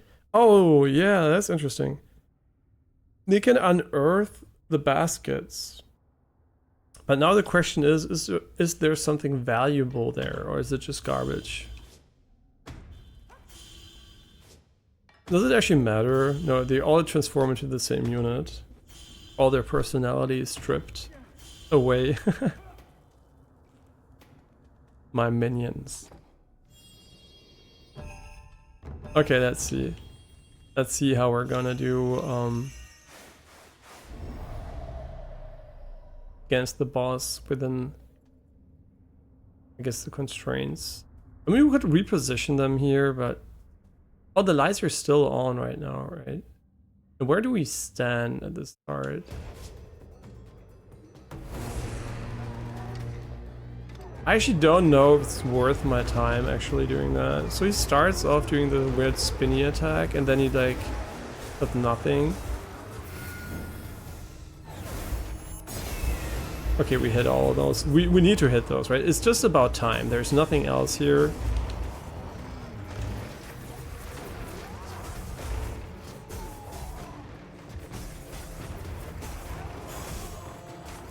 I don't know why I'm not doing the special attack anymore. Thank you. Maybe we should be hitting the head more or something. Okay, here definitely we want to do the jump attack, I think, for maximum damage. Because it has such a huge AoE and hits all of them. Maybe I'm wrong, we should do the combo attack instead. But did he spawn ads? No, he didn't, right? It's just him like moving there, which we can't actually affect at all, so... Yeah, maybe there's like an insane weak spot at the front or something, but I think these types of items are like the weak spot. We can't really hit him during this phase.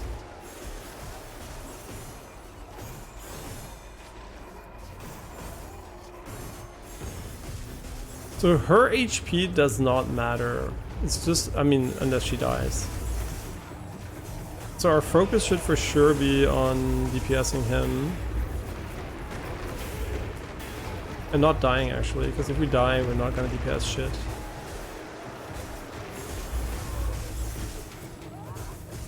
I don't know if his face is a weak spot. That's the thing I'm not sure about. Okay, now we have to fall back quickly and defend. I think. Because she's gonna take a lot of damage if we don't do that.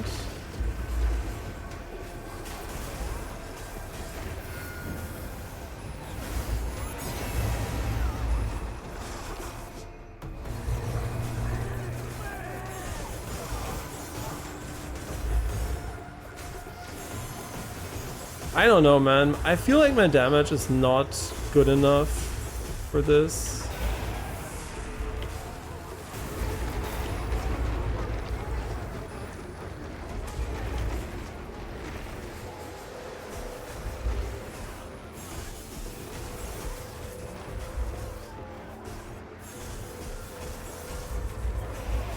Yeah, look at this. We're almost at 3 minutes and...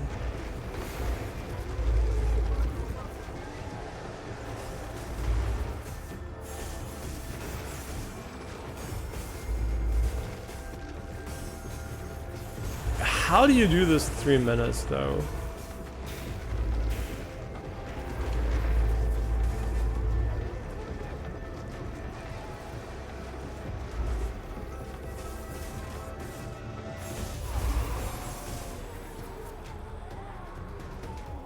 Yeah, this is crazy, man. 3 minutes is insane.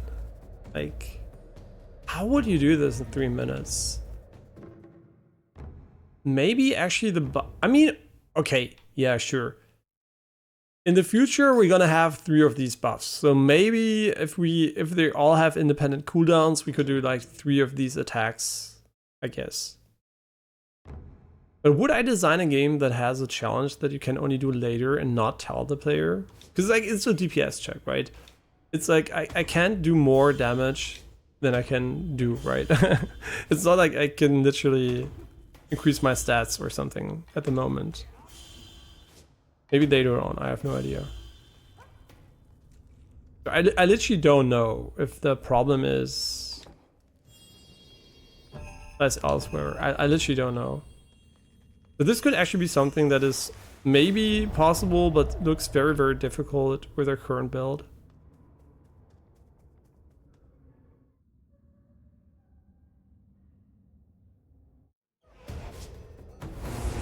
Okay, let's go all in on him. He's gonna do his weird runny run attack. And I get hit by it because I'm a fucking idiot.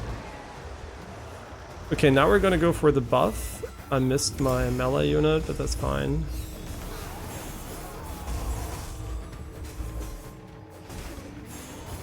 My hope is basically that when we have the buff on, that this is gonna make the damage they deal better than the other ability, right?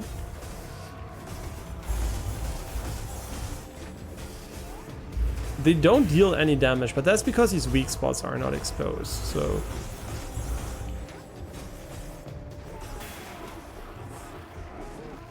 And they can still DPS him up here, which is huge, right? We can just shoot him. I don't think we need any single light source here, though. Just literally DPSing him already when he's coming down.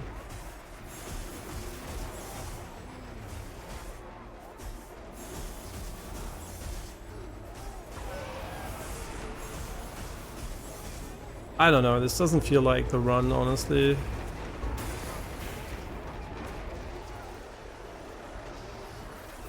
Okay, where are my units? They're like really spread out. Okay, this should also affect the melee unit, I hope.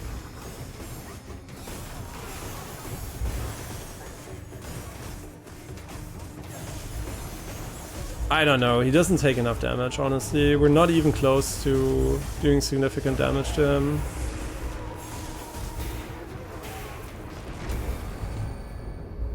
And I fucked up. But it doesn't matter, right? We're at 2 minutes and he's like... What are we missing though? Now he's taking... But see, now he's taking so much poise damage. But why is he taking so much poise damage right now?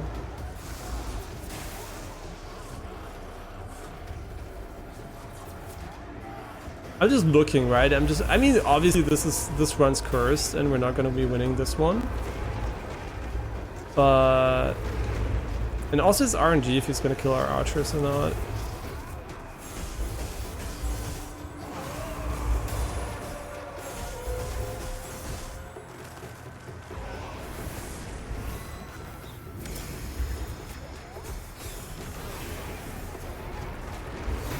Yeah, it's gonna kill the archers now.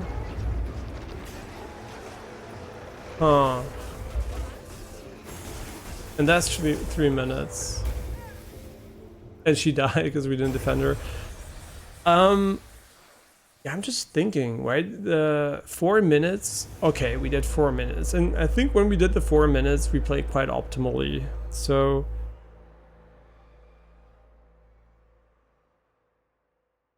Maybe, just maybe lighting all the lanterns does something. So the last thing I'm gonna do here is... I don't think this is actually helping, to be honest. I think this one was way better for the boss. What we're gonna do here is pretty simple. We're gonna light all the lanterns. Maybe there is some gimmick where the boss will be significantly weakened when all the lanterns are lit. I don't know. I literally don't know. So it's the only way I could imagine without having other items and builds available. All right, please attack him too.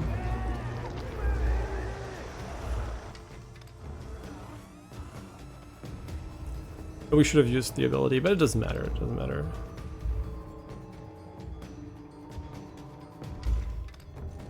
So everyone's gonna be lighting lanterns right now. So are these all the lanterns? No, there's another one here.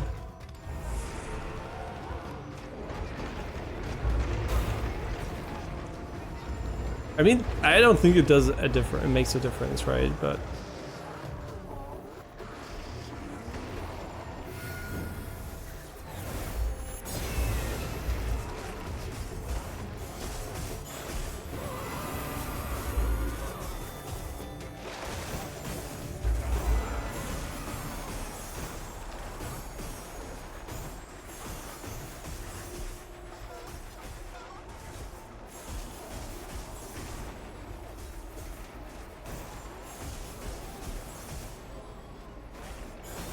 what the fuck is he doing?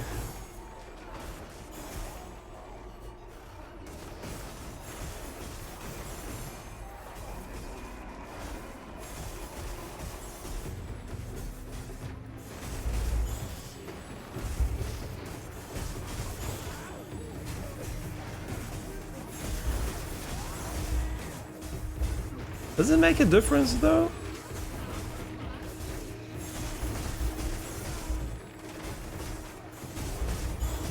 I'm trying to go for the big AoE attack every single time now, just to see if it's better against him. I mean, we did light all the lanterns, right?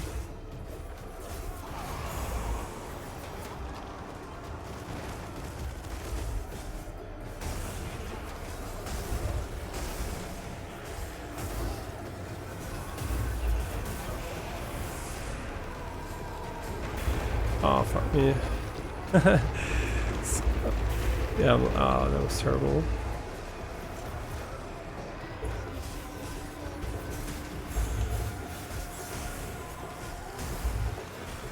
I mean, me going for them, I think is better than him going for them. We're already 30 minutes, 30 seconds in. Like, how would you ever burst him like that? And now he removed all the light again, so he turned off all the light. Nah, I don't know, man. This doesn't seem like 3 minutes are doable for us right now. I guess this is wasted to some degree because we can't overstun him.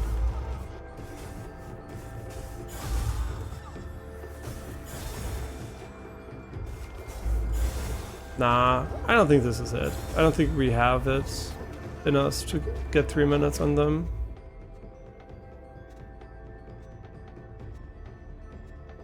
I mean, we could go for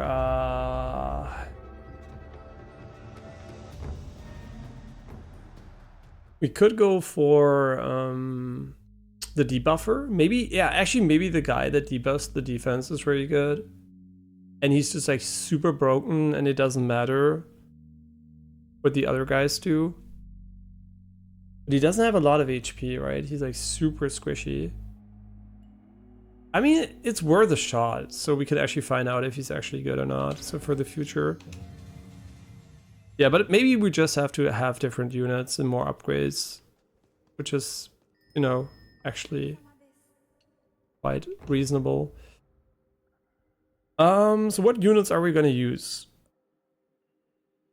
I guess I don't want to use archers then, because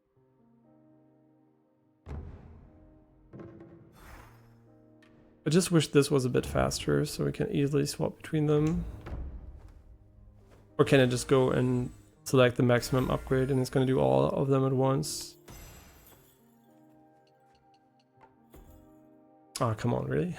Yeah, that would have been a nice feature, just to have like instantaneous upgrades available.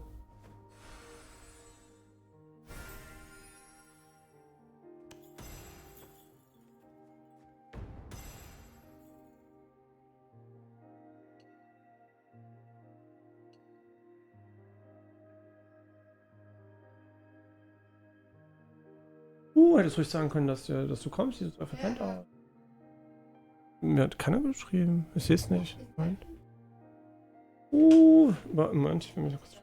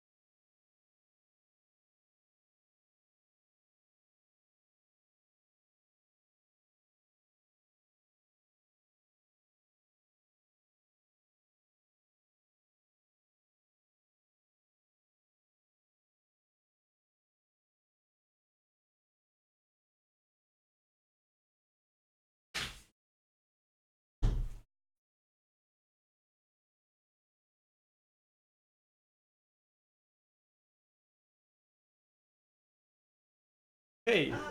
I'm just gonna try 1 or 2 more times, and then I'm gonna call it for today because my girlfriend and my partner are back, and yeah, I didn't know when they were coming exactly, so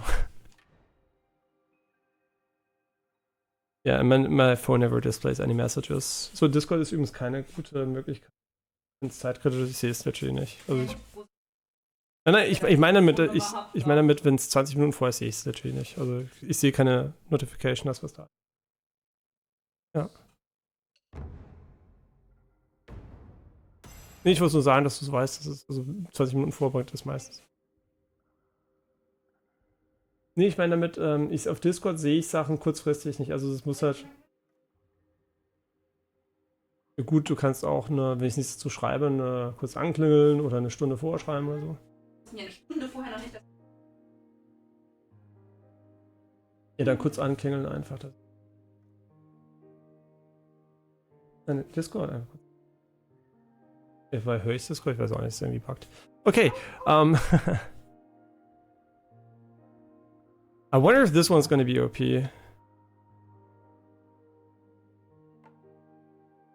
We don't have enough. Oh, it's really expensive. Interesting.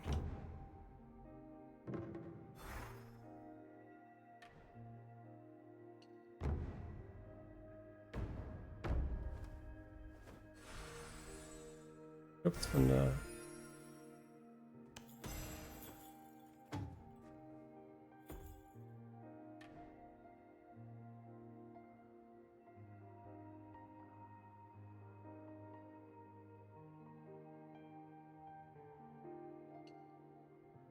Okay, and for tanking, I think we're gonna just take a woodcutter.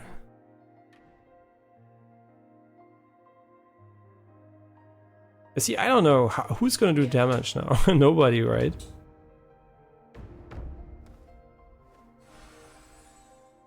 Yeah, this is kind of weird. I guess we just need more. We need more upgrades for this to work.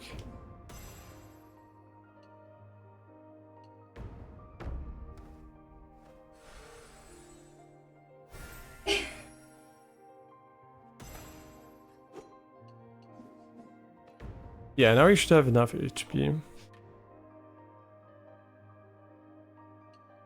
Yeah, this doesn't seem like a build that's gonna work, to be honest.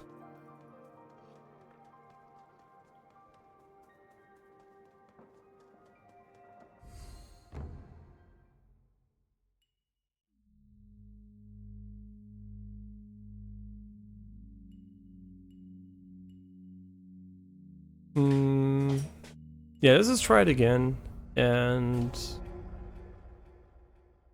see how much the debuff is actually gonna help. I mean, we can also take 2 of them. I don't know, let's just do some random shit. Do random.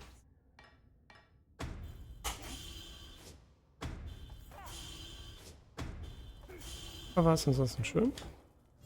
Ja.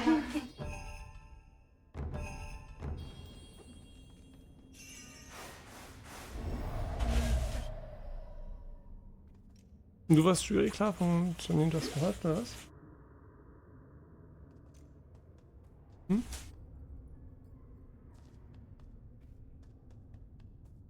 Hm?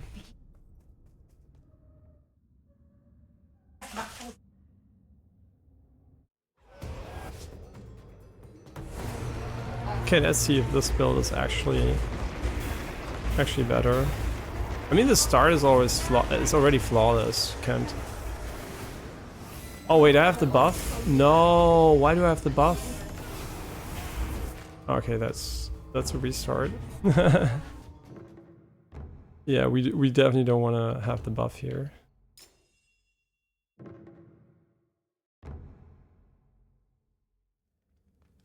Oh, we have to redo it now. Yeah, we should definitely just come back later, especially since the thief tutorialization is going to be gone then too.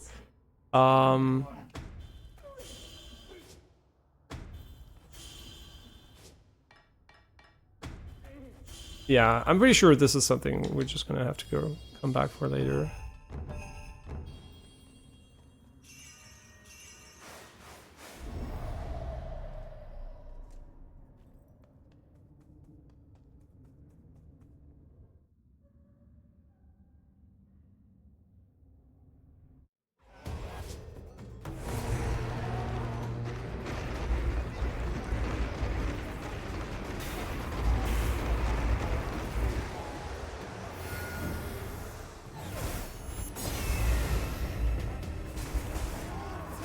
If it could recharge the ability fast, I mean, it doesn't actually do damage, right? It just does a lot of stagger damage.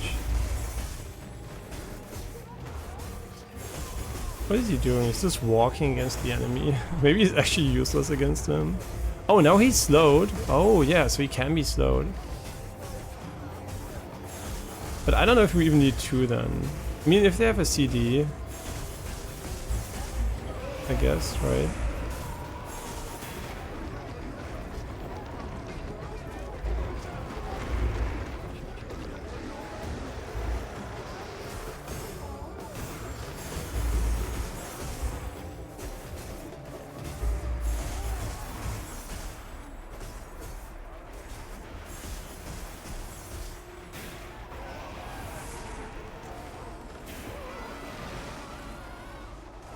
Okay, he's stunned now, I think.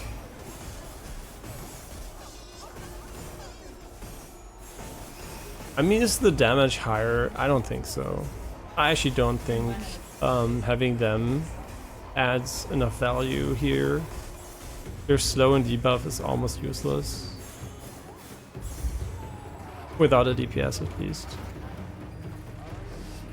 Yeah, I couldn't imagine having one and then like more of the other offensive units could be nice.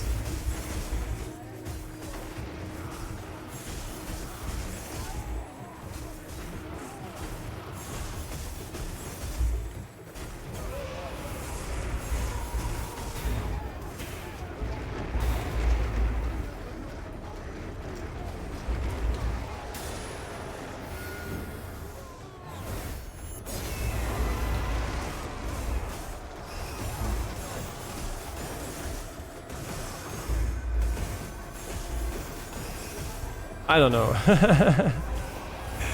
Maybe we have to destroy all the eyes or something, but it also doesn't seem to be doing more damage, or I mean much more damage, so I don't know.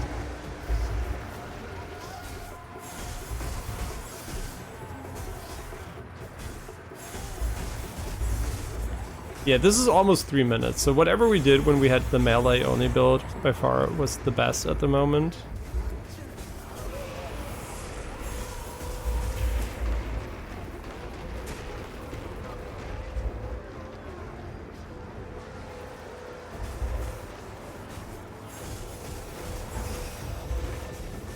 And they stun him so rarely too, which is kind of hilarious. Shouldn't they be stunning him permanently? And not stunning, slowing them every now and then. It's like the second time or third time it happened.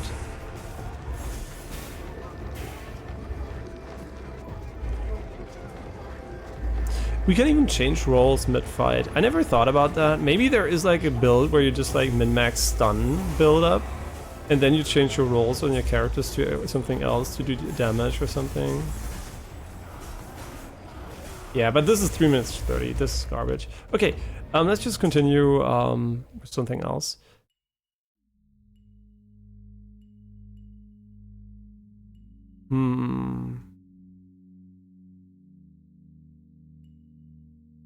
Yeah, now the question is obviously what build are we going to use for the other levels? So what is actually interesting?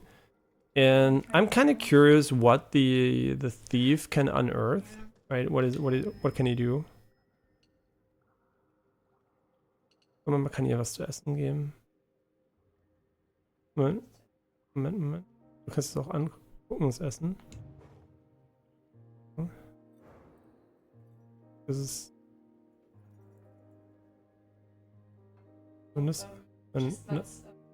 Jedenfalls. Okay, let's see if she's gonna eat it. I just want to show it.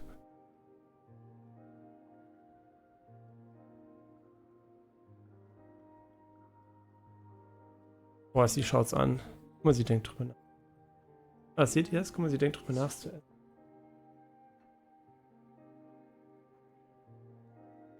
Na, wie sie so essen möchte.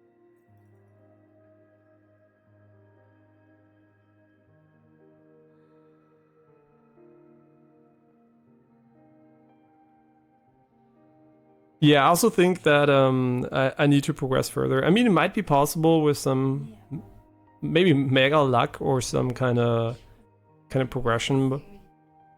Ja, aber es ist nicht süß, wie es jetzt ist. Und du kannst dir unterschiedliche Süßigkeiten geben. Auch. Okay, so she's really cute when sorry for talking German, by the way, because my girlfriend, her partner are back, so and we speak German with each other, so I sometimes just randomly speak German with them. It's always addressed to them, so don't worry about what we're talking about. It's just like the German secrets. Now, if something important, I will translate, don't worry about it. Okay, but the idea here basically was actually not to look at her eat, but actually to upgrade the units. And honestly, I think still having the archers leveled here is pretty nice, and also the buff for them is pretty nice. So I think I'm gonna undo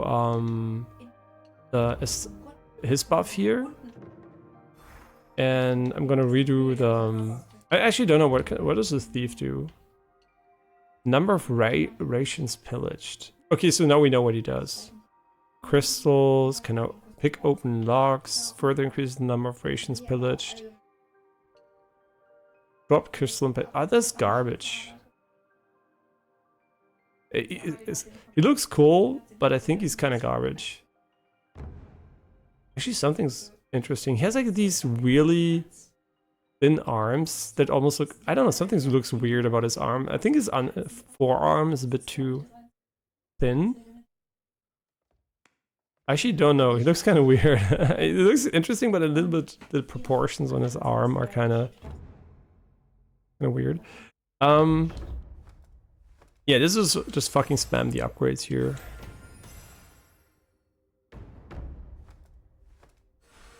Yeah, I really wish there was like a toggle for max upgrades for them. Because, I mean, realistically, you can only take so many units to combat. And why would you ever want to have a unit upgraded you don't use currently if you don't have all the units you use upgraded? So this is kind of leading to a bit of a UI bottleneck right here. They could have realistically avoided. I don't know what picking locks though does. There might be some secret stuff we can only unlock using the thief, but we'll see. Maybe we have some objectives with it or something. Yeah, I'm just gonna go for one of these guys here, and I don't think we need him, to be honest, as long as he's not upgraded, because nothing he does is damage, right?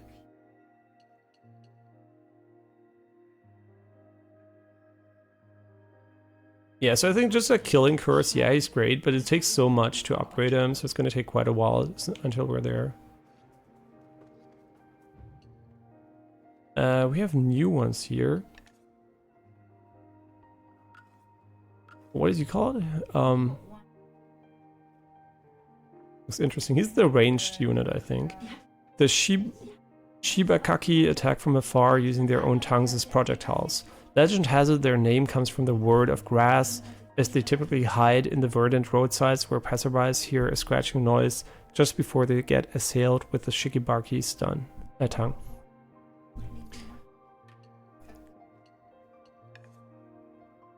Looks funny. Can we see a weak spot right here?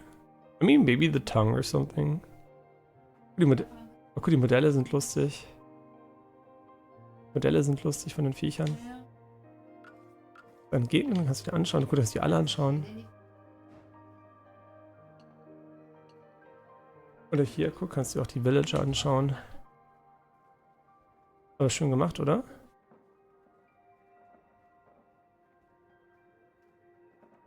Ja, really, really nice. Und auch guter Stoff, wie der die Textur hat hinten und so.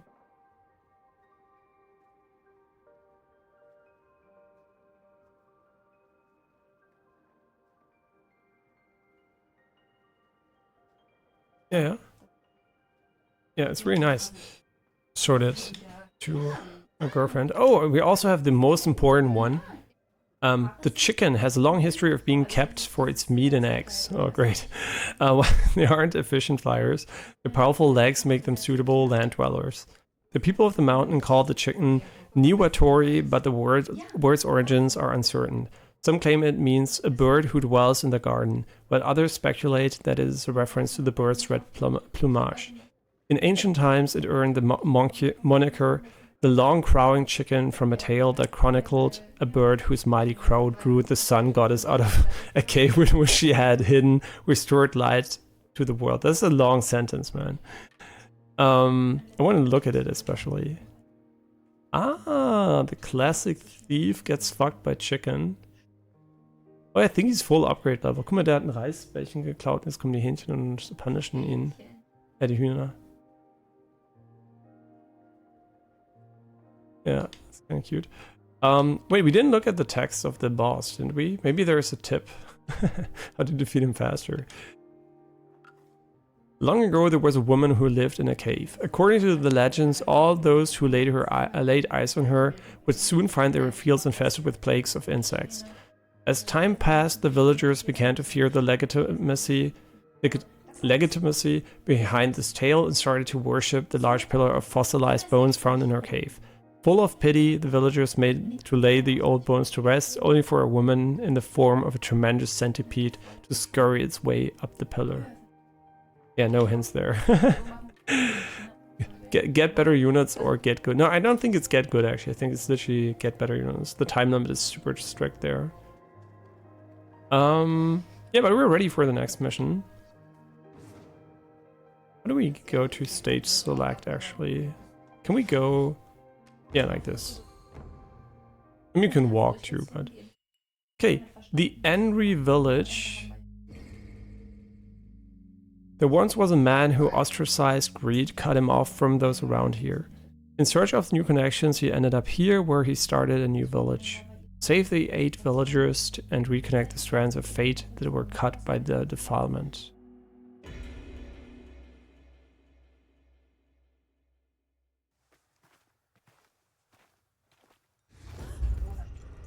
Oh no, she's not well. We have to help her.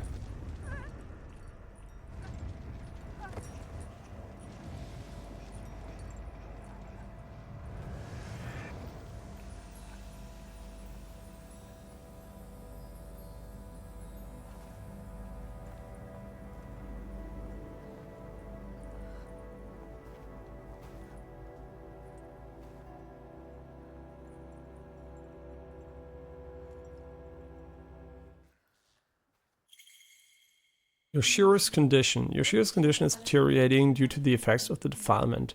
It is only a matter of time before Enso loses his physical form. Oh, time limit? It would be wise to prepare more than usual tonight. Assign roles to the villagers and command the carpenter to repair the contraption in this area. So the game is telling me to play better than usual.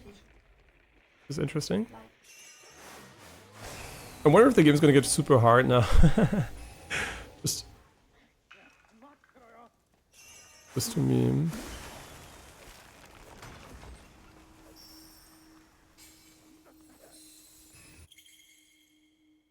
Contraption bolstering rings. Villagers inside a bolstering ring are bestowed with increased attack power and movement speed. The rings will be destroyed if they take too much damage from seeth attacks. So bonus damage and movement speed, right?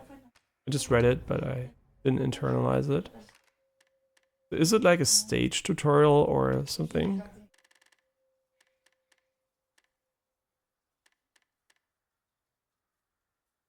Attack power and movement speed. So it's basically like our buff, right? Did we change the buff we have? No. Yeah, we should restart this one. Sorry. Yeah, we should restart it because we actually want to take the buff for this one. But we didn't do anything, so it's fine. We can skip this cutscene too.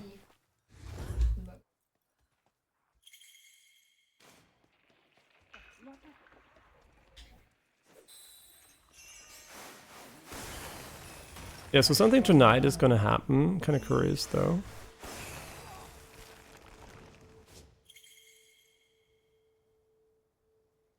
Yeah, I don't care about them. I'm just gonna literally spam. I'm gonna spam full ranged again. Or should we go for one woodcutter? I think one woodcutter for tanking is fine. One woodcutter and everyone else gonna be ranged.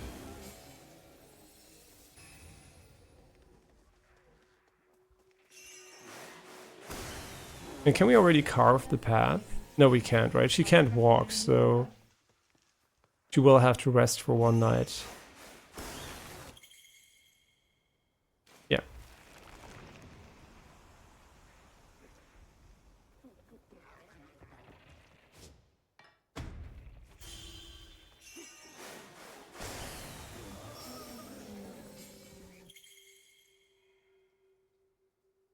Uncover. Oh, you have to command him to. But what's inside of those? So this seems to be something different. Maybe I should have looked longer at the tutorial. Okay, we need one of these hits for that. That's kind of nice.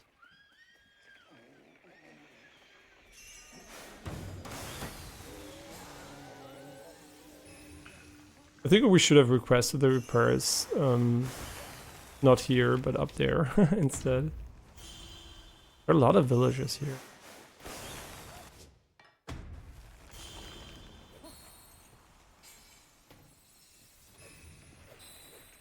Kinda nice how you can go inside.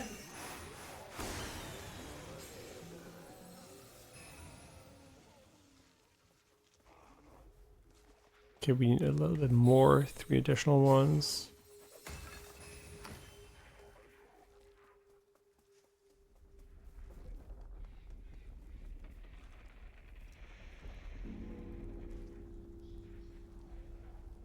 Das weiß ich. Ja.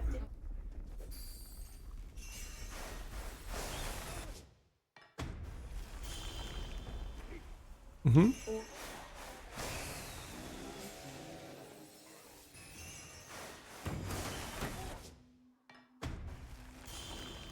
Okay.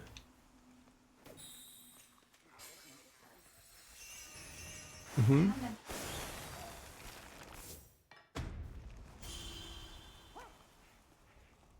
Mhm.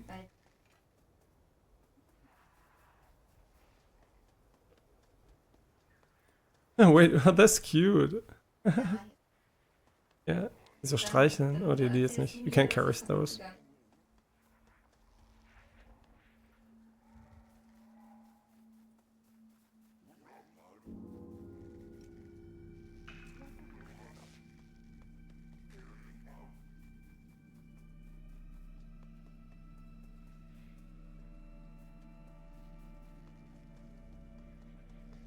I do wonder if, like, since we have so many units, if it's better to not put them all right in front of them. And we also have the additional lamps. I completely forgot about that. Yeah, having the additional range for the light doesn't seem to be useful for this mission, so I should have swapped it out. Well, I hope it doesn't matter. Oh, this should be the last one, right? No, 7 of 8, so there is one more missing. Oh, nice water here too. It's kind of interesting, the character's kind of off-center now. Okay, now he's like back in center.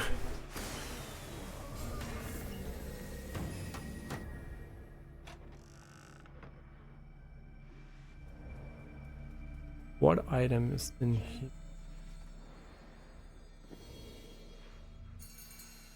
Purge completion. Increases the villager's attack power but decreases So's attack power. That actually sounds pretty good. And I would love to equip it instead of the light. Yes. Because I think the villagers have more DPS than me on average and are also a bit more consistent. Did we do everything we can do here? Can't actually see it, to be honest. I think so. I don't even know if the camera would show it. So there are like 2 types of treasure chests. There are these types and then the other types. But maybe we should have, just for the sake of using him. I mean we can swap him back, right? So is he gonna work automatically now?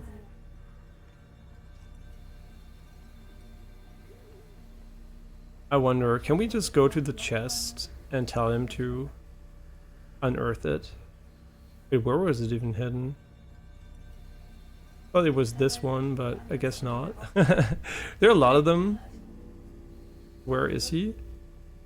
I mean, is he doing something? Oh wait, that's not him. He's up here. You know what? I don't know. It might be a big mistake because there might be meta progression stuff hidden underground. Where is the chest even? Just like a bunch of these other ones.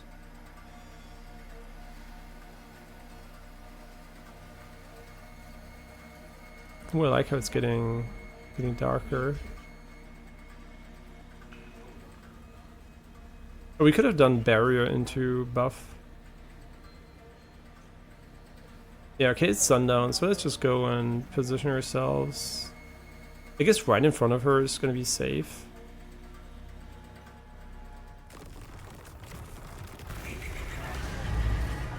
Kunitsu-Gami. Pretty fast. Like, what the fuck? Like, Omega fast? Oh, I guess GG. Oh, is she gonna become evil?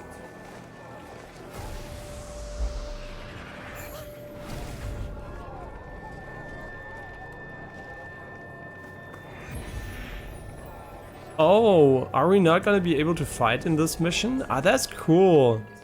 So they basically made us ghost. Rescuing the possessed Yoshiro. Yoshiro has been possessed by the Kunitsu-Gami and so can no longer recover from the spirit state. Work together with the villagers and offer up enough crystals to save Yoshiro.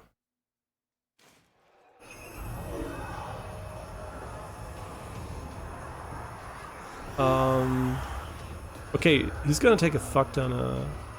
But before we do this, we should definitely position our units. I just don't know which way. I think this way is kind of fine. I always think he's gonna auto-select the next unit.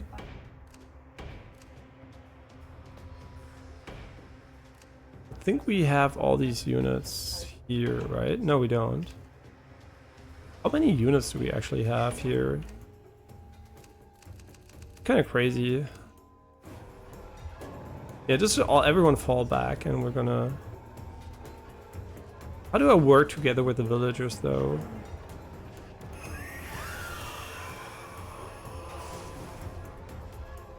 Offer crystals, but I don't have crystals, so I guess we just need to kill enough units. We could also position them right here, because this is gonna get destroyed, right? They're gonna attack it and nobody's gonna defend it.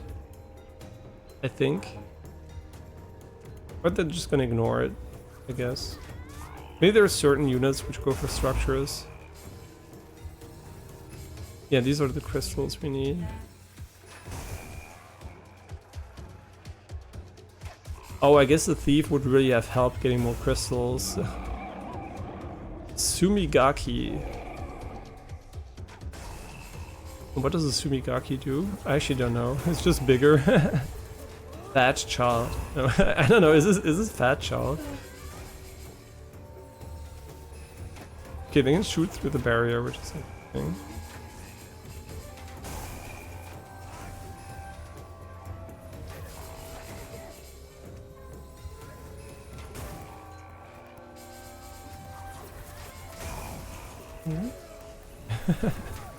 It's funny to walk around as a ghost.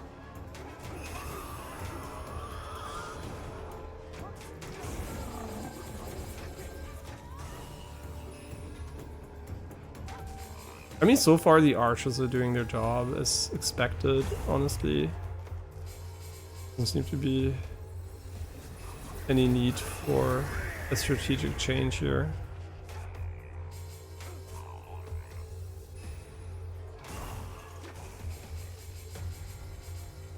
And I also don't think they can attack me, but I'm not sure. I mean, since they're splitting and we can't fully DPS them here, maybe we should just put 2 archers down here.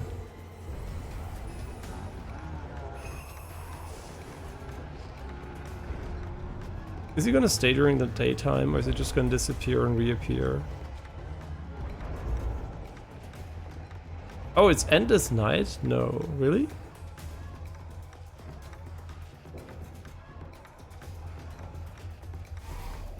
I guess so. Daigaki.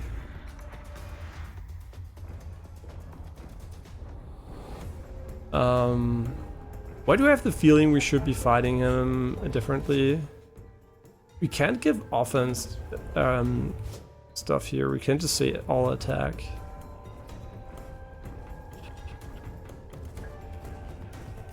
I wonder if we're gonna struggle to kill him. Maybe we should have freed ourselves by having more thieves.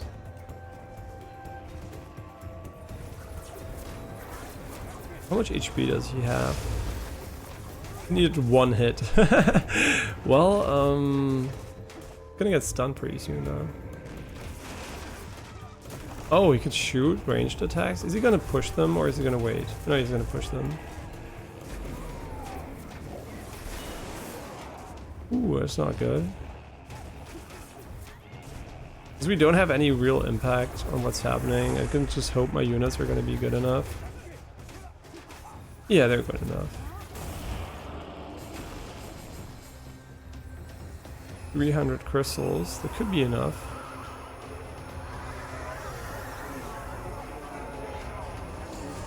Pretty close. So I guess nighttime never ends while this is happening. I mean, why not position everyone here? I mean, maybe that's good, but maybe the enemies also just like would have walked past us.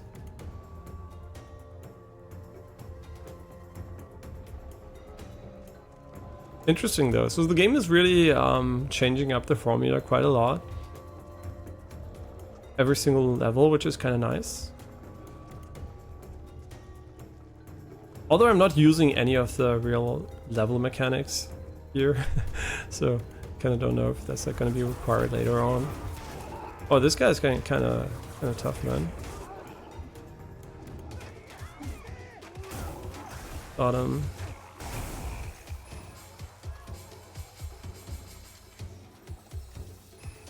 Yeah, we should probably have used the buff units. I don't know why I decided to put them away from there. Yeah, is this enough? Probably.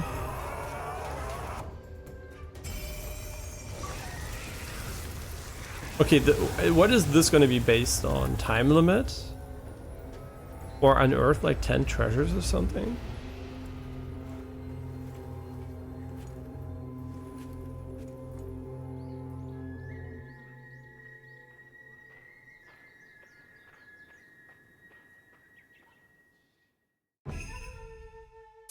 The sumo wrestler. Skilled at close range combat, the sumo wrestler exceedingly robust physique attracts surrounding Seath. And there's the tank. Okay, so now we have a tank unit. That's good. Imaki scroll, a moment of peace. Consume 1,900 or fewer crystals.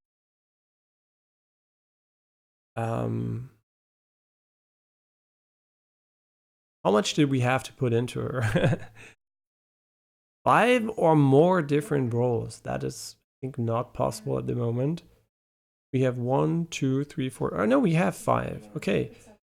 Purify. Here the wild animal card is being played. I don't know how we would consume 1,900 or fewer crystals. Because I mean, consuming literally means using, right? So it doesn't really matter if we have more. I mean,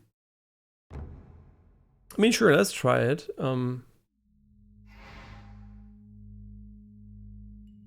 now there is the Okumiyama passage, which seems to be another level. So there's not a boss after every level, which is interesting.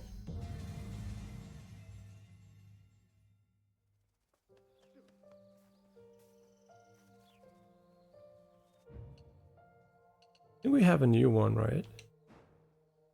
No, we don't.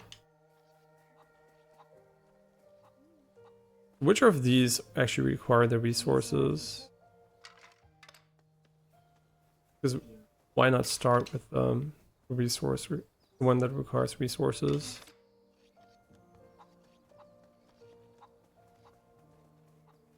Can we not see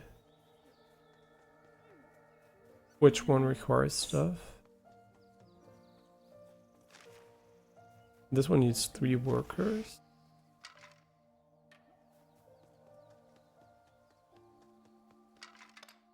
So now they're all holding the resources. Maybe the big, I guess the big building is always, right? That kind of makes sense. No?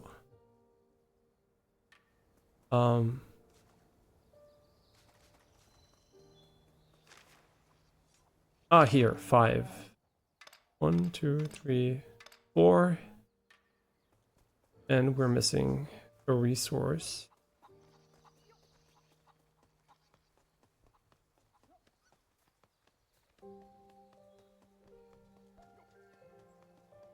I am blind. There must be a resource I'm missing.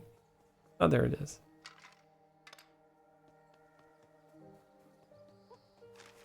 Can we jump on top of the roof? No, we can't.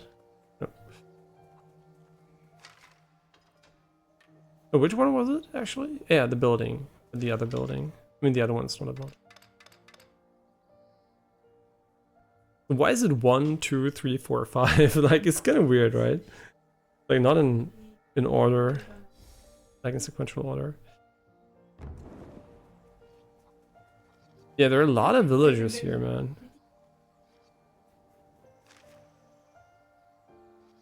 How many do we have? 3, so we should probably pick one that requires 3.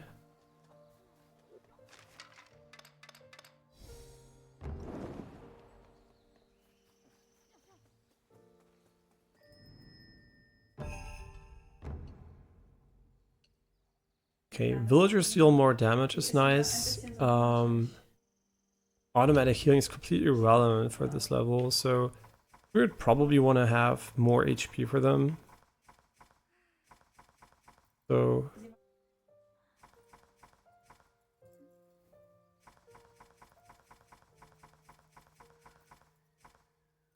yeah, I think this is good. Let's just also favorite this one. It's kind of useful. You can always remove it later.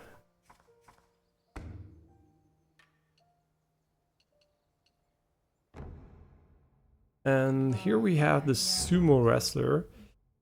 So he's like the tank. He's a turtle. Wait, is that actually what they do? It's like, because the other ones had like turtle and had like 2 icons, right? Like turtle and... I guess you can't see it right here. When selecting them in game, that these turtle icons. Okay, but what can you do? Doesn't have nipples, that's for sure. Kinda weird. Oh no, he does have nipples, never mind. Okay, HP, attack power, can now shatter the ground, causing surrounding teeth to stumble and take damage, does not affect flying teeth, repeats the image, resist gosh. I think, you know, I think he's gonna be... I think he's gonna be good. What I'm gonna do here is I'm gonna remove the woodcutter, even though we're gonna play him. And what we're gonna do is basically tank and range combined. And we're also gonna use the thief just for fun, but... Can now unlock chests. Here.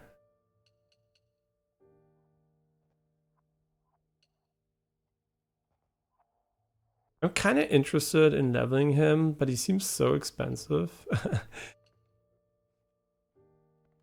But I do wonder if he's worth it. I don't care about iterations, though. But like having one thief could be really valuable. So what I'm gonna do here basically is, since I think he's like more of a convenience unit, but he might be really good if there's like some, even a slight meta progression within him. Like having one thief could be really valuable later if you have so many units. Yeah, so I'm literally gonna level the thief and the archers. So that's basically the way I'm gonna try to manage this. And we're gonna give, obviously, him a little bit of extra.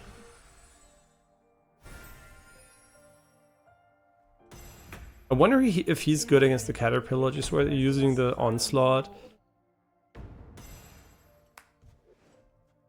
Yeah, we don't have enough for this. Like, this needs 15. But that's fine, right? So he would also be cool at max upgrade, but yeah. Let's just go with the thief this time and see if he has like really impactful upgrades or not.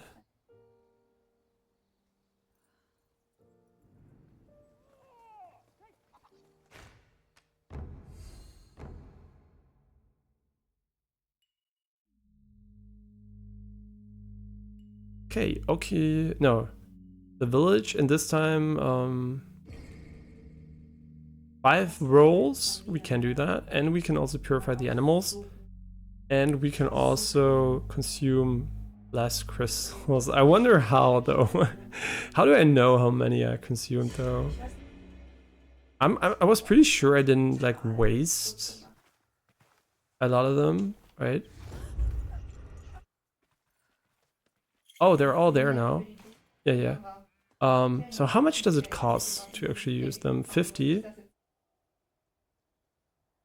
Only turtle villages. Oh, that's what it is. Okay, so they're explaining it. They have to be a turtle villager, and they have multiple aspects too. That's nice. And that costs 300 crystals. But they're really expensive, so I don't want to use them actually. 1,900. But how much are we going to put in her? That's the real question. This should not cost crystals, by the way, so... Yeah, purifying the animals should be quite easy.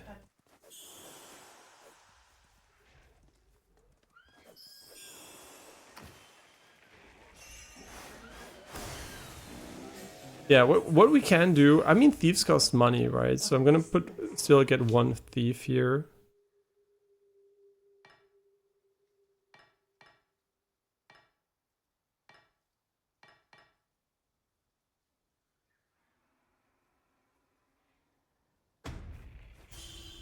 Yeah, but what is he gonna do though? So how is it gonna work? Because we can see the treasures easily, right? This is a treasure.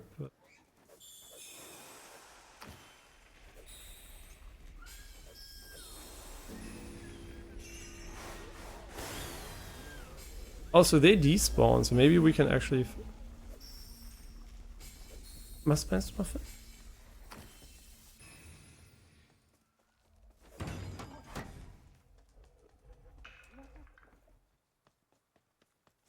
Ja, das können wir essen, ja.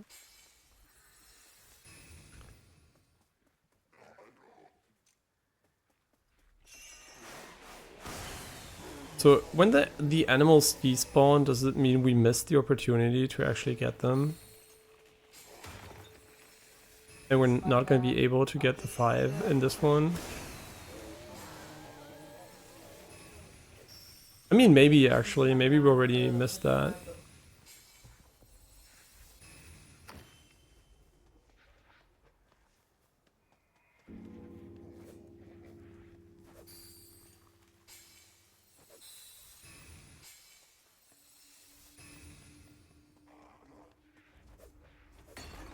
Ooh.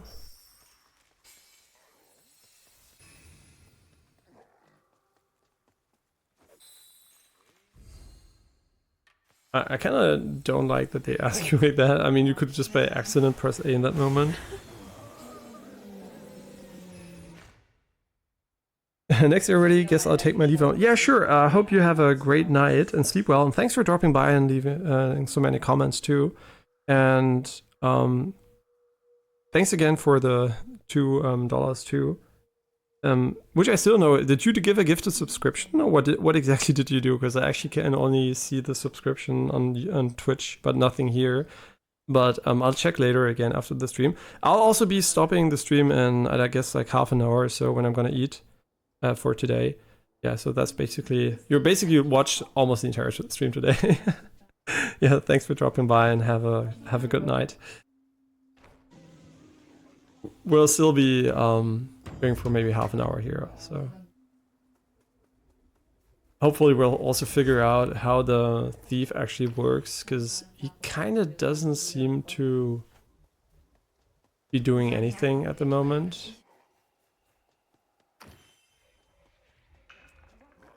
It's kind of weird.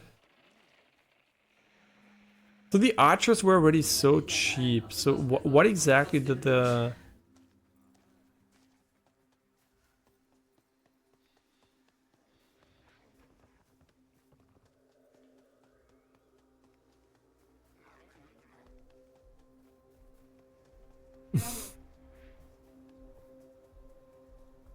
I do wonder, what is a good strategy now? I mean, we could position the archers here. Right, I think that's actually more interesting. And doing these two here and just pushing them there. Because I'm just thinking, do we even care about... Do we even care about defending her? 1,900 crystals. So we want to also put it into her at once so we know how much we consume, right? Thief is not doing anything. Why are you not doing anything? Isn't your purpose just get the fucking shit here? Wait, do I have to tell him to do that?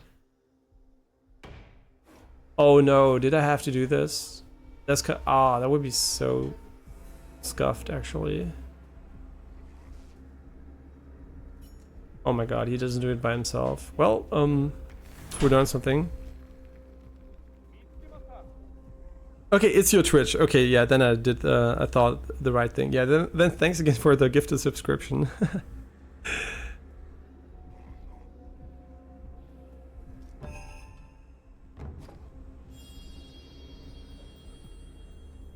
It's kind of confusing between all the YouTube and Twitch stuff, but the thing is, I definitely would obviously recommend watching on YouTube because of the better quality. So yeah, it's just like it's a bit like scuffed because I can't see the chats at the same time at the moment. So I'm like switching between the two, and sometimes I'm a bit confused what's happening on what end. As a result, I'm not seeing everything in real time. Yeah, but definitely YouTube has the better quality for sure. Like it's 30K bitrate at AV1 encoded, and not 6K at shitty non-AV1 encoding, which yeah, that's definitely the place for visual quality. And also, I guess it's the better mobile app, right? Wait, didn't I do anything here? Okay, what the fuck am I doing? Oh my god, I fucked up so hard. Okay, we need... I'm gonna give myself 4 archers to do this. I think. Okay.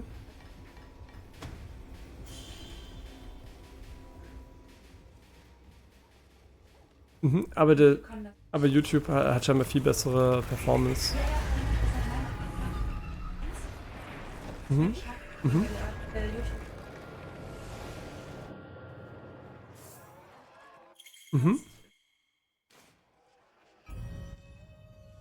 Okay, so how are we gonna spend this? So I guess we're just gonna position them here and hope it's gonna work out.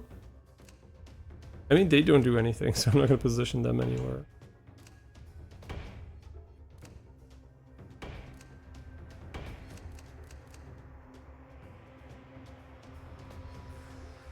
Okay, so this is basically not a lot of investment.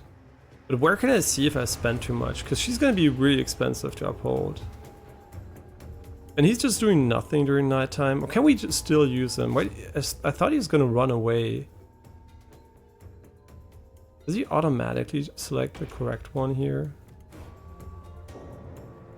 Or is he too afraid to work during nighttime? So yeah, you can only do that during daytime.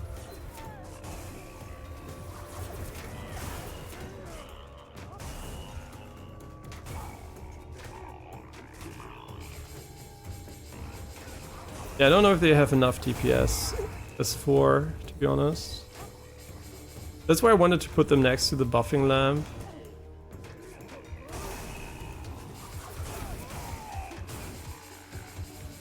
Yeah, it might actually be pretty tight.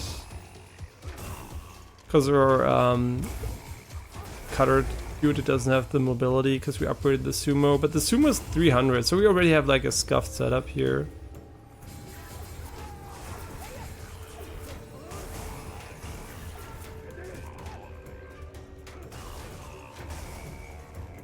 Okay, so I'm seeing what the problem is. They're basically avoiding the woodcutter here. So putting the woodcutter further forward is gonna maybe make them run into him more. Yeah. I don't even know if I want that, to be honest, but...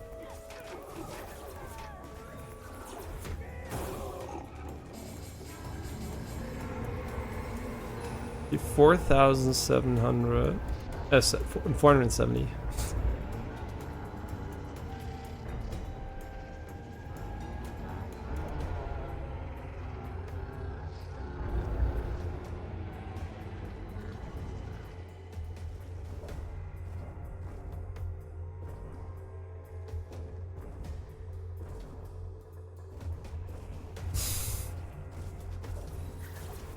Durch die Gegend, das Geist.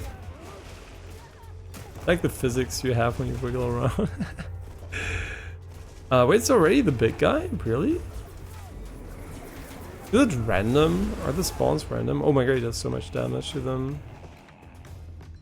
Yeah, this might actually end up being really bad. He's like literally shitting on them.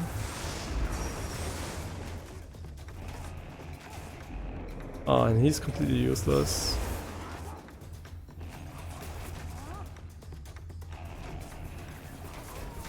He should be stunned in just a moment here. I mean, our damage is fine.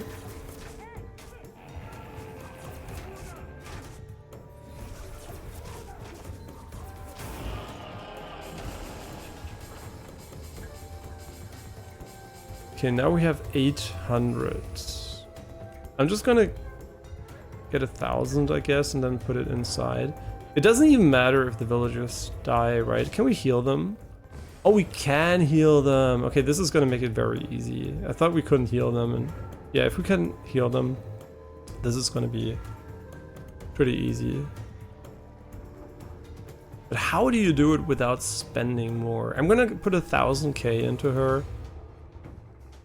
Actually, I don't want to know exactly how much we have to save. Because I think like this is like 50, 50, 50. 150, another 50. 300. I mean, we could have gone without the thief, so...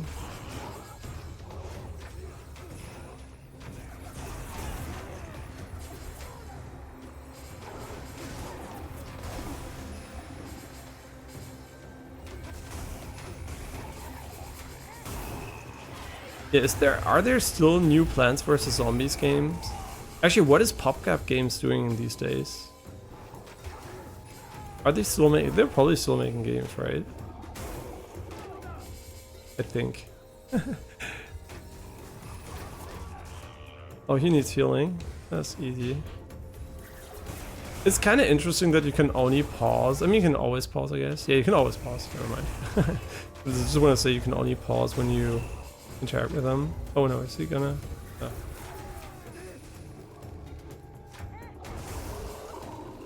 Yeah, I mean now we have like what, 1,200.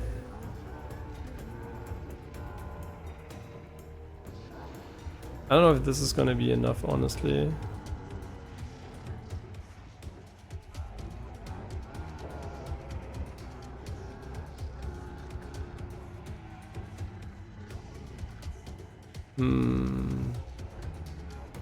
Yeah, we have 10 healing, so healing our guys is gonna be key.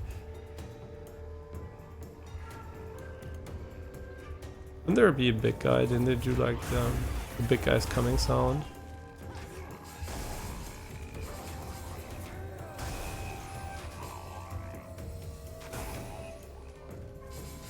Yeah, the reason why I'm doing it, I want to do it at once, is just so I know how much you actually have to spend on her, so we know how much we can spend on someone else. Which is kind of weird design, honestly, is to not know how much it costs to feed her. Yo, we're pretty shitting on them.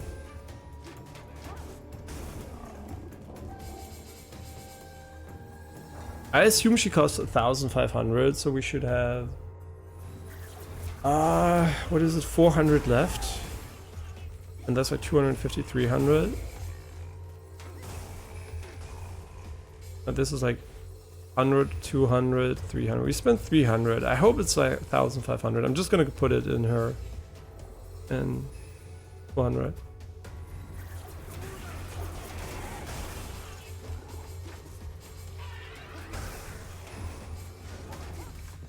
Oh, there's like a new Suffercore game called Woodcore or something. Or Rotwood or something. I don't know, not Rotwood, Root. Something with wood in the name. Do we want to heal anyone Yeah, we can heal him before going back.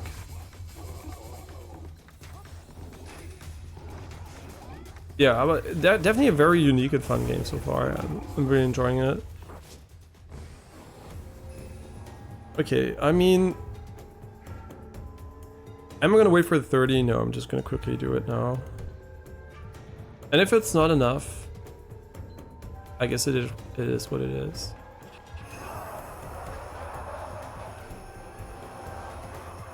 Oh, she does need a lot though. It's going faster and faster here. I wonder if it's really 1,500.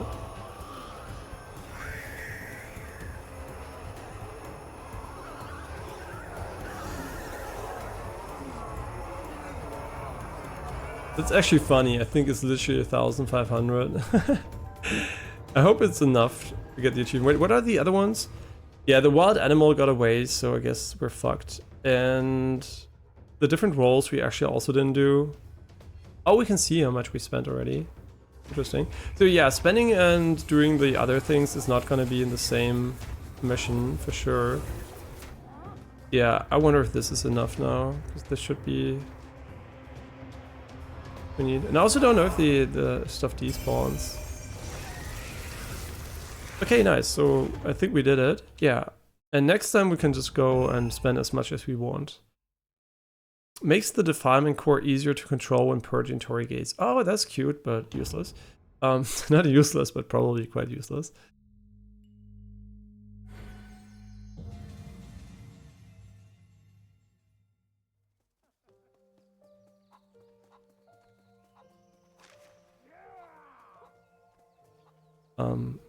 Aren't they done? Oh no, they're still working. Which one is done? This one.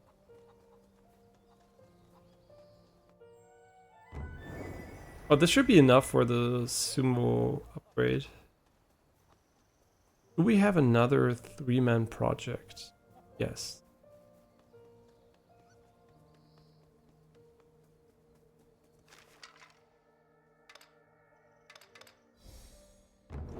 And this one also gives us a talisman.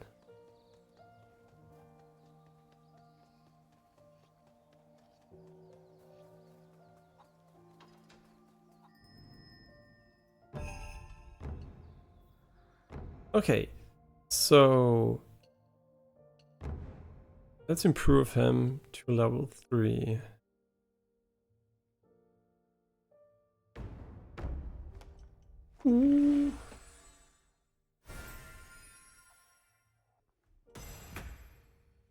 Möchte es irgendwas machen?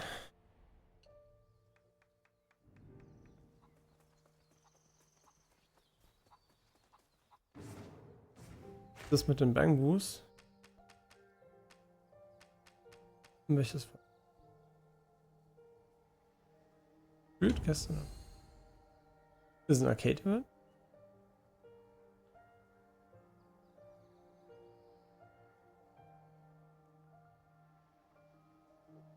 Mhm.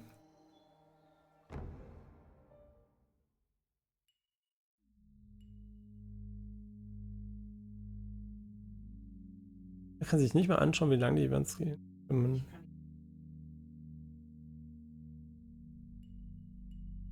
Also wenn du willst, kannst du spielen, oder?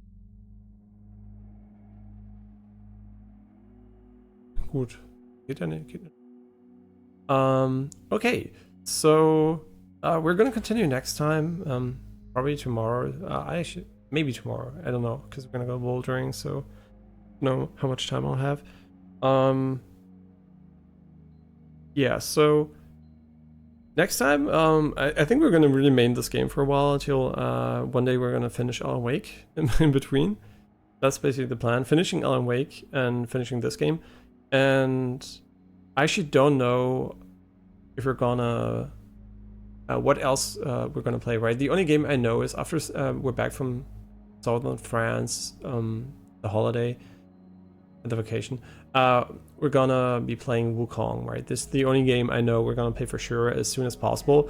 Unfortunately, it's gonna be 1 week after it came out, so everyone's gonna be finished with it, and if it's shit, at least I'll know. I guess I won't know because I didn't want to get spoiled, but for Wukong, I don't know if it's a good game or not. Bastin?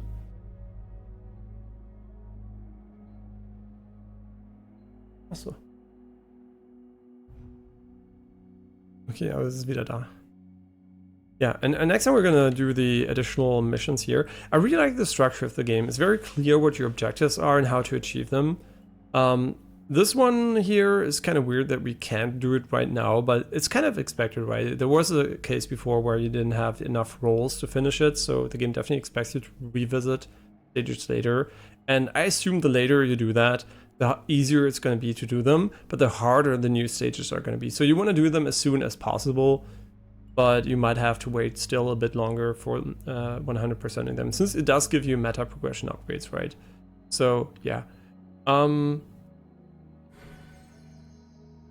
But in general, I really like the game. I think it's, I don't know if we can save here, actually. Okay, we have to save it. I mean, I guess the game auto-saves, but I'm just still gonna do a manual save quickly. Yeah, I think it's really fun, it's well made. Also has high production values. I mean, maybe not the ground texture, but everything else, right? It's like, it looks really nice. The character models and enemy models especially are really nice. And yeah, in general, I think like it's so unique, right? And if you have the Game Pass, an Xbox and PC, it's literally free to try out, right? And if you think it's moderately interesting, I definitely would give it a go. And also, I would definitely recommend, if you want to buy it, obviously, it's like eating again. If you want to buy it, I mean, you can literally feed her here. You feed your waifu with sweets, right? That alone is worth the money. No, I'm joking. But seriously, it is very well made and fun, and it definitely feels good to play. Yeah, so for sure, I would recommend the game. Also at full price, definitely, it's definitely worth 50 euros in my opinion. And if not, put it on your wish list or whatever and play it whenever it's in a price range that's good for you. And if it's on Game Pass, literally, if you think it's fun, just try it out, right? And you can put it back down whenever, since it doesn't really matter. Okay, but as always, thanks a lot for watching, and also again, thanks. I don't actually know how to pronounce your name. I'm just gonna call you NDRP. Thanks for the gifted subscription again. And also thanks obviously for the comments, which is also the nicest part. And I see you guys probably tomorrow for more Kunitsu-Gami. Maybe you're going to start another game or something. You know, it can happen randomly, but this is like the game I'm probably going to be playing for a little bit more. And no idea if we're going to 100% it, but it definitely looks like a game that I could envision myself playing further, because it has a lot of mechanics that are added on top, and I'm kind of curious to see where they're going to go with it. Yeah, it has a lot of potential for sustained entertainment, basically. Yeah, I don't think if you played Elden Ring, right, for a few minutes, you basically know what the game is about. This game basically evolves all the time a little bit. I mean, you do have an idea what it's going to be like, but you don't know the exact units, whatever, right? So it's a bit more mysterious in a way. So I'm kind of curious to see what they're going to add to the game, and yeah, how it's going to evolve. Yeah, but definitely super fun, and really recommend it if you like this type of game, which is kind of hard to say, right? You probably never played something exactly like this, but if you, I guess, enjoy tower defense games and real-time action combat, you're definitely gonna like it.